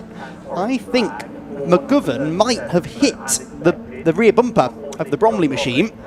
I think that's why that smoke disappeared as quickly as it came. Or is that bumper still there? I can't quite tell from this angle. There is definitely something still trailing off the back of Bromley's car. No, I think I'm talking rubbish, aren't I? I think that bumper is still there. There's a black and orange flag for somebody. Now, is this for Josh Bromley? I can see this out of the window, but I can't see the number that's being displayed. Oh, it is Josh Bromley. Josh Bromley has been given a black and orange warning flag. That is heartbreak for Josh, who has had a podium finish. Phil Kint reminding me that he had a second place at Pembrey, which of course he did at the last event, but he's not going to repeat that podium here because Bromley will have to pit now to get that rear bodywork fixed, unless it falls off, which I thought it might have done, but I don't think it has. So through we go on to what will be the final lap of the race though. So now, this raises an interesting question for Josh, because it was always my understanding that you had at least a couple, maybe 3 laps to respond to black and orange flags. And if that's the case, we're on the last lap already, so he might be able to get through to the end without pitting here. We'll wait and see. He's not pitted yet, definitely. So I sort of hope he gets to hang on to this 3rd place, to be honest, because he deserves it, although Sean McGovern is coming back at him, to be fair. And what a lively race this is turning into. So Marshall leads, Camp 2nd, and then the gap back to Bromley, yes, very much still with rear bumper trailing on the ground in 3rd, Sean McGovern 4th, Jake Renshaw 5th, Jake Hewlett 6th, Will Butler, Dan Petters, Wesley Swain and Matt Wilkins into the top 10. Now, where did Matt Wilkins start? He was way down the order, I seem to remember. And, oh well, 13th, so he's gained a handful of positions, but that's useful stuff for, again, championship contender, 3rd in points coming into this weekend. And he's only half a second behind Wes Swain, actually, so might have half a chance of gaining more ground. There's Will Butler on the tail of Jake Hewlett, who's had a bit of a yo-yo race in this one, Jake Hewlett. He is in 6th, but was at one point fighting for 4th, wasn't he? Only to fade back again pretty much straight after. Right, handful of corners to go. The time is about to tick down to 0. As usual, these Civic Cup races do tend to fly by in a heartbeat. And for Dave Marshall, this could be a really significant 2nd win of the season. And as I said, the 2nd event in a row in which he's managed to win the 1st race of the weekend. And he was only 14 points behind championship leader Jake Hewlett coming into this race, and Jake looks as though he's only going to finish 6th, so this is a big moment in the championship, one feels, for Dave Marshall, who accelerates out of Murray's corner, heads to the line. The checkered flag is going to wave for the 2nd time this season. It waves for race winner Dave Marshall. Alistair Camp comes home in 2nd position. Josh Bromley is 3rd on the road, but was being displayed the black and orange warning flag until the end. We'll see what comes of that. Sean McGovern 4th, Jake Renshaw 5th, Jake Hewlett 6th, Will Butler 7th, with Dan Petters, Wes Swain and Matt Wilkins completing the top 10. So Wilkins in the end not able to claim anything better than a top 10 finish, but at least scores some reasonably valuable points from that one after what was for some a bruising race, but for all an entertaining race. And what a battle we enjoyed there between Dave Marshall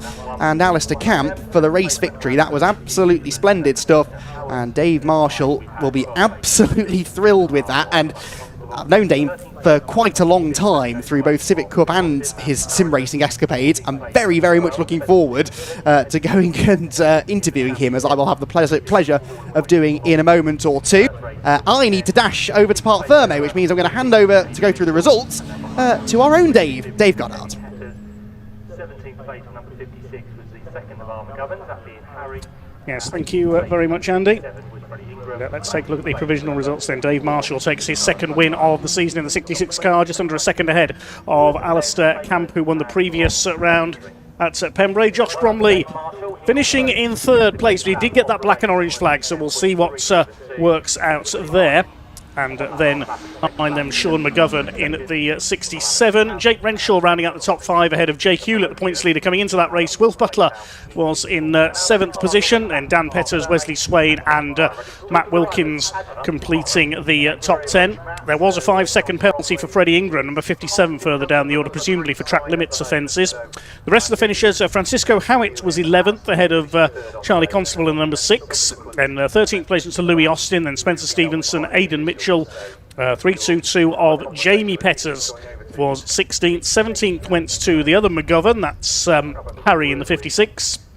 Ingram 18th. And the 44 of Charlie Budd, and Ben Bateman, number 93, completing the top 10.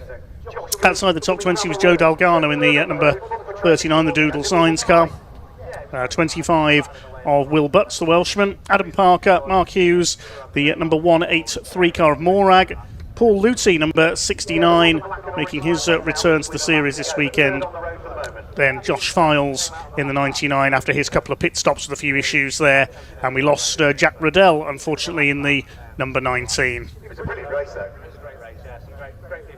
So a few cars making their way into Parc Ferme over there. Wait for Andy to head across to pick up the post-race interviews. Next up on track here at Snetterton will be the Mini Challenge Club Sport with Airtech Motorsports.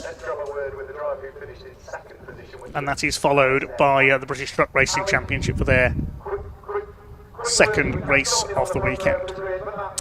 Yep, let's head down to Parc Ferme then to hear from our race winner.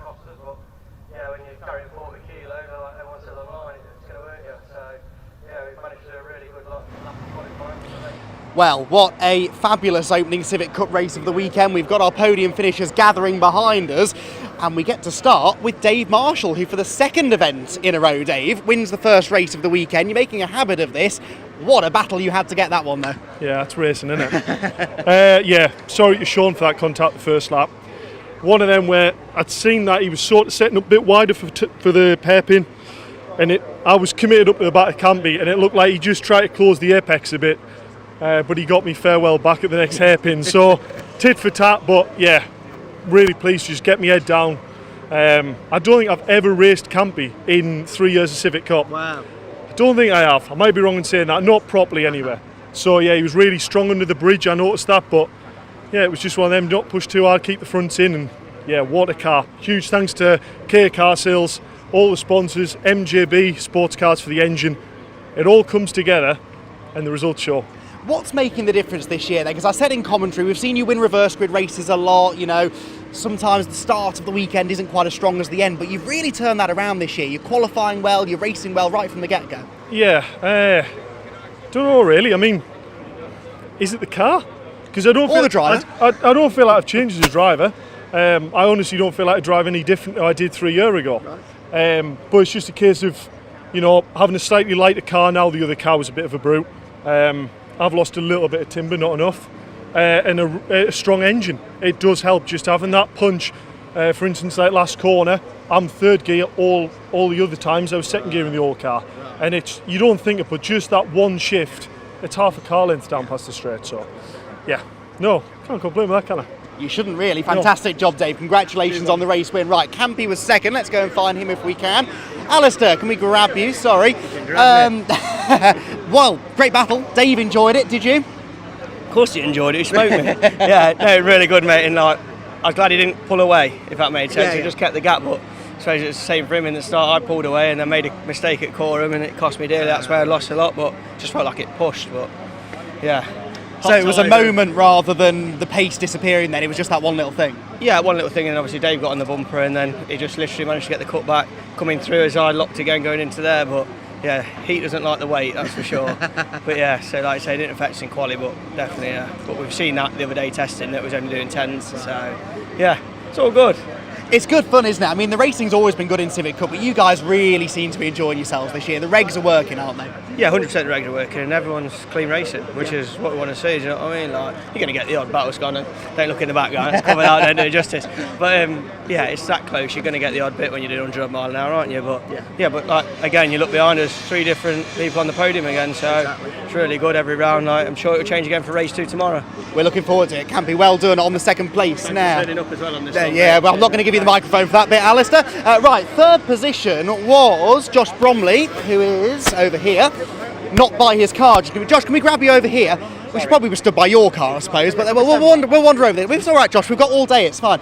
Congratulations, third place. You were being shown the black and orange flag at the end because of the bumper, but you got to the line in third, and what a battle it was on the way there. Did you enjoy that? Absolutely, and the car was absolutely brilliant. You know, the box construction car at Snetterton, honestly, Hutch has got it absolutely dialed in, and it was just a shame. I hope we can see what happens with the black and orange flag, because they're showing it me on the last lap is when I seen it.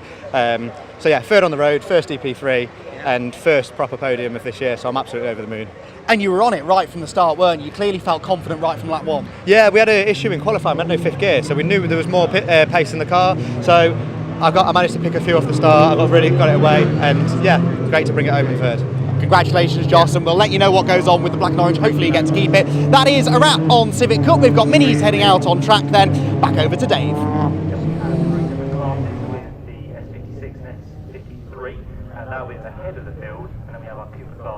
Yes, thanks very much indeed to Andy McEwen. We'll see him back tomorrow for more from the Civics, TCRs and the Audi Cup as well. But now it's time for the Mini Challenge Club Sports. The split grid as always. The less powerful non-supercharged Coopers start from the back, and the other classes in their mixed grid towards the front, the S56 and S53 classes. Freddie Hewitt set pole position this morning in the number 5 car with number 70 Ollie Wilmot, the championship leader in their category, the S56 class alongside him. On the second row of the grid, 77 Adrian Lingy and 41 Ian Trundley. Then the first of the S53 cars, DJ Paul Sawyer on row 3 alongside Welshman James Dudley in number 7. Row 4 is Ben Trundley, number 16, second of the S53s, and 55 Simon Sinfield. On the fifth row we've got number 10, Sinfield and Sawyer's teammate David Gibbons from the Crafted Motorsport team alongside 219 Chris Johnson. We heard from him earlier on. Next up, a newcomer to this category, 24 Carmen Reeve alongside 231 Steve Webb, who had 1 or 2 issues in qualifying but did manage to set a time. 469 Lauren Fletcher and treble 7 John Wyatt, a jeweller by trade, which is why he races a gold car, completing the 14 cars on our first segment of the grid. Then there's a gap, and we've got the Coopers starting from row 10. Number 20 Jacob Heap is on pole for them, the current Cooper class championship leader, starting alongside 33 Jacob Baldry. Reigning Cooper champion Dan Truman, number 19, is next alongside 53 Neil Clark. Then number 12 Colin Wilmot, father of Ollie, who starts on the front row. 23 Dan Butcher-Lord alongside him. Penultimate row 14 Chris Aram and 67 Mark Reed, and 28 David Taylor, all the way from Dundee in Scotland, rounds out the grid. That's your lineup then for the BMW Mini Coopers. And a message from Dave Taylor earlier says, big shout out to TNS Racing, his team, for sticking with him through all the hurdles. David says thanks to his mum for keeping him sane, and all his supporters for their help.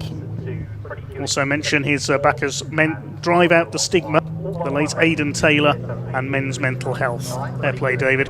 He starts from the tail of the field, but he'll try not to stay there long. Always an entertainer is Dave Taylor with the TNS racing car. So it's waiting for the cars to get round to the grid then on there. Quite long green flag lap. It's a long circuit, as we say here at Snetterton. It's the grey car of Freddie Hewitt that will start on pole position with the green and purple flashes. Watch out for Freddie, he's a demon starter, so expect to see him lead the way into the first corner at Riches for the first time. Alongside him is Ollie Wilmot, who's done the vast majority of the race winning this year. He leads the S56 class points on 91, Freddie Hewitt on 74, Andy Langley on 66. I don't think Andy's here this weekend. And the S53 class is led by Paul Sawyer, former Radio 1 DJ, on 84 points, ahead of Ben Trundley on 77, Chris Johnson on 73. The Coopers headed by Jacob Heap, number 81. On 81 points, I should say, Jacob Heap. He's the number 20, the Golf livery car. Dan Truman just a point behind him, and Dan Butcher-Lord on 70. Those are your point standings heading into this latest weekend for this very busy mini challenge club sports season aimed at the relative newcomer to club racing. There's Ollie Wilmot, the Swiss-based racer, works in the skiing industry over in Switzerland, the white and red car. Second row of the grid, we've got the green and gold car of Adrian Lingy. He's being coached by Bradley Gravitt, son of the British Touring Car champion Rob Gravitt this season. And alongside him we have the dark grey and black car of Ian Trundley. Good qualifying performance by him, the Trundley Group racing car. James Dudley, the black and red, on row 3 alongside Paul Sawyer, the first of the crafted motorsport cars. The red lights are on, revs are up, and away we go with the first race of the weekend for the Mini Challenge Club Sport with Airtech Motorsport. 3 races for them this weekend, and everybody away well. It is Freddie Hewitt who goes into the lead from pole position. They charge their way down. The Coopers already catching up to the S-Class cars further back. Jacob Heap leads them in the number 20, the pale blue and orange Gulf liveried car. But it is Freddie Hewitt who leads from Ollie Wilmot into the hairpin for the first time. That looks like Adrian Lingy up there in third. It's a little tricky to see in the glare of the sun there, the sun having burnt through the earlier cloud here at Snetterton. Somebody running wide onto the grass. I think that was Jacob Baldry a little further back in the order as they make their way round Palmer for the first time. Jacob Heat leads, and somebody's off. That's Colin Wilmot. Wilmot Senior is off at Palmer. He must have got a nudge there. Having a look at the inside, Paul Sawyer with his teammates. I think that's Simon Sinfield behind him. The only way you can tell the crafted motorsport, the white, green and purple cars apart, is by the colours of their wheels. Still on his wheels is Colin Wilmot. He's got going again at the back of the field, down towards Agostini. The rest of the pack heading out towards the back of the circuit at Williams and Oggies.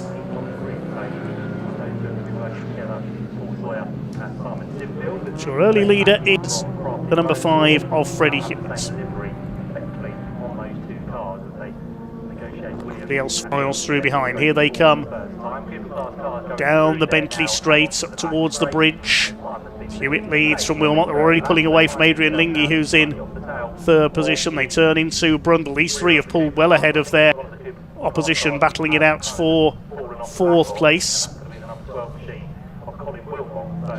So he comes through in 4th. There's Lingy in third position. Looks like it is Ian Trundley in 4th place. Then we've got the first of the crafted motorsport cars. I would imagine that's Sawyer and Sinfield up there together if possible. So here they come towards the completion of lap number 1. Freddie Hewitt's from Ollie Wilmot, about 3 mini lengths between the 2 of them as they come through to complete the first lap. These 2 have pretty much divided up the wins between the 2 of them over the last couple of years. The only exception being Andy Langby, who had a win at Thruxton. Over the line they go. Lingy in 3rd place, then it's Trundley in 4th place, then Sawyer and Sinfield. Ben Trundley is next in the order, then James Dudley, the Welshman. The S53 class led by Paul Sawyer up there in 5th overall. Waiting for the Coopers to come through to complete their opening lap. Here they come. There's Jacob Heap, who will lead them through ahead of Dan Truman. Jacob Baldry in 3rd position. Leaders up at the hairpin for the second time.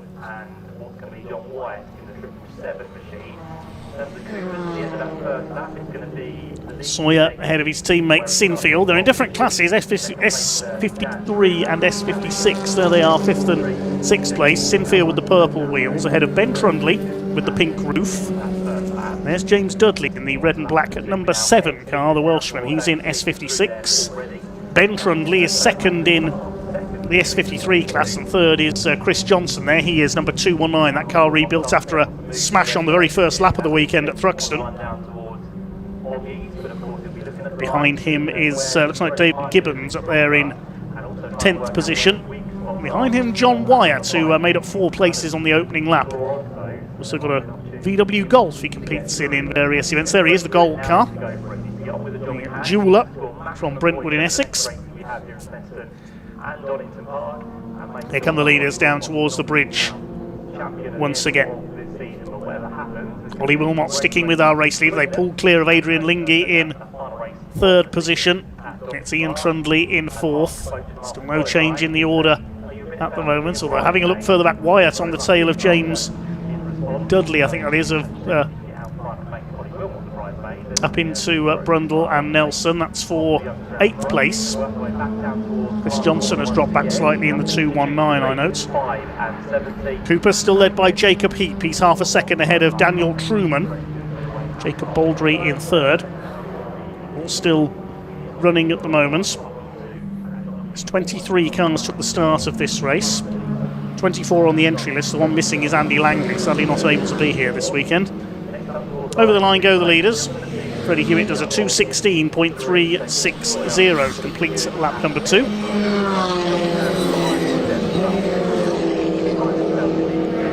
Here the whine of the superchargers in these S-Class cars. S for supercharger, the Mini Cooper S.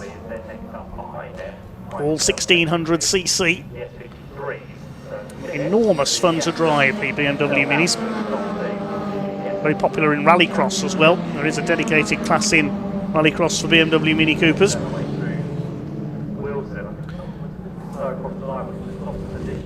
As Adrian Lingy through in 3rd place. The 2 leaders well clear though. Gap was nearly 4 seconds to Ollie Wilmot in front of him. We've seen this pattern many times over the last couple of years, with Hewitt leading the early laps, and then Wilmot will zap him about halfway through. John Wyatt continuing to move up the order. He's having a go at Ben Trundley now. He's got past James Dudley. Little bit of damage on the number 24 there. That's Carmen Reeve.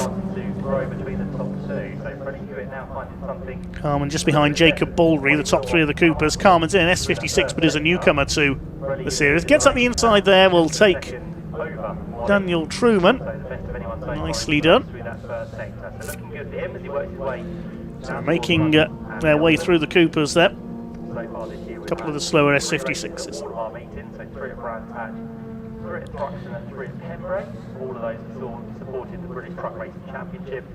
And again, the final round down towards Brundle they come. John Wyatt ahead of one of the Trundleys. That's Ben Trundley's got to have. So John Wyatt making up some useful places here. The treble 7 through the bomb hole. Wyatt out to P7. Comes up now towards the line with his Freddie Hewitt Racing sponsorship. He heads through. Can he do another quick lap of? Who will his next target be? Ben Trundley, 2nd in the S53 class behind Paul Sawyer. 3rd in that category. A little further back is Chris Johnson in the 2:19. But a relatively quiet start to the weekend for the Mini Challenge Club Sport with AirTech Motorsport.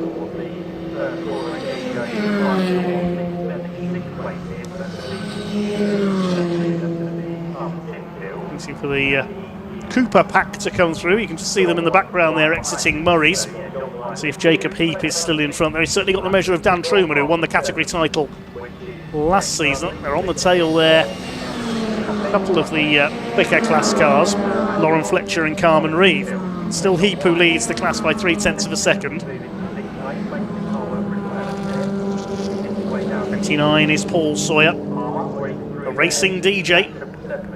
Radio 1 DJs have certainly had plenty of links with motorsport over the years, likes of Dave Lee Travis and Noel Edmonds. DLT was a drag racer, of course. Noel Edmonds has been involved in all manner of types of motorsport, everything from the Tour of Britain rally in the 70s to the Paynos Le Mans effort at Le Mans, and running wide there, that's Simon Sinfield getting on the grass at Hamilton's. Very easy to do. Wyatt and Trundley go by up to 6th and 7th. And there's a scrap further back. Lauren Fletcher, Carmen Reeve, and here are the Coopers, led by Jacob Heap. There's Neil Clark in the Union flag livery car, the Austin Powers car as we call it. Well, I call it. Hopefully he's behaving himself back in the pack.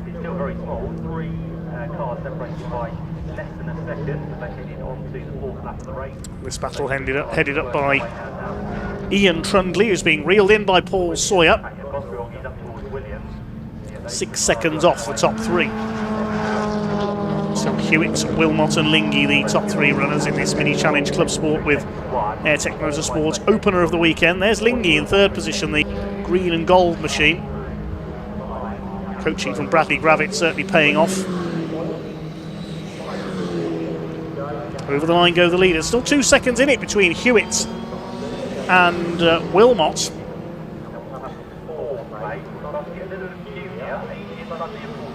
It's Freddie Hewlett finally going to break Ollie Wilmot's dominance this 2026 season. Across the stripe they go.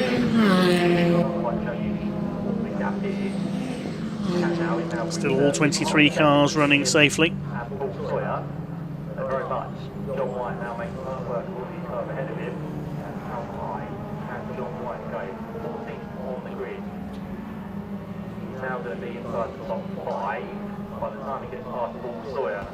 Tom Wyatt continues his moves up the order. Now challenging Paul Sawyer for 5th position. Then Trundley 7th, then Sinfield. There's James Dudley.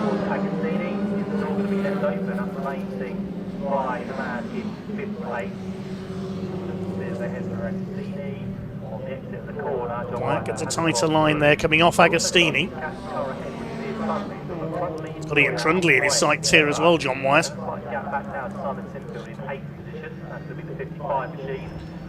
Freddie Hewlett still holds that 2-second lead. Simon Sinfield back to 8th after running wide at this part of the circuit a little earlier on. Freddie Hewlett continuing to pull away. Looks like his lead has increased there as they come through towards Brundle and Nelson.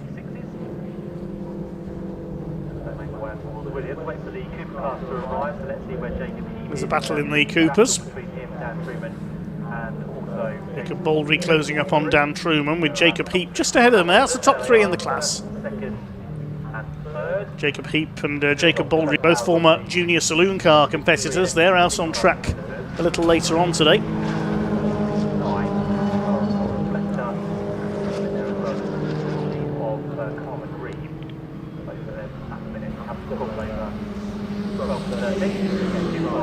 Leader over the line. See what the gap is going to be this time. It was 2.08 seconds. It's now 2.6 seconds. So yes, the leader has pulled away by just over half a second.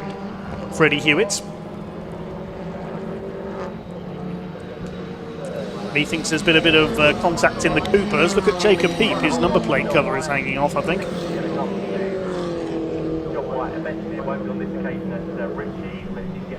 Hope it doesn't block the radiator grill too much. Daniel Truman still second. The white car of Jacob Baldry in 3rd. Through Coram. It's 3 seconds clear of Neil Clark in the 53.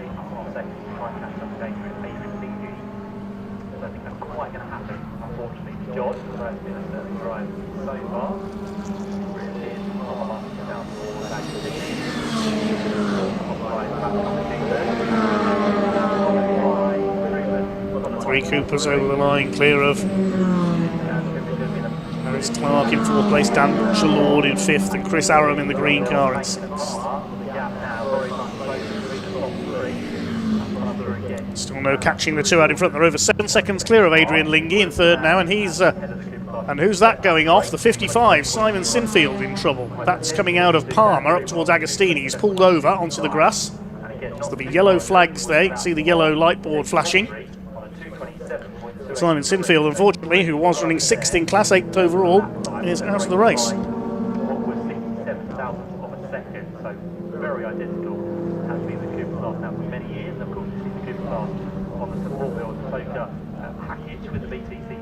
Coopers battling it out amongst themselves. In the overall classification, the leader, Jacob Heap, is 14th.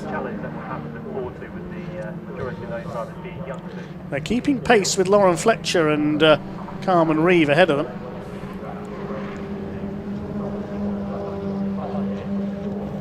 He certainly has gone by quickly. Only just over a minute left on the clock now.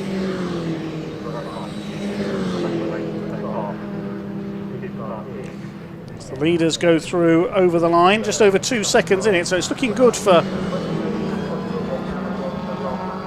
Freddie Hewlett. He's into his last lap now.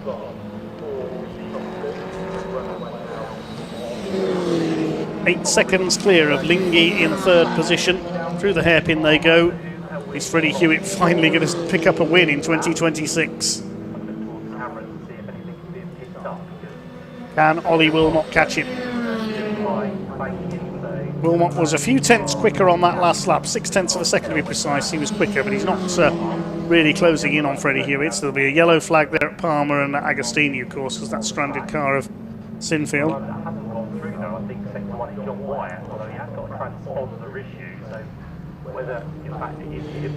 John Wyatt, I can tell you, is now up into 4th place ahead of Ian Trundley. So a good run through for the 777.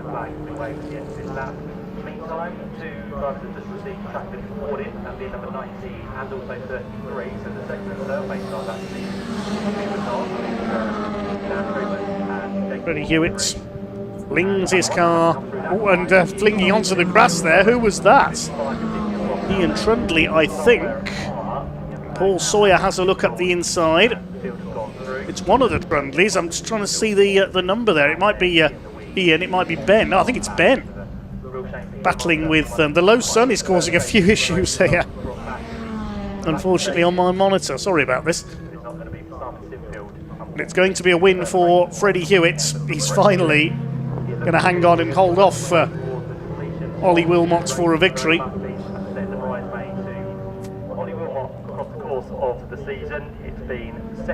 Through Coram for the last time. Well, with the exception of the win for Andy Langley at Thruxton earlier this season, it has been Ollie Wilmot all the way, but at long last, the man who had become a bit of a Mr. Second Place in the Mini Challenge Club Sport with Airtech Motorsport is going to become Mr. P1 here at Snetterton. Checkered flag is at the ready. Freddie Hewitt wins at Snetterton. Ollie Wilmot settles for second. And they're clear of Adrian Lingy, who will be on the podium. Once again, he's having a real strong run of form. David Taylor ahead of him there, finishing a lap down. Lingy takes 3rd place. Then a gap back to John Wyatt. Good run through the field for him to take P4 in the Gold Cup.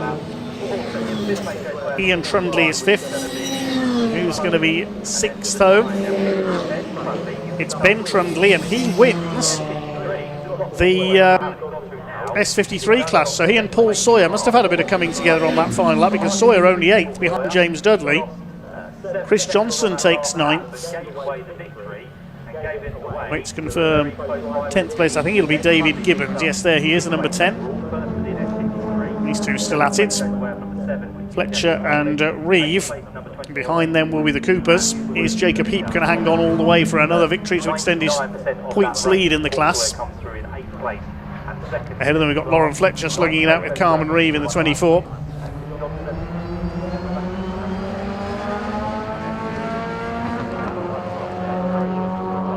It's going to be a Cooper class win, I think, for Jacob Heap, unless Daniel Truman can slipstream him here. Up to the line they come, and Heap hangs on just ahead of Truman and Baldry. That was close in the Coopers. Only about half a second separating the top 3 in that class.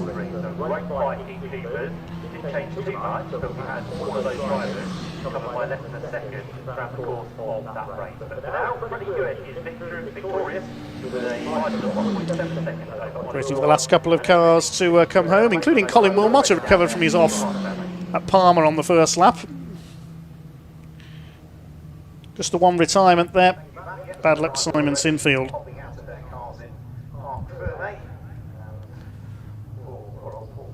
So the provisional results of race 1 of the weekend of 3 for the Mini Challenge Club Sport with Airtech Motorsport. Freddie Hewitt takes his first win of the season, 1.7 seconds ahead of Ollie Wilmot, and 10 seconds further back was Adrian Lingy in 3rd place. John Wyatt making up several places there for 4th. Then the Trundleys, Ian and Ben. Ben winning Class S53.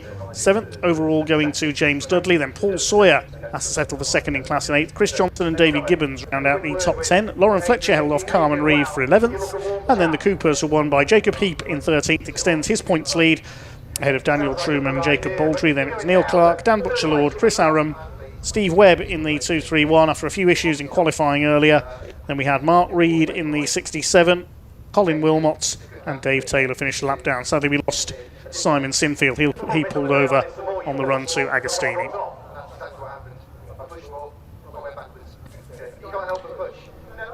I think we can head down to Paul in Parc Fermé to catch up with fast Freddie Hewitt.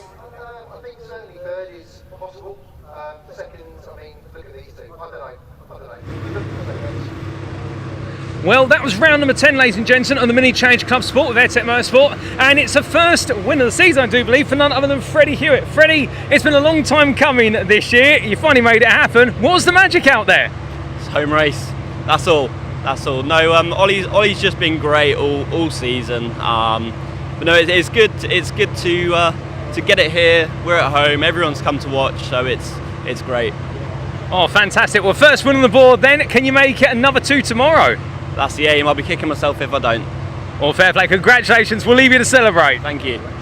Well, that's our winner, ladies and gentlemen, and we now come on to our second place finisher. It is none other than Ollie Wilmot, of course, and as we make our way on a round, I wonder if we can grab a quick word with Ollie. Is he available?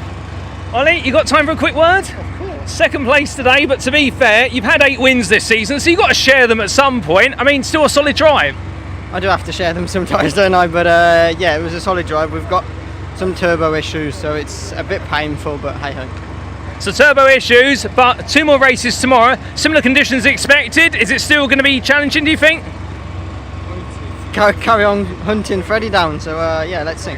Well, fair play. We'll keep up the hunt. Well done today. We'll see you tomorrow. Thank you.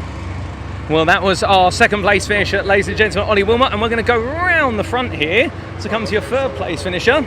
And it's going to be none other than David Lingy, who I think we're going to get a word with as I try to find him. Where's David gone? Well, he's run off somewhere, ladies and gentlemen. I saw him earlier on. Excuse me, gents. You haven't seen David, I've seen David Lingy around. Adrian. Sorry? Adrian. Oh, Adrian, my apologies. I'm very sorry. Getting names mixed up. Oh, I'll go over there. We're going to have to do a bit of walking, Danny. Sorry about this. And sorry if you were saying it's David when it's Adrian. There with us. Excuse me, gents. Adrian, you got time for a quick word? Third place. Yeah. A very solid drive. Another podium this season. Yeah. Looking strong as always. It's looking all right. I just couldn't catch those two. They're just too fast, too good. I tried my best, but they just disappeared. Well, to be fair, you had a busy race holding on to third. I did for the first corner. I think it was a bit close. I didn't really see, to be honest. I was just sort of hoping he would give me the room, and he did. And then, yeah, just pulled away from fourth, which is great. So hold on to third, which was the aim, which we've done. So really good. Well, so therefore, another 2 podiums tomorrow, perhaps. Fingers crossed. Well, wish you all the best luck for tomorrow. But until then, well done. Cheers. Thanks a lot. Well, ladies and gentlemen, we're now going to keep on moving, and well, that being Adrian Lingy, and we are actually going to now make our way back to the commentary booth to Dave Goddard as we get ourselves set up for some truck racing.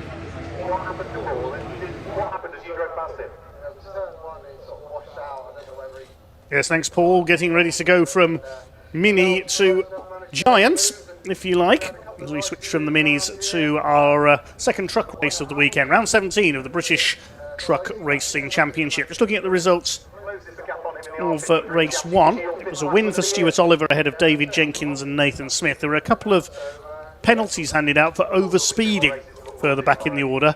Neil Yates, number 33, and 96 Bradley Harvey both got a 10-second penalty because their trucks went faster than the strictly limited 100 miles an hour. If you go over that speed limit, then you will receive that penalty. Let's have a look at the grid then for our second race, based on the second fastest time for each driver from qualifying. It's an all-Oliver front row, Stuart ahead of son Michael. Second row, David Jenkins, the championship leader in 69, alongside 86 Tom O'Rourke. Good position for him. Row 3, Neil Yates, looking for his first ever win, and Nathan Smith alongside him. Then Simon Reed's of Eco, Stephen Powell's MAN. The first of the Division 2 trucks are on row 5. Callum Eason, winner earlier on by about 30 seconds over Simon Cole, lines up on row 5 alongside number 6 of John Powell. Simon Faulkner failed to finish race 1. Hopefully he's back out in Ricky Collett's MAN alongside Craig Reed, who's further back this time in his Iveco. Row 7, father and son, Simon Cole and Archie Handy. On row 8, Sammy Oyanen, and hopefully Jake Evans is there this time. He missed the first race, problems from qualifying. And the Harveys are on the final row, Bradley and Warren. Mentioned earlier, we are missing number 14, John Bowler, who had a win at Pembrake. He's getting married this weekend. All the best to John and Becky, getting married down in Greece. Very nice indeed. See him back out at Convoy in the Park. At Donington Park, August the 8th and 9th, is the next round of the British Truck Racing Championship. Waiting for the circuit to be cleared then. All the marshals will move back off their posts in the interests of safety.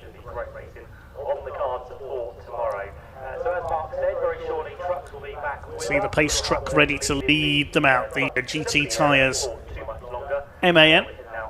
It's the two GT tyres sponsored trucks of Team Oliver Racing who are on the front row of the grid. Michael Oliver would have been on the front row in race 1, but he got that penalty for contact with Neil Yates at Pembrey.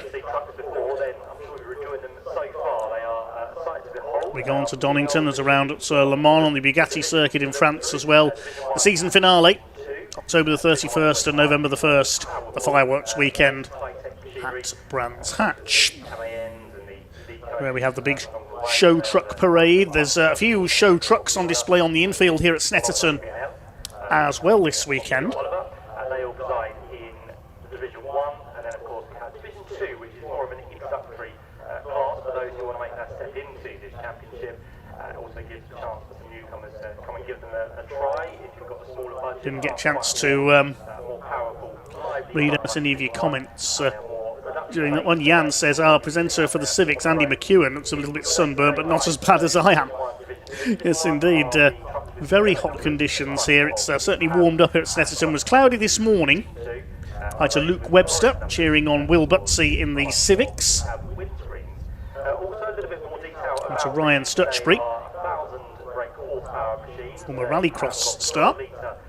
Andy Fryers Junction says, good luck Dan Truman Racing from sponsor Sawyer Models, cheering you on from Barrow Hill Roundhouse in Derbyshire. Don't get me talking about model railways, as I'll really start geeking out. Out come the Olivers then. They'll take up the front row for this one. Good to see Tom O'Rourke up there. Held on to take a win in the final race at Pembrey, making it 10 winners in Division 1 in 2026. About the only Division 1 drivers here this weekend we've not seen take a win is Neil Yates. Is he going to put the record straight here? Simon Reed has neither, but he's missed the last couple of weekends at Thruxton and Pembrey with business commitments. There's John Powell. He's lost his front valance off the truck. You'll notice there after he had those problems in race 1. Hi to Ash Harvey, cheering on Bradley and Warren.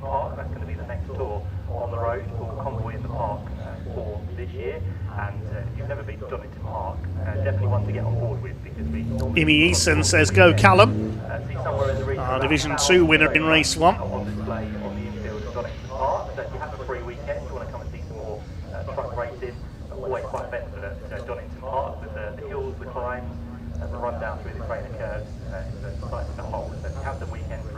It's keeping it steady behind the pace truck at that. It's be a 15-minute race.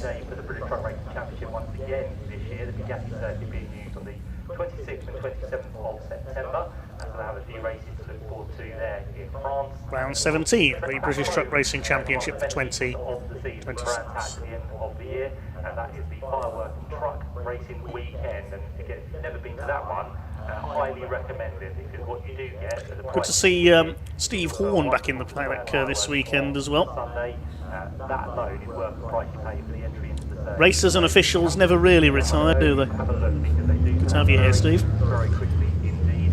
It's normally quite cold. Callum Easton alongside John Powell leading the Division 2 trucks.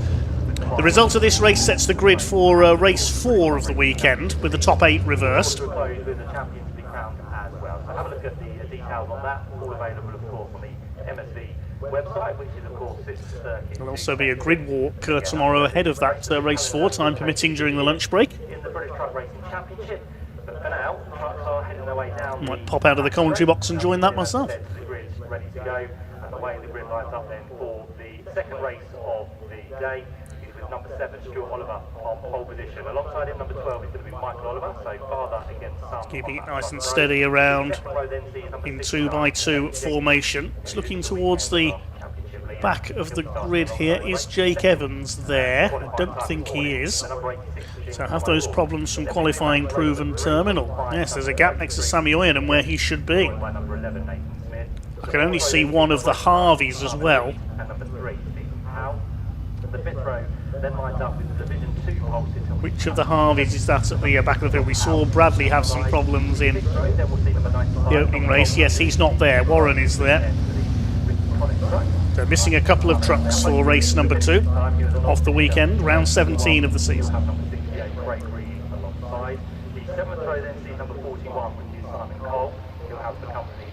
Crowd settles in for the second thrash of the day for the big rigs. 3 more races to come tomorrow.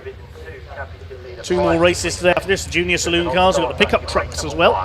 And we'll be hopeful that he is there in race number 2, but can't quite see if that truck is actually on the grid. So we could have Jake Hewlett as a non-start. So an all Oliver front row then, with David Jenkins, the points leader, poised to attack down towards Riches for the first time. This first corner is not going to be for the faint of heart. Tom O'Rourke poised on the outside as well in the International Navistar. Ready to rumble with round 17 of the season for the 2026 British Truck Racing Championship. The pace truck is in pit lane. The red lights are on. Some 16,000 horsepower about to be unleashed when the red light goes out, which it does now, and here we go, down towards the first corner at Riches. Everybody away cleanly. Who's going to get us that first turn first? Stewart and Michael Oliver side by side. We're trying to make a move up the inside is Neil Yates. He's got away well in the number 33. That's into the inside as well is Simon Faulkner. One truck running out a bit wide in there. We'll try and identify who that was in a moment. The Olivers still side by side as they go towards Wilson Hairpin for the first time. David Jenkins tucks in on the inside. Michael Oliver runs out wide. Jenkins could get through here for second. Neil Yates is in 4th position. Looks like John Powell challenging Callum Easton for the lead in Division 2. But it's the Olivers who hold that 1-2 position. Michael Oliver holds off David Jenkins. There's Yates 4th. Somebody running out wide. All this contact there. Nathan Smith got the back wheels off the ground. He tangled up with Tom O'Rourke. Spins around. Great shame for Nathan. But thankfully, there seems to be no major damage there, and hopefully Nathan can get going again. David Jenkins holding off Yates. It's one of the Reeds in 5th position. That's Simon. 6th is Tom O'Rourke. 7th Craig Reed. 8th is Steve Powell. John Powell leads Division 2. Nathan Smith has got going again at the back of the field. He'll try and catch up. Take him a lap or 2 to do so, I think. Back of the field, other than him, is Warren Harvey in the 97. Sammy Oyanen towards Oggies, chasing Simon Cole in the 41. Down among the Division 2 trucks, Simon Faulkner. His first meeting in a couple of years. Here come your leaders. Stuart Oliver will lead them under the bridge for the first time. Michael acting as the tail gunner behind him. David Jenkins looking to hunt them down as he looks to keep his championship lead. Tom O'Rourke has dropped back a bit. There's quite a gap opened up as a result of that tangle with Nathan Smith. First 5 have been able to break away.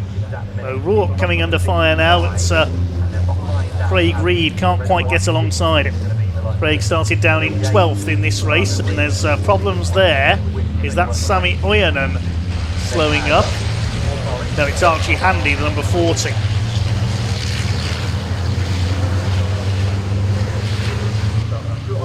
So Archie in trouble again. He seems to pull into the pits at the end of the third lap in every race and then continue, doesn't he? Just over a second in it for the lead between the 2 Olivers. Inside there, Tom O'Rourke moves across on Craig Reed. Good fight going on for 6th place. Stephen Powell a little further behind them. He's again in the provisional pole slot for race 4. He's already taken provisional pole with 8th place in race 3, with the top 8 reverse grid being used.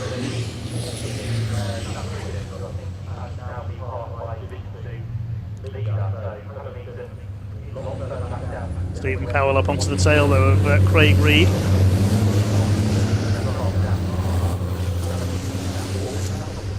David Jenkins just keeping a watching brief on Michael Oliver for 2nd place.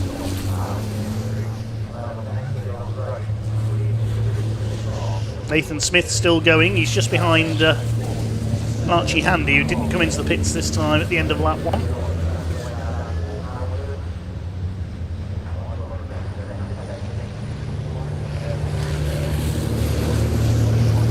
Less frantic opener than we saw, frantic race this time, and the opener we saw from the trucks earlier on.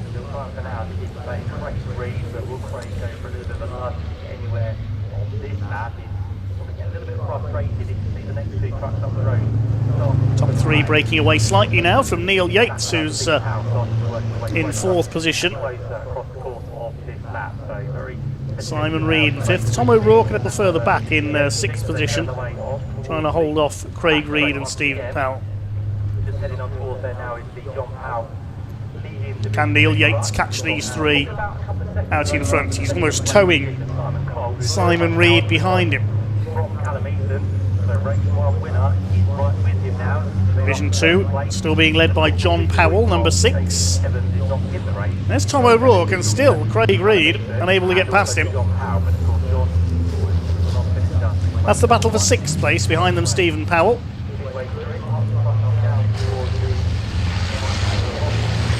Leaders come out of Murray's for the 2nd time.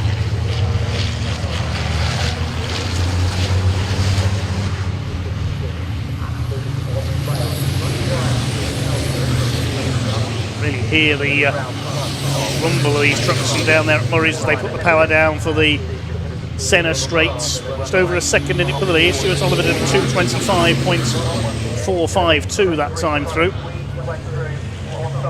No change in the order at the moment. John Powell leads Division 2 in 9th place overall, ahead of Callum Easter, who's got ahead of Simon Cole into 2nd in class.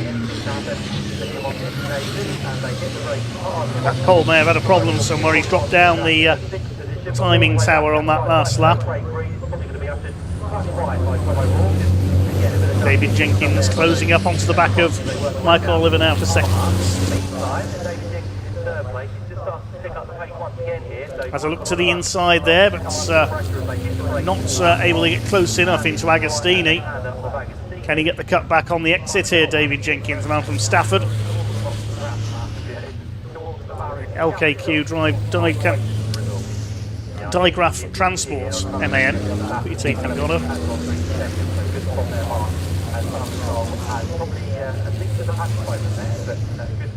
The first 3 pulling fairly well clear now. They're nearly 3 seconds clear of Neil Yates in 4th position. Through to Williams. Now David Jenkins, this is his chance to try and get alongside Michael Oliver and attack for 2nd place. Stewart, his main title rival, who he wants to get after here.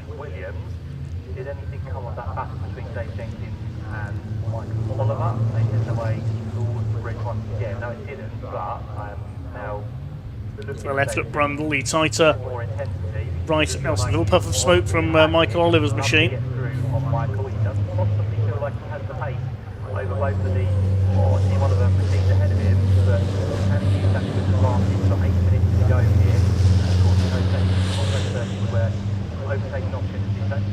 Through the quorum go the leaders, then Yates and Reed.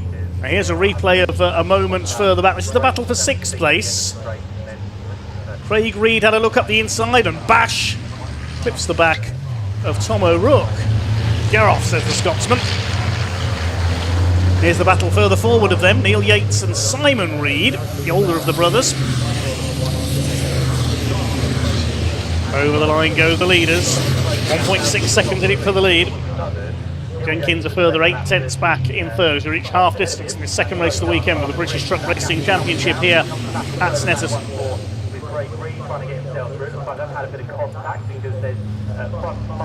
Yates still under fire from Simon Reed for 4th position. Stuart Oliver looking to make it 2 for the weekend.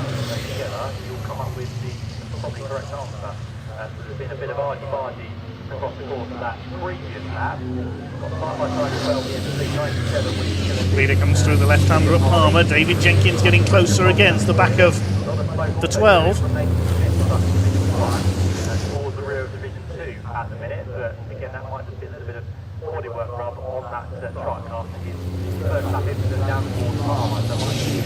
Under 7 minutes remaining in this second of 5 truck races here at Snetterton this weekend. Stuart Oliver leads by 1.6 seconds, looking for win number 2 today.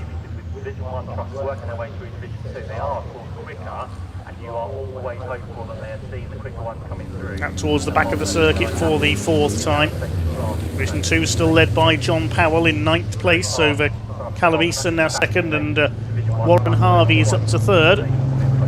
Don't know what happened to Simon Cole a few laps ago. He dropped right back down the order. He's still going. There's Nathan Smith. He's got ahead of Simon Faulkner. It's for 13th place.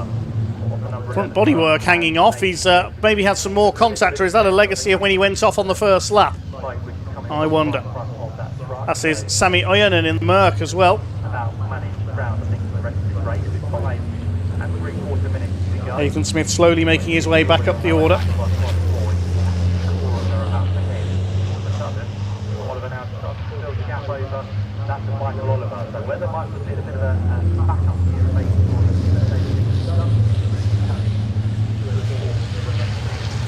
Gap between O'Rourke and Craig Reed, only less than 1/10 of a second. Let's see what David Jenkins can do. He looks determined here. See how much Michael Oliver's having to defend. The gap has gone out to over 2 seconds to the race leader now. Michael Oliver's last lap was a 2:26.2. Jenkins is a 2:25.6.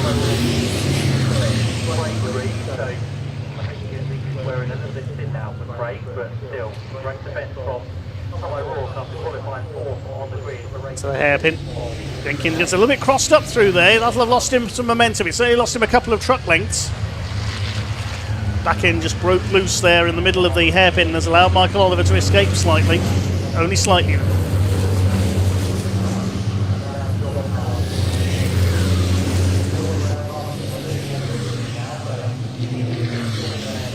Leader comes down towards Agostini for the 5th time.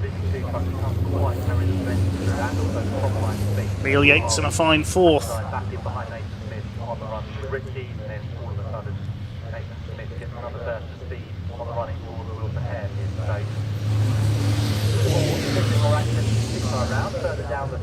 Nathan Smith still ploughs on, despite that bit of damage to the right front of his truck. Where's he in the order? He's in 11th.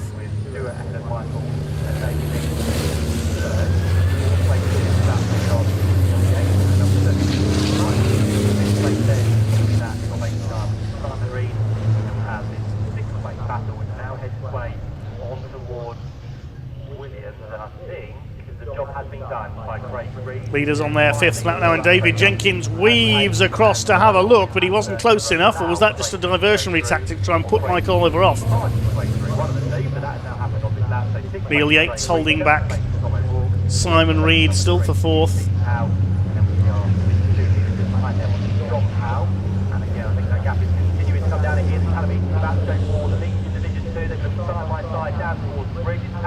On the outside, and let's see how they reappear in towards Brundle and Nelson. They're very similarly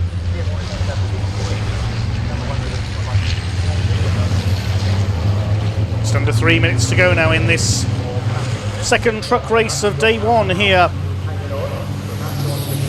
at Snetterton. Over the line they go. Stuart Oliver leads by 2 3/4 of a second. I think we'll get 2 more laps out of this. What's Nathan Smith been up to further back? Has he been off again? I hope not.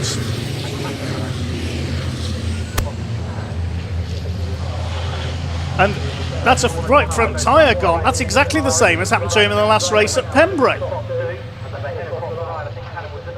He's not having much luck, is he, Nathan? There is Nathan. He's still going. It looks like one of his tyres delaminated there. All the bad luck for Nathan Smith, unfortunately. Still, this battle rages on for 2nd place. Can David Jenkins make a move? Down the inside at Agostini. No. Again, Oliver moves to block him. Behind them, Neil Yates and Simon Reed still nose to tail.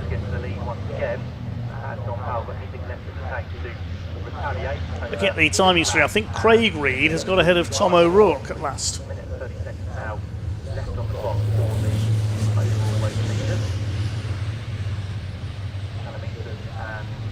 And towards the back of the circuit once again.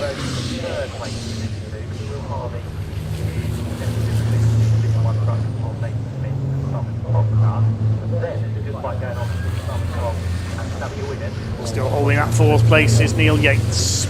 Superb defensive driver he is.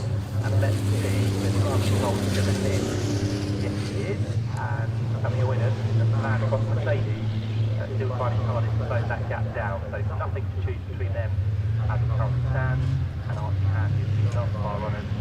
So this 4th and 5th fight down into Brundle and Nelson. Less than a minute left on the clock, so they'll be going around to start their last lap. This time, Stuart Oliver leading all the way once again, but here comes David Jenkins, still throwing everything he's got at Michael Oliver for second place. He wants to try and keep his championship lead. Sniffing around on the back of Michael Oliver's MAN.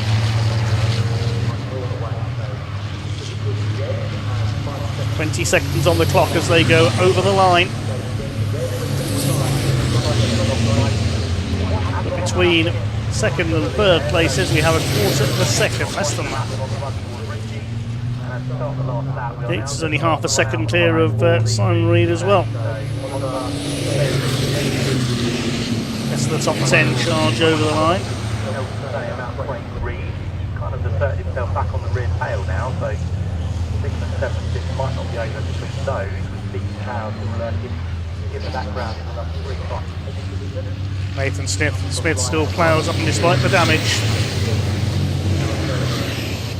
Archie Handy has been given the black and white warning flag for exceeding track limits. Stuart Oliver's escaped at the front, but it's still all about the battle for second. What can David Jenkins do? He's never going to go around the outside at Agostine. Can barely do that in a car, never mind in a truck.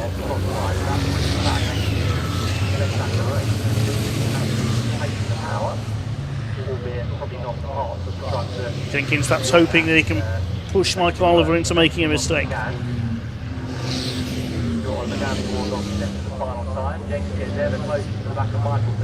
Out towards the back of the circuit for the last time. Stuart Oliver just over 3 seconds clear now.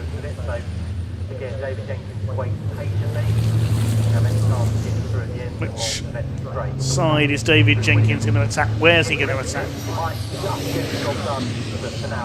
There's a little bit of time there onto the Bentley straights. It's gaining once again. Are we going to see an Oliver 1-2? Or is Jenkins going to spoil their party? They're way ahead of Neil Yates. He's 5 seconds back up the road, still holding off Simon Reed for 4th position. There they are in the background. Through the bomb hole for what will be the last time, and on to Coram. It's going to be 2 out of 2 for the bonneted Volvo of 10 times British champion Stuart Oliver.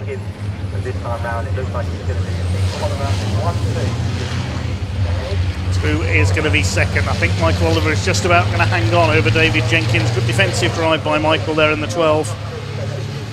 Stuart Oliver comes across the line, takes the checkered flag. 2 out of 2 for him today. Who's going to be second? Jenkins at the inside. They're almost going to finish side by side, but Michael Oliver hangs on. Gap of 0.239 of a second. Neil Yates a fine 4th. Simon Reed in 5th on his return day to the championship.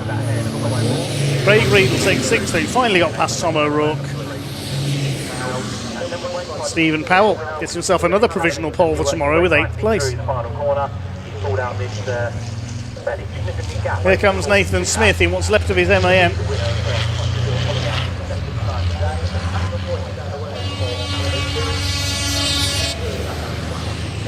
Callum Easton over the line. We didn't really get a chance to look at Division 2 in that race. It is Callum Easton who takes the win. He got ahead of John Powell, wins by 4.7 seconds. The battered and bruised Nathan Smith finishes behind them.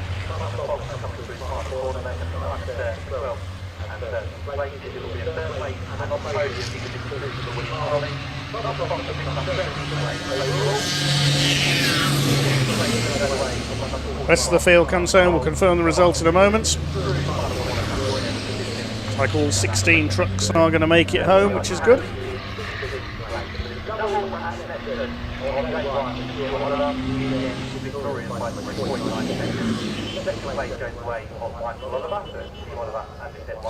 But it is Stuart Oliver who takes the win in the number 7. Winning margin of just under 4 seconds in the end. 17 ahead of Stuart Oliver. It only is going to be second or third to Stuart Oliver. It will still, by the looks of things, retain the championship. Give you the provisional results in a moment. Well done to Callum Easton, who came through to take the Division 2 win there, as Archie Handy is our last man in.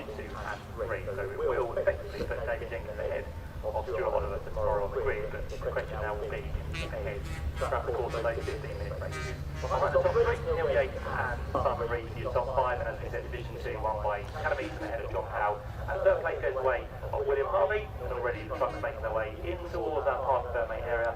So once again, Mark, where are we standing by and ready to talk to our drivers? Well, I'm going to try and talk. The provisional results of round 17 of the British Truck Racing Championship 2026. A win for Stuart Oliver ahead of son Michael, just under 4 seconds separating them. Michael just holding off David Jenkins in second place. Neil Yates a good fourth ahead of the Reed brothers. Tom O'Rourke and Stephen Powell, they will take the provisional front row for race 4 tomorrow. John Powell led the early going in Division 2, but it was Callum Easton who came through for a second win of the weekend by 4.7 seconds. Nathan Smith's rejoined Division 1 truck finish behind them. Warren Harvey third in Division 2 this time. Behind them was Simon Faulkner, Simon Cole, Sammy Oyanen and Archie Handy, the final finisher.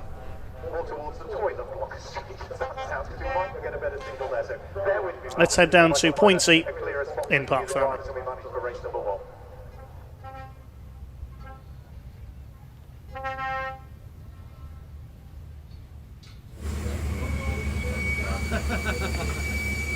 Oh, you want trucks, do you? Oh, here they are. Here we go. Let's meet some drivers, shall we? Okay.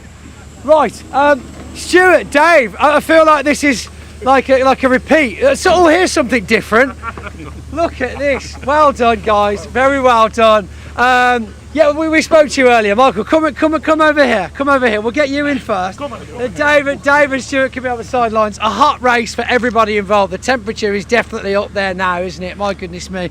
That was a battle. I mean, Dave was literally on your back a lot through that entire race. Oh, it was brilliant. Honestly, he pushed us.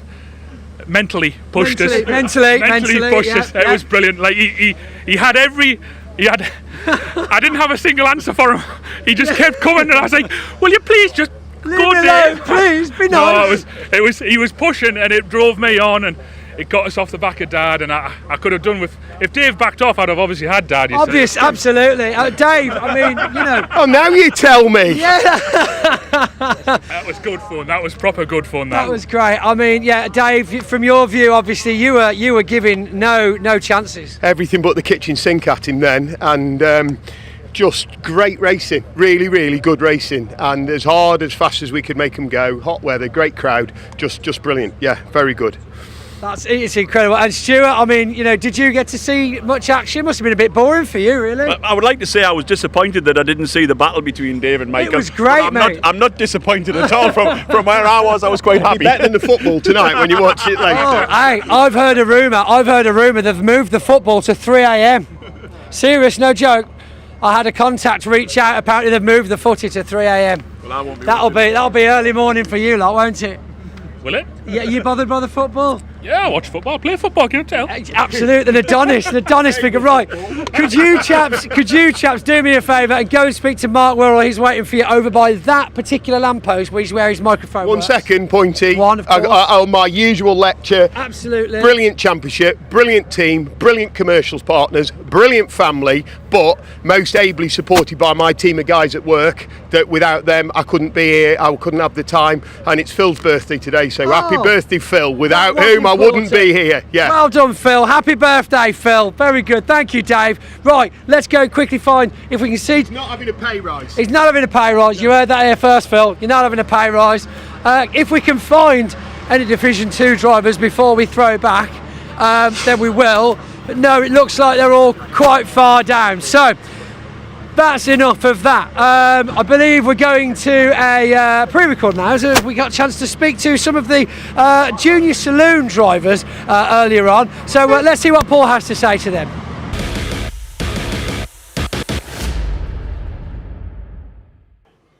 Well, ladies and gentlemen, ahead of our Junior Saloon Car Championship race, the first of them here at Snetterton, I'm with none other than Jamie Fagan on his debut race. Jamie, you looking forward to it? Of course I am. These cars are fantastic. It's been a wonder to drive. For me personally, better than karting by a mile. So yeah, I'm looking forward to it. Oh, fantastic. Have you set yourself any targets for this race? Just finish, really. To be honest, the goal is just to finish, try and make up some positions since I'm starting 17th. But yeah. Fair play, some time to be made. We wish you the best luck with the race and look forward to seeing you out there. Thank you very much. Alrighty, well, without further ado, ladies and gentlemen, it's over to the racing.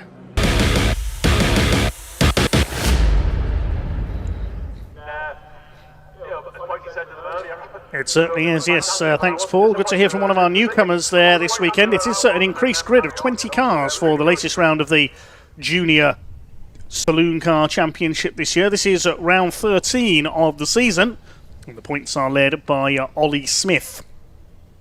And car number 80 scored a hat-trick at the first round of the year at Donington, had 2 wins at Cadwell Park, and then at race 3 Max Scharfegger took the win. That race was red flagged when Matthew Swatton unfortunately rolled over. At Croft there were wins for Max Scharfegger and another for Ollie Smith. Then a welcome first win for Matthew Swatton in race 1 at Pembury, with Ollie Smith taking races 2 and 3.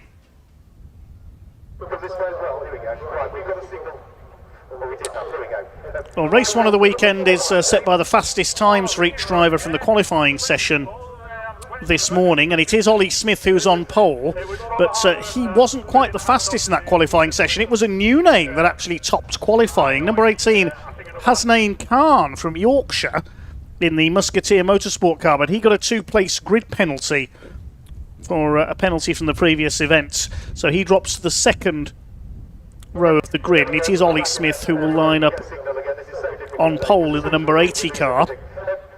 If you've not seen the Junior Saloon cars before, they're identical 1600cc Citroën Saxo VTR, and this is their best grid of the season so far. So Ollie Smith will start on pole on car number 80 with number 14 Martin Wright from Cornwall alongside him. Hasnain Khan, despite that grid penalty, lines up on row 2 with Max Scharfegger, number 23 alongside. Row 3, the man who was the happiest man in all of Pembury last time out with his first ever win, Matthew Swatton in the Kersley Motorsport car with Zane Quecker. Good qualifying effort from him alongside the number 44. Row 4 is the first of our newcomers, Tom Justice in the 57 car. He should have made his debut for Kersley Motorsport at Pembury. Unfortunately, he crashed his car in testing on the Friday of that weekend, so wasn't able to race, but he's out here for his debut alongside number 87, Leon Holly. Completing the top 10, 94, Lachlan Homer. Now, he got a 3-place grid penalty. Leon Holly was penalised 2 places as well from qualifying. Lachlan Homer lines up alongside Jake Wardle. Then row 6, number 41, Will Omar. New paint job for him this weekend. Lines up alongside Ricky Pittman in number 95, the Scottish Borders driver. Row 7, 29, Tim Leonard, and 81, Atahuna. Row 8, number 17, George Allen, son of Ollie Allen, alongside Ford Saloon car racer. And 96, Ralphie Branscombe. None the worse for his rollover at Pembury, the scholarship winner from last year. Then we've got the man we heard from a few moments ago on row 9, 223, Jamie Faggin, ready for his debut with the RX Competitions Northwest car, the man from Cambridge. Alongside him, a third driver for Kersley Motorsport this weekend, making his debut, Caelan Keith. And on the final row, number 11, Frankie Lawson for CSC Racing. And hopefully Charlie Stapleton is there at the back, number 127. He had a shunt in qualifying, so we'll wait to see if he's there. I think he came out and did some laps in the lunch break to be able to qualify. Just looking down out of the commentary box, the back of the grid there, yes, looks like he is there. So I think we've had our full complement of 20 cars on the grid. The Junior Saloon Car Championship safety car is on the grid, and it is Ollie Smith on pole number 80. His brother Harry Smith races in the Mini Challenge Trophy, so looking to join Harry maybe one day there. And from Maidenhead in Berkshire, all these drivers 14 to 17 years of age. Yes, we've really got drivers as young as 14 just out of karting on this grid, and as I said earlier, we've got a few newcomers here this weekend, so very best of luck to all of them. And full credit to Ralphie Branscombe as well. As you mentioned, he had an accident in the first race at Pembury, put the car on its roof coming out of the last corner. Not only did his team manage to rebuild that car and get him back out for the next day, the RX Competitions team, but during the lunch break on the Sunday, Ralphie visited the marshals at the post on that final corner and presented them with some caps and posters as a thank you for their assistance in that incident. That's a very kind thing to do. Fair play to young Ralphie. And looking to improve his results here from 16th on the grid. I'll say a big thank you to all the Orange family. We couldn't go racing without our volunteer marshals and all the other volunteers and officials here at Snetterton this weekend. The safety car is going to lead them round for their green flag lap, but it will be a standing start. Let's have a look at the points situation at the moment. On 271.5 points is Ollie Smith. He's 48 points clear of Max Scharfegger at the top. 64 behind him is Matthew Swatton. 64 points behind the leader, that is. Then another 10 points back is Martin Wright, scholarship winner of 2 years ago. And Leon Holly rounds up the top 5. Ollie Smith's teammate at Musketeer Motorsport. Their third car is Hasnain Khan. Be interesting to see how he goes here. As I said, he was quickest in qualifying for the first time this morning. It was Frankie Lawson, one of our newcomers in the number 11, and Charlie Stapleton. He made his debut at Pembrey, the yellow and black car there, starting from the back of the field. Unfortunately, he had a shunt on his first lap in qualifying. The car is fixed, and he was able to do the laps to qualify in the lunch break. Green, blue and white, the colours for Ollie Smith on pole. The all-blue car of Martin Wright alongside him. Hasnain Khan in white on the second row. He starts alongside Max Scharfegger. His car is grey and day-glow yellow. This Hasnain Khan, the car with the whites and the black livery. In red, white and blue, Matthew Swatton on row 3. Zane Quecker. His car's black with some red, yellow and green sponsor decals. This is when the comments always kick off. All of these drivers' friends looking on. Lots of cheering for Ricky Pittman. It says here, Ricky Pittman's birthday is on Wednesday. Please wish him a happy birthday from his little sister. Consider it done. Fair play to the Pittman family.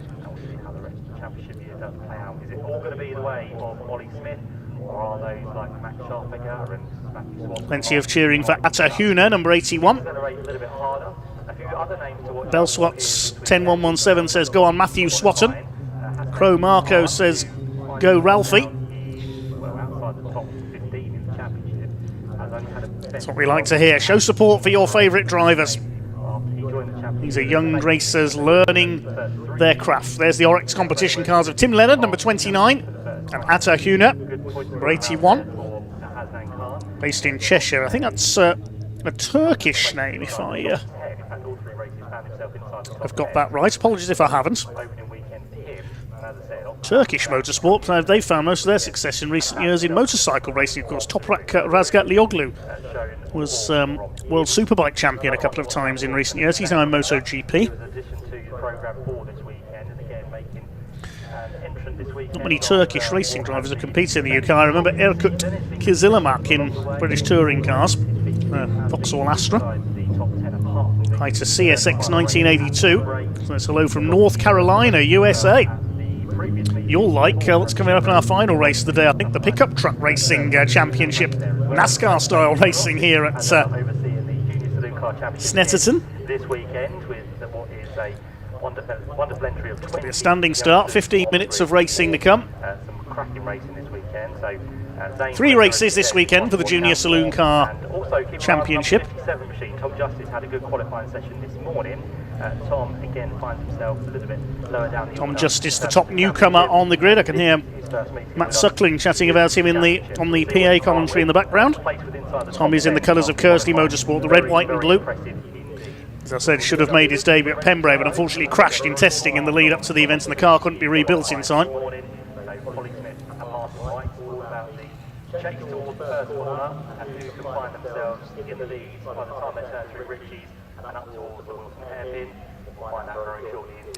So they move up into position. Ollie Smith on pole, Martin Wright alongside him.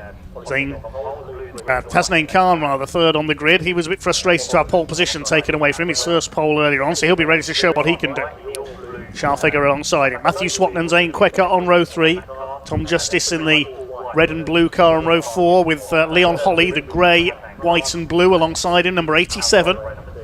Beating the top 10. Lachlan Homer in white and black, number 94. And the number 3 of Jake Wardle in black and green.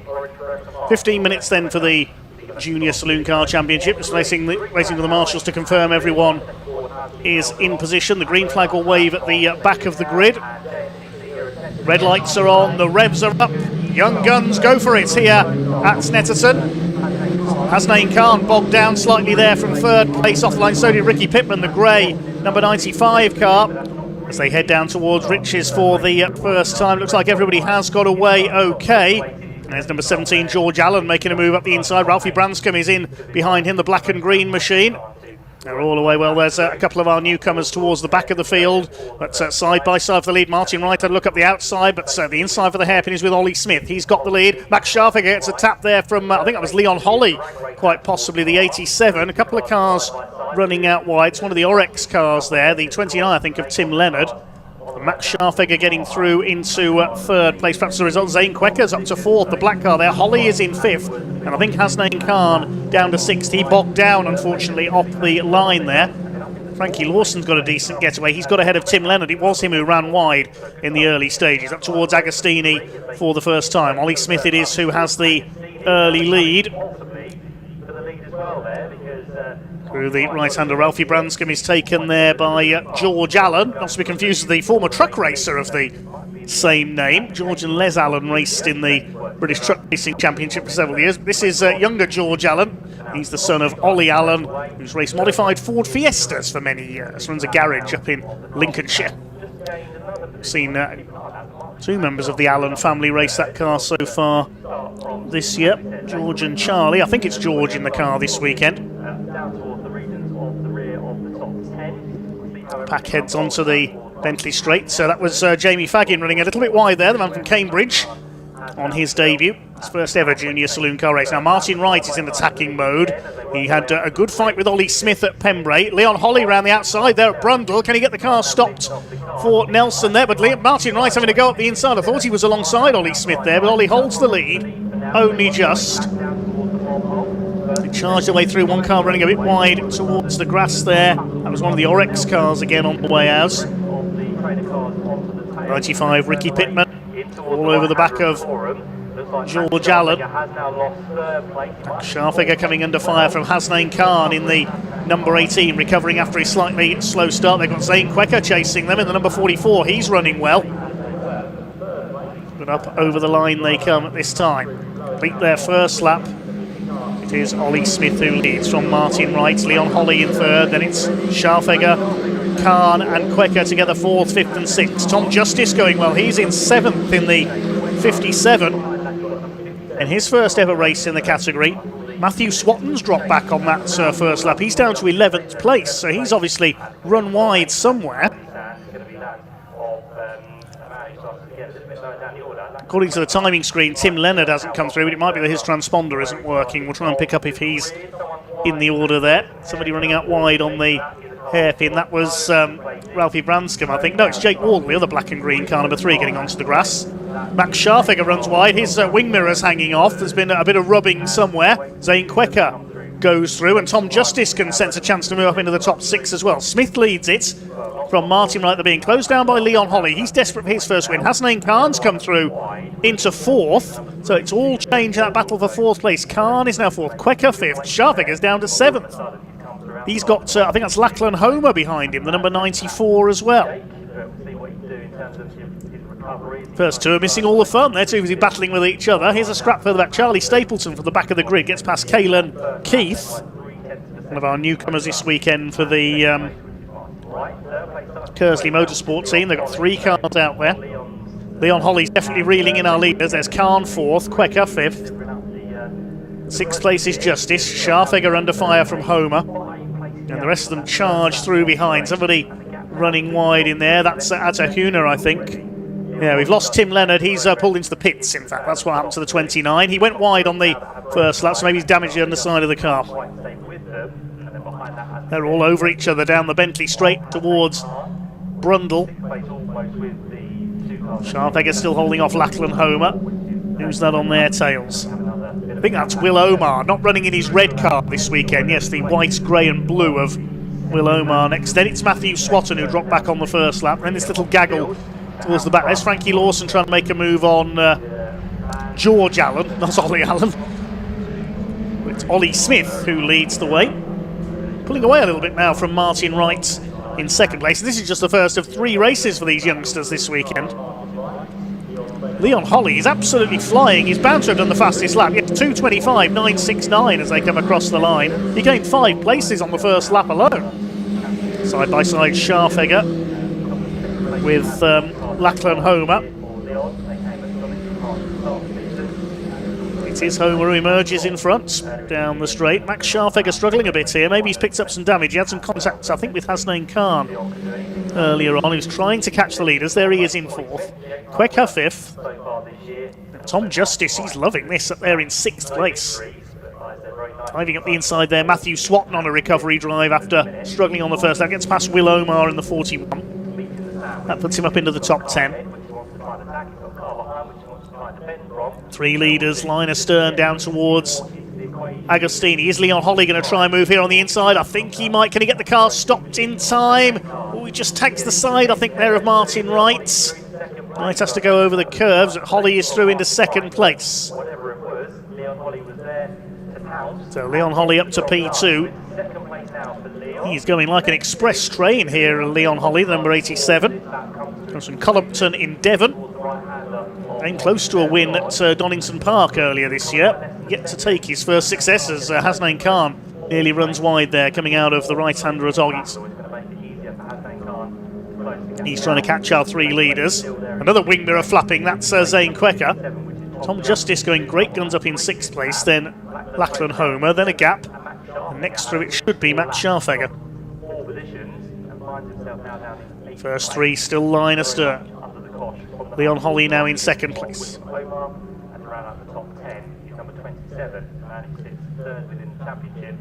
Through the right-hander at Nelson.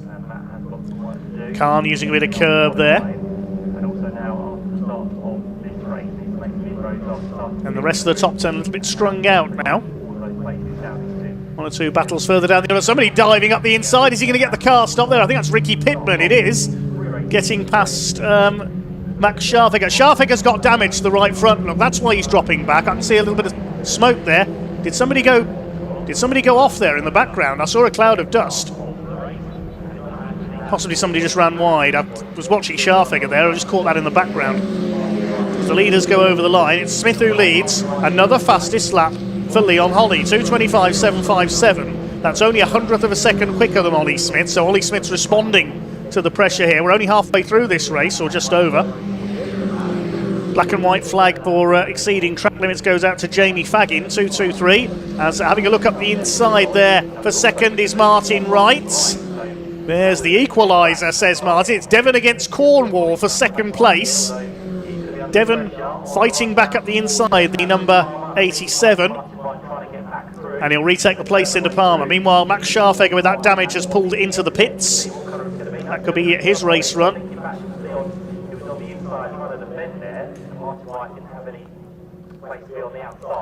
This is allowing Ollie Smith to get away in front. He'll be enjoying this, looking in his mirrors, thinking, yes, you fight each other, and I'll pull away in the lead, look for another win.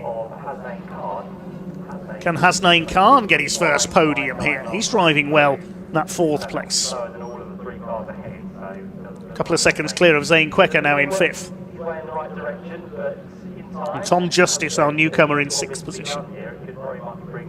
George Allen coming under fire there from Atahuna, the number 81. His Forex teammates, Tim Leonard in the pits, and Will Omar's pulled into the pits as well. So a couple of casualties further back. Scharfegger, I can tell you, he's heading back out. He's just gone past my commentary box. Here's the fight for second. Devon against Cornwall.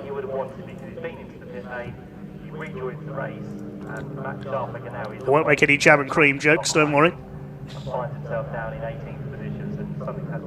Through the right-hander at Nelson. Holly's got that second place. Look at Ollie Smith pulling away. They've lost time battling each other, and now Smith established in front with 5.5 minutes of this race to go. Martin Wright to the inside at Coram. That's a brave move. Nope, you don't very often see passing moves there. I don't think we will this time. Yes, the tool zone car of Leon Holly holds him off. Now, can Martin Wright get into the slipstream here and produce an old-school Snetterton move down the Senna Straight into the right-hander at Riches? 1.8 seconds is the lead gap as they cross the line. Smith ahead of Holly. Khan looking on from fourth place. He just did his personal best lap, 2:26.023. Quekka is fifth, then Justice, Homer, Swatton. Swatton under fire there from Ricky Pittman. He's running well, the grey car. Next in the order, it's Ralphie Branscombe rounding out the top 10, I think. Or was it? No, Jake Wardle, the other black and green car. I always get those two mixed up. Similar liveries. The driver that's impressed me so far in this race, though, is Tom Justice, the newcomer up there in 6th, holding off Lachlan Homer, who was on the podium earlier this season. And his confidence knocked a bit by a shunt at Cadwell Park. He's improving back again all the time towards the front of the field. There's the scrap for second. Just going out of sight there. Is Martin Wright back in second place? I think he might be.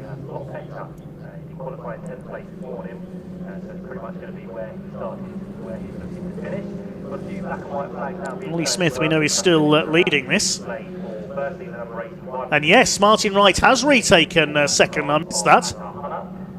So the Cornishman back in to P2 and going after Ollie Smith. He'll try and put as much clean air between himself and Leon Holly as he can. Here's Branscombe. Putting the pressure on George Allen. They're being chased by Atta Huna, the number 81. And Branscombe at the inside. He gets the move done there at Hamilton. That's a good bit of driving by the 14-year-old. Down the straight, under the bridge into Brundle Corner. First four still broken away from Zane Quecker in 5th position. He's running well. Justice and Homer 6th and 7th. Atta Huna has just got the black and white flag for exceeding track limits. If he does so again, he'll get a penalty.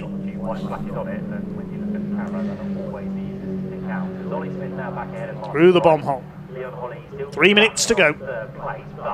It's looking good for Ollie Smith to pick up another win. Come down. We've got 2 minutes and 45 seconds left on the clock. This will be win number 9 of the season if he hangs on in front. There is the 57 of Tom Justice. What a great drive. Holding off Lachlan Homer.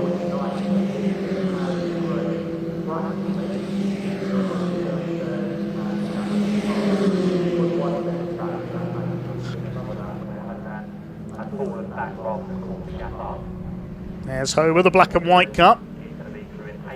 Into the right-hander. Scharfegger's got going again, I can tell you. He's a long way behind in 18th place. Might as well pick up a couple of points, though. Ricky Pittman has got past Matthew Swatton, I can tell you, up into 8th place. And all of a sudden, Jake Wardle now brings himself into the equation, because I said over 4 seconds wouldn't probably be achievable. But of course, with Through Palmer. Race calming down after its early exchanges. 1.9 seconds in it for the lead, and Martin Wright's last lap was a 2:25.975.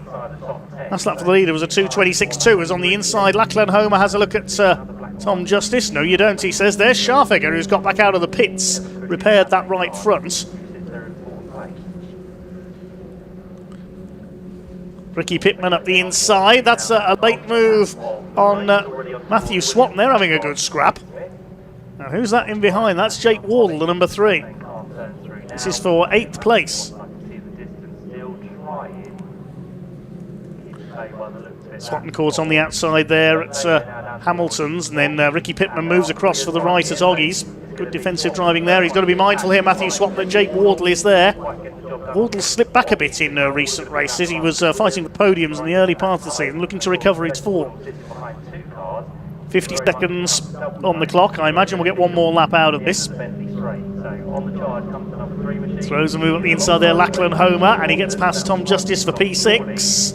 Has he outbraked himself? No, he hasn't. Gets it under control. So let's see how they all emerge under the bridge. And they head down through Brundle and in towards Nelson. Through the bomb hole up towards Cora. Gap to the leader was 1.9 seconds. Has Martin Wright been able to close in on Ollie Smith? That's the line they go. Let's have a look. 2.2 seconds, so the gap has increased. It's looking fairly safe for Ollie for win number 9 this season. Hasnain Khan getting the black and white driving standards flag. He's still in P4. This will be his best result so far. And Zane Quecker going well in 5th.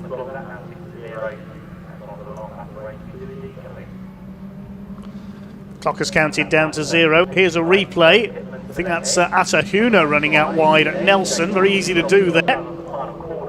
81 car continues. He's in 13th place.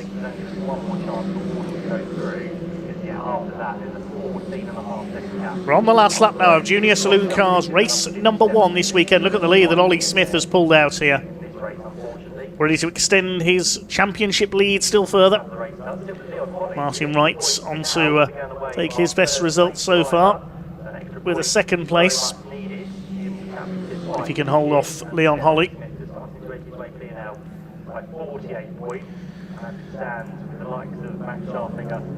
I believe there is an extra point for the fastest lap as well. Leon Holly's got that at the moment.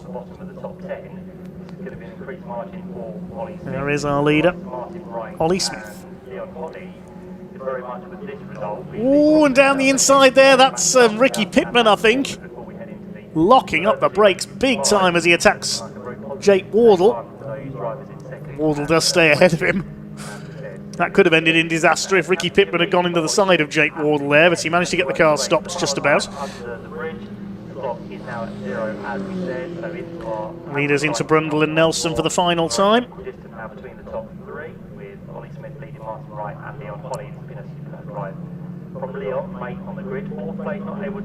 Just a couple of right-handers on the left at Murray's to go now. Hasnain Carr's been reeled in slightly by Zane Quecker.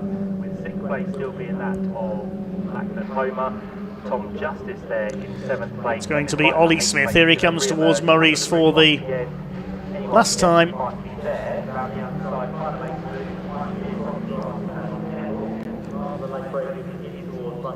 Well, it was a fair scrap with Martin Wright in the first lap or two, but Ollie Smith able to pull away, and he takes his 9th win of the season in the Junior Saloon Car Championship. Martin Wright 2nd, Leon Holly on the podium in 3rd. Great run in the early laps from him. Well done, Hasnain Khan, his best ever result in 4th. Zane Quecker a fine 5th. Lachlan Homer comes through the 6th. Tom Justice on his debut an excellent 7th. He'll be very proud of that indeed. Here's that battle between Ricky Pittman and Jake Wardle still raging. Is Jake Wardle going to pop out of the slipstream on the run to the line here? No, he's not. Pittman holds him off for 8th, Wardle 9th. 10th goes to Matthew Swatton, a slightly subdued Matthew Swatton there. And who's going to be 11th? I think that's Atahuna that's come through for 11th. He's gained 2 places on the last lap. Photo finish for 12th between Ralphie Branscombe and George Allen. Jamie Faggin behind them, then Frankie Lawson, Charlie Stapleton. And behind them will be Caelan Keith in the 3rd of the Kersley Motorsport cars, the red, white and blue, and Max Scharfegger, after a pit stop to repair some damage, will finish at the back of the field. We lost Will Omar into the pits and also Tim Leonard at the end of lap 1.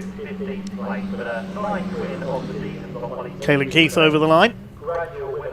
Finishes his first ever Junior Saloon Car race. Just waiting for Max Scharfegger now to come in. Anand's birthday yesterday, so Leon, a great driver, made the 3rd place to complete the podium for the first race of the weekend, Mark, for the JSCC. Thank you very much. Yeah, so we've got top 3 drivers joining us already in the Park Ferme area. Leon straight away out of the car. And so the cars head into Park Ferme, just waiting for Max Scharfegger to cross the line. There he is. Bad luck to Max, sitting 3rd in the championship, 2nd in the championship at the moment, but his hopes will take a bit of a dent there, quite literally. Original result then, a win for Ollie Smith by just over 2 seconds ahead of Martin Wright in the end, with Leon Holly getting fastest lap and a podium place. Hasnain Khan an excellent 4th ahead of Zane Quecker, then Lachlan Homer. Tom Justice, a good battle with Lachlan Homer there in his first ever Junior Saloon Car race. Tom Justice in 7th. Ricky Pittman a fine fight with Jake Wardle as well, and Matthew Swatton completing the top 10. Beyond that, it was 11th place for Atahuna, 12th was Ralphie Branscombe, 13th place went to George Allen, then Jamie Faggin 14th, Frankie Lawson 15th, Charlie Stapleton 16th, Caelan Keith was 17th, Max Scharfegger 18th, 2 retirements, Will Omar and Tim Leonard. I think we are just about ready to go down to Park Ferme with Paul now to talk to our race winner. what can you do tomorrow? Maybe fast. I feel like I'll go fast in the back. What a race, ladies and gentlemen, for what was round 13 of the Junior Saloon Car Championship for 2026. An incredible leading trio here. And well, let's jump straight into interviews. Where is Ollie Smith? There he is as we come on over. Ollie, 9th win in 13 rounds. You're looking unstoppable this season, but you had to work hard. Yeah, certainly at the start Martin kept me on my toes, but eventually my teammate caught up, started battling with him and I managed to pull a gap. We made a little bit of a gap in the end, but such tough conditions out there as well. I can imagine those front tyres must have been on the limit. They were gone from the get-go. It was just nursing the car home towards the end, but yeah, managed to win. Oh, congratulations. What, another 2 tomorrow? Can we expect you to make it a trio here? Yeah, starting 2nd and 17th tomorrow, so come back driving race 3, but yeah, hope you get on the podium. Well, wish you all the best luck for those, but then congratulations. Well, ladies and gents, we now come to our 2nd place finisher, and that is going to be none other than the 14 of Martin Wright. Martin, 2nd place in, not quite the win, but you fought hard for that 2nd place. Yeah, it was a good race with me and Leon there. It's a shame Ollie got away there, but I was doing my best to try and close back up to him there, taking 6/10 out of him on the last lap, which I can only be happy with. Oh, to be fair, plenty of pace on the last lap as well, given the conditions. I mean, it sounds like you've got even more pace to unleash tomorrow. Yeah, I'm really looking forward to it. You know, starting 3rd on the 2nd race and 1st in the final, so that's definitely my best chance of securing a win. Oh, brilliant. We wish you all the best of luck for tomorrow, but until then, congratulations. Cheers, mate. Thank you. And well, ladies and gents, of course, we need to come to our 3rd place finisher, Leon Holly. Where is Leon at the moment? He's gone somewhere. As I do a bit of a twirl there. And well, as we keep looking around, has anybody seen Leon Holly around? Leon anywhere?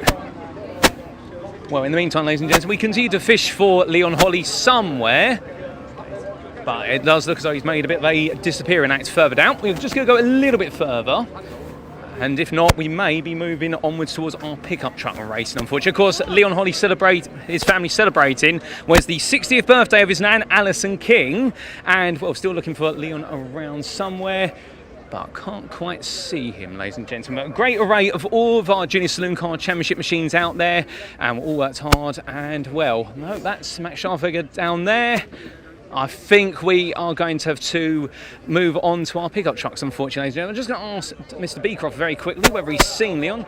Dave, have you seen Leon anywhere? I know, he's absolutely run away, hasn't he? He shouldn't have gone far because he's not allowed to leave past here. Oh, goodness me. Leon Holly, if you've seen him. Oh, he's last spotted there. Sorry about this, ladies and gentlemen. The youngsters all running all over the place. Leon Holly anywhere?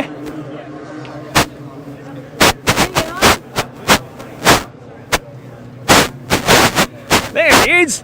He's run away. Now we find him. Sorry about that, and thank you, Vicky, for finding him. Leon, we have to get a word with you because, of course, 3rd place, a brilliant drive to the podium, and a special way to celebrate your nan Alison's 60th birthday. Yeah, it's a very special way to celebrate it, and I'm happy I was able to do it. So yeah. It was a fair feat starting from 8th, but we managed to make it happen, so yeah, it was good. Solid. 8th to 3rd, so tomorrow then surely we'll expect you back on the podium if not winning. Yeah, I feel like I've got a win in the bag, so we'll see what happens tomorrow. Fair play. Well, if you can run away from us like that, you can run away to victory. Thank you very much. Take it easy. Thank you. And with that, ladies and gentlemen, we now come to an interview we had earlier on with one of our drivers from the Pickup Racing Championship in preparation for our final race of this Saturday.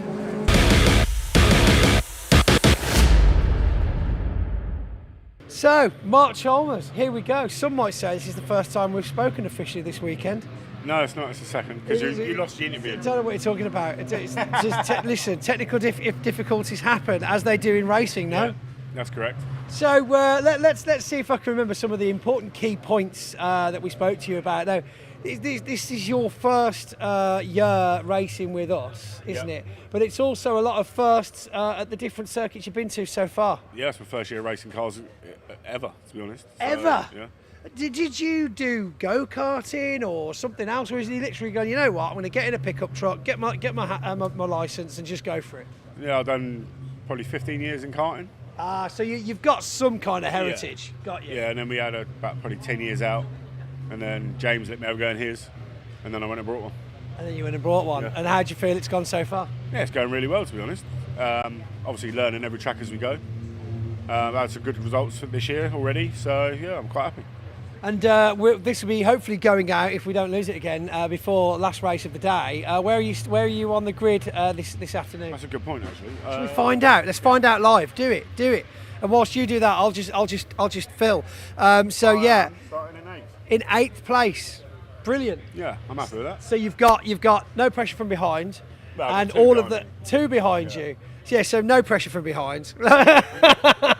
It's only the champion. You just got to start. Yeah. You're starting with reverse grid. Did he not make it for qualifying?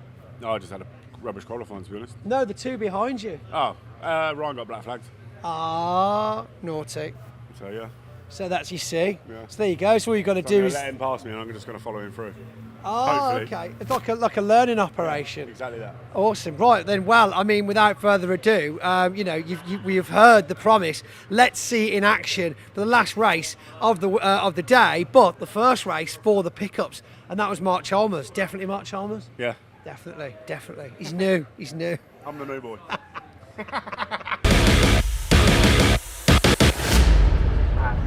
Nice formation as the trucks work their way towards the line. 10 ready to go. Yes, thanks very much, Pointy. Good luck to Mark Chalmers, the rookie this year. It is time to go. Pickup truck racing for the first time this season. 10 trucks on the grid. And they head down into the first turn. The green flag lap, the rolling start completes a bit quicker than we thought there. They're underway. Aaron Thompson, number 41, on pole, with Alan Cooper, the championship leader, alongside him for this 15-minute race. Dale Jentz, number 83, moving up the inside of Cooper there into the first turn. There's number 52, James Goldstraw, not in his usual truck. He's taken over Jonathan Hadfield's truck. Jonathan not racing this weekend. And James Goldstraw's number 52 truck broke down in qualifying, so he's borrowed Jonathan Hadfield's truck. Jonathan's brother Ryan, there he is, the number 1, the reigning champion in the pickup trucks. That's the gold truck. But it's number 41, the Lightning McQueen lookalike of Aaron Thompson, third in the championship, only 10 points behind Alan Cooper. Leads Cooper, the ex-F2 stock car racer, with Dale Jentz in third position, kicking up the dust there as they come out of Hamilton's. And Ryan Hadfield, who started from the back row of the grid, is already through this 10 truck field up into 4th place. Not seen the pickup trucks before. They're an attempt to bring NASCAR-style racing to the UK. These trucks are space frame chassis, originally designed by Sonny Howard, brought to the UK in the late 90s. They're powered by 260 horsepower race-tuned engines. Simon Ward there, good to have him back out for the first time in a couple of events. The Barwell Trailers truck, number 71. The grid lined up with Thompson and Cooper on the front row, Dale Jentz and Mark Willis, number 65 on row 2. Row 3, 29 Tom Hutchins and 71 Simon Ward. Row 4, 93 Michael Smith in the white truck and 85 Mark Chalmers. With 1 Ryan Hadfield and 52 James Goldstraw racing Jonathan Hadfield's truck on the back of the grid. There is Ryan Hadfield. A borrowed front end by the look of it on his truck this weekend. Slightly smaller than expected field of pickup truck racers. It's been a very busy period for them. They were at Pembrey, and just before that they were at the American Speedfest at Brands Hatch.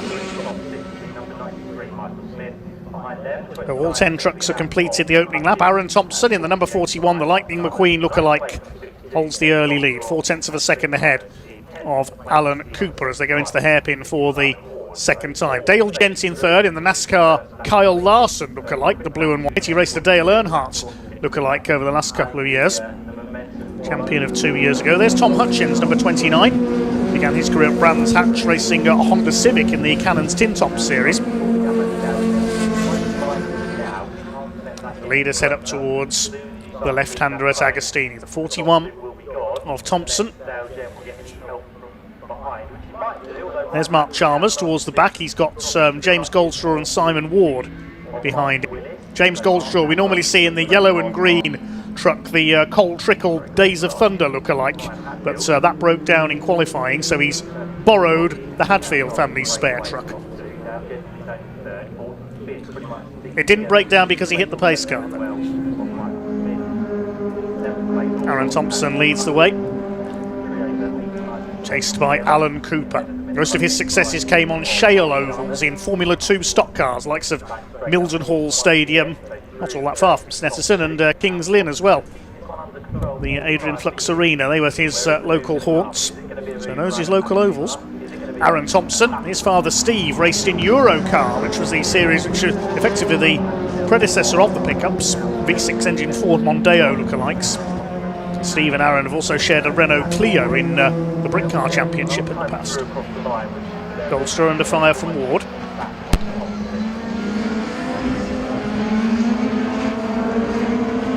Aaron Thompson gets his foot down, much better out of Murray's there up towards the start-finish line to complete lap number 2. Over the line they go. Thompson from Cooper, then a gap of about 1.5 seconds back to Dale Gents. Ryan Hadfield is in 4th place after that charge from the back early on. Just over 10 seconds covers the field at the end of lap number 2, and Thompson has the fastest lap of 2 minutes 5.362. One of the quickest machines you'll see here this weekend, along with the TCR UK touring cars that are here tomorrow. Michael Smith, the man from the northeast, in the white number 93 machine. There he is, former champion, staying ahead of Tom Hutchins. These trucks were in great form around Pembrey, as was Aaron Thompson, closing on the championship leaders. It's Alan Cooper who leads the standings on 196, just 2 points ahead of Dale Gents. Aaron Thompson on 186 coming into this weekend. Mark Willis in P4. And Michael Smith and Ryan Hadfield 5th and 6th.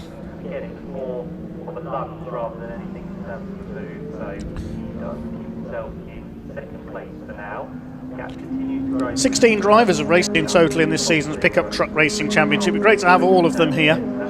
As we say, it is a busy period for the championship as Alan Cooper tries to get into the draft there of Aaron Thompson. He's having a look for the lead here as they go down towards Brundle. Thompson holds on to it through towards Nelson. They go out a little wide on the exit. Cooper takes a bit of curb. Dale Gent gets the tail kicked out on the 83 there, coming off the curbing at Nelson.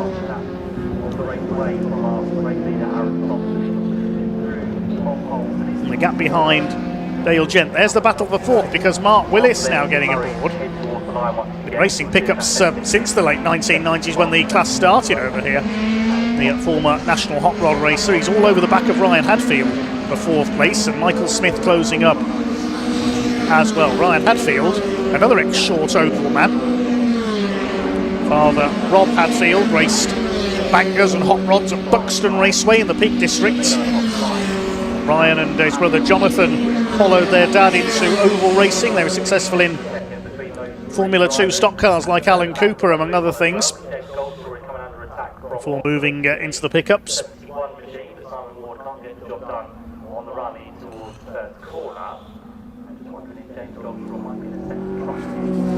Thompson continues to lead from Cooper.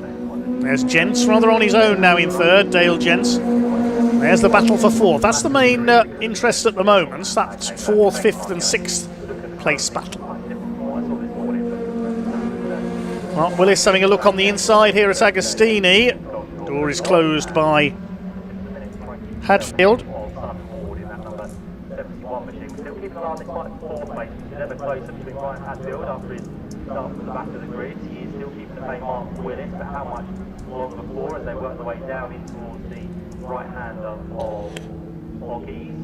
There's a battle at the back. This is the 52 of Goldstraw, chased by Simon Ward. Simon Ward began his career in something a little bit different. He's not an oval man. He began his career in a Vauxhall Astra with the classic touring car racing club and the pre-93 touring cars a few years ago. Here comes Mark Willis again. Again, Ryan Hadfield, later on the brakes, holds him off. Slides it through Nelson. That's what we like to see, a few tail slides from these pickups.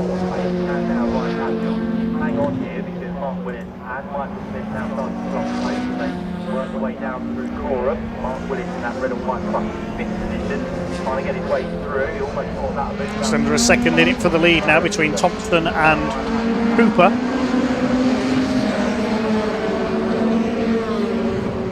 Three races for the pickup trucks this weekend. Race 3 will feature a partially reversed grid, if memory serves me correctly. Now Mark Willis is having to defend because Michael Smith is in there. Behind them, Tom Hutchins for 29. Lead gap is now 1.5 seconds. New fastest lap for Aaron Thompson. There he is. 2 minutes 4.819.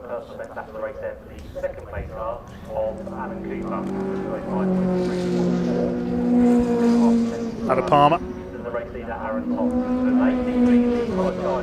This first race of the weekend. Now they're not able to live with them. Now 4 seconds adrift of the top two, and the battle between 4, 5, and 6 is still at it. And now Mark Willis looks for the inside line. Down towards Agostini he goes. Willis has another look as they go into Agostini. He's determined to get past Ryan Hadfield. Tries to get alongside Hamilton. This is where he could do it. No, Hadfield holds him off again.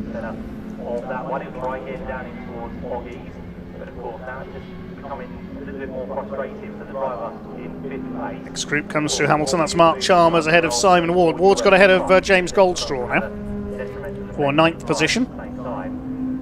Here come the leaders. Thompson has definitely pulled away. You can see there from Alan Cooper. Dale Gent in 3rd. Another ex-short oval man. His father Mark was before him. Raced for many years in the ovals of the UK and the Netherlands. Raced in the rodeo car class, as it was known, over at the 1,000 metre oval at Barlo in the Netherlands. Sadly now sitting dormant. What a circuit that was. Love to have seen the pickups round there.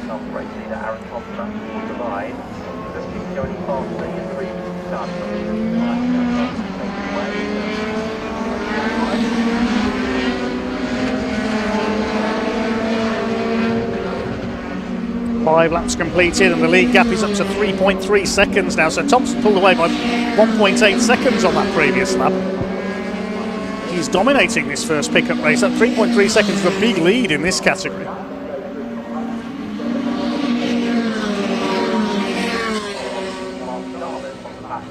Number 52, James Goldstraw, gets the driving standards warning flag for track limits. There he is at the back of the field.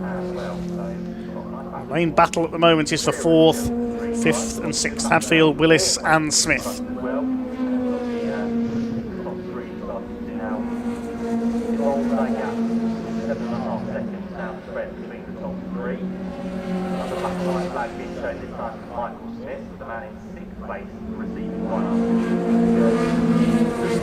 Hard to know which battle to watch here at the moment. In our final race of the weekend for the pickup of the day for the Pickup Truck Racing Championship. Just under 3.5 minutes of it to go. We go racing from 9:05 tomorrow morning. Welcome the Audi Cup and also TCR UK into the package as well. 14 races coming for you tomorrow. It is racing all day. All the qualifying was done earlier today. Chalmers going under a bit of pressure from Simon Ward. Bit of a lock-up from one of them there. There go the leaders under the bridge.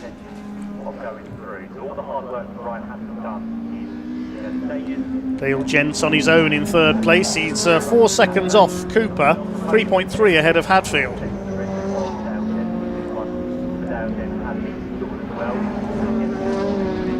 Mark Willis trying to close up again on Ryan Hadfield. He's not having any luck at the moment. He bounced off the curb there at the bomb hole, I think. Held out for the drivers to acknowledge it, and if they want to get moved up,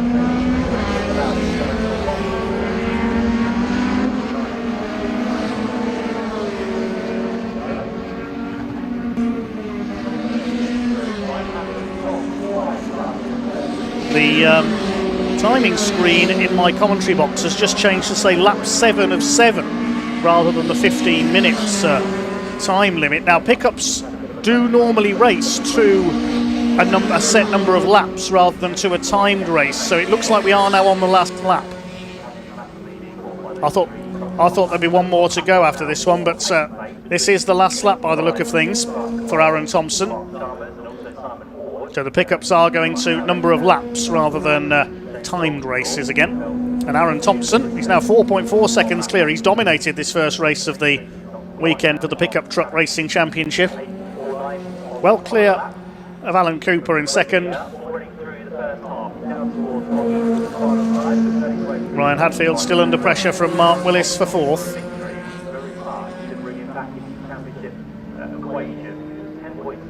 Audi Cup. But he will take over the championship lead. He might be able to get a little bit closer. There's just over a minute on the clock, so it may well have been last lap this time anyway, under a time limit. This is the last race number 1, with of course 2 races to come tomorrow. And another black and white flag being shown track limits now to Ryan Hatfield on this occasion. So here comes the number 41. Aaron Thompson from Romford in Essex. Through the bomb hole. Still this fight going on. Mark Willis, can he pinch 4th place? And the last couple of corners, well, if Ryan Hadfield bounces off the curbs like that, he's got a chance. He was up on 2 wheels there, cuts across the front of Willis. Willis will bump draft him, NASCAR style. We'll pick that up as they come towards the final corner, because Aaron Thompson is coming up towards the flag this time. Aaron Thompson wins pickup truck race 1 of the weekend, weaves across the line. It will be Alan Cooper in 2nd place and Dale Gent 3rd. That's going to close things up in terms of the championship. Now, has Mark Willis got through? No, he hasn't. Tries to get round the outside on the run to the line, but Hadfield hangs on. Willis 5th, Smith in 6th. And 7th place goes to Tom Hutchins in the yellow and blue number 29. And 8th place is Mark Chalmers, going to hang on. Simon Ward up with him. Chalmers gets there. And James Goldstraw's borrowed truck completes the 10.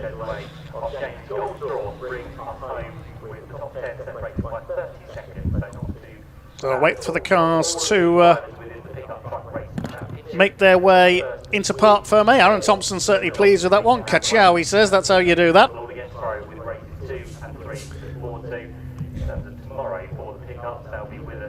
Around about 11:30, and again that'll be the last race of the day tomorrow. But out is the win once again. That concludes racing for today then. We'll give you the results in just a moment.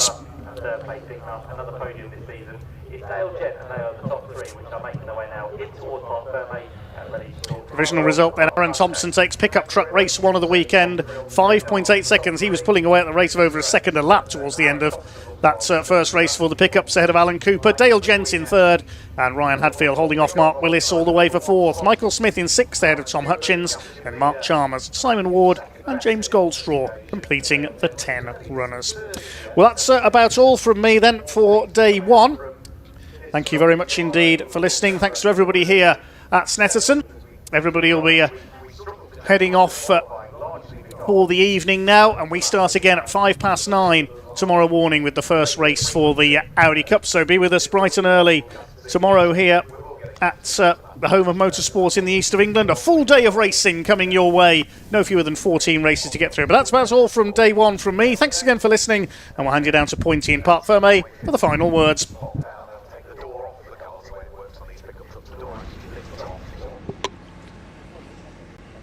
Oh my goodness, what a race that was. They've just pulled into Parc Ferme with an over 5-second lead from Aaron Thompson. Look at him, the signature celebration as he jumps out of the 41 pickup truck to take his first win of the weekend here at Snetterton. As he starts to take his gloves off his helmet, it must have been super hot out there. But I'm surprised. I mean, the tyres are sticky, ladies and gentlemen. They are super sticky, the tyres. Incredible show. Aaron, you were on rails. It was a race to sum me up. Just a mental demons. I'm just sick. I'm so angry. I know it sounds silly. I'm so sick. Get in the line, haven't you? The demons in my head.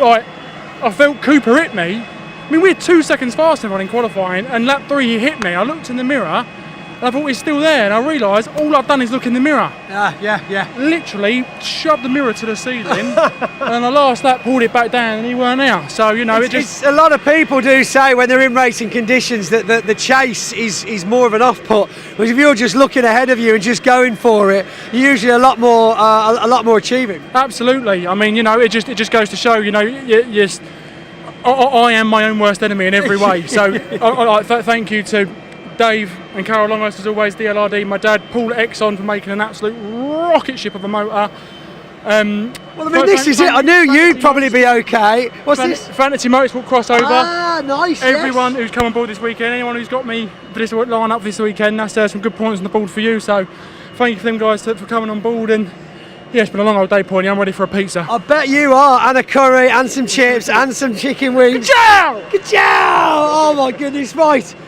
The contender, my goodness, what a chase. Don't get that all over my shoes I've checked the lid again. this time.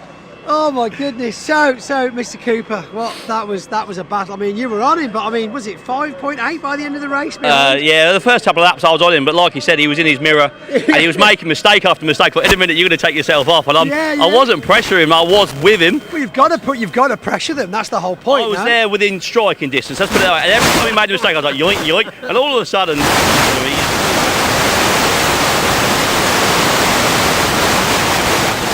Well, now you know. He stopped looking. I know. You could tell. I tell you. Yeah, he stopped looking in the mirror and lost you, and that was it. You know. Yeah, then that was it. I was just a chasing game. I looked in the mirror. Dale wasn't within striking distance, and nothing to worry about. So settled for second. Another load of points. I mean, that's what it comes down to. I was speaking to some of the bigger truck drivers earlier on, and how it's one of those circuits where it's so spread out. It starts after the first year up. It starts to come down to who's making the mistakes. And then it's like if you let off, if you start getting distracted, your stamina's not there, that's when all of a sudden people start coming past you. So at least you stuck where you were, that's the main thing. Yeah, I'm well happy with the second. I'm over the moon with it. It's all about the championship, not the race. So exactly, you can't win a championship in one weekend. Nope, definitely not. But another fantastic result for you, of course. 2 more races tomorrow. The question is, will you be watching the football tonight? More than likely, yeah. I mean, I won't ask you who you're supporting, that should be obvious by now. It's Norway, isn't it? Right, well, with an action-packed and a fantastic result race for Aaron Thompson there, the last race of the day here at Snetterton. But we, of course, are back tomorrow with an absolutely jam-packed schedule for you. There's very little qualifying going on at Snetterton here tomorrow, which means it's going to be racing the second the sun comes up, and hopefully we'll have the same incredible conditions as we've had here today. If you're watching the football later on, then come on, England, it's coming home. I'm not that bothered, but I know you lot are absolutely loving the World Cup right now. So from racing to football, and a fantastic day to open the weekend here at Snetterton. It's been emotional. Thank you very much, and we'll see you all on Sunday.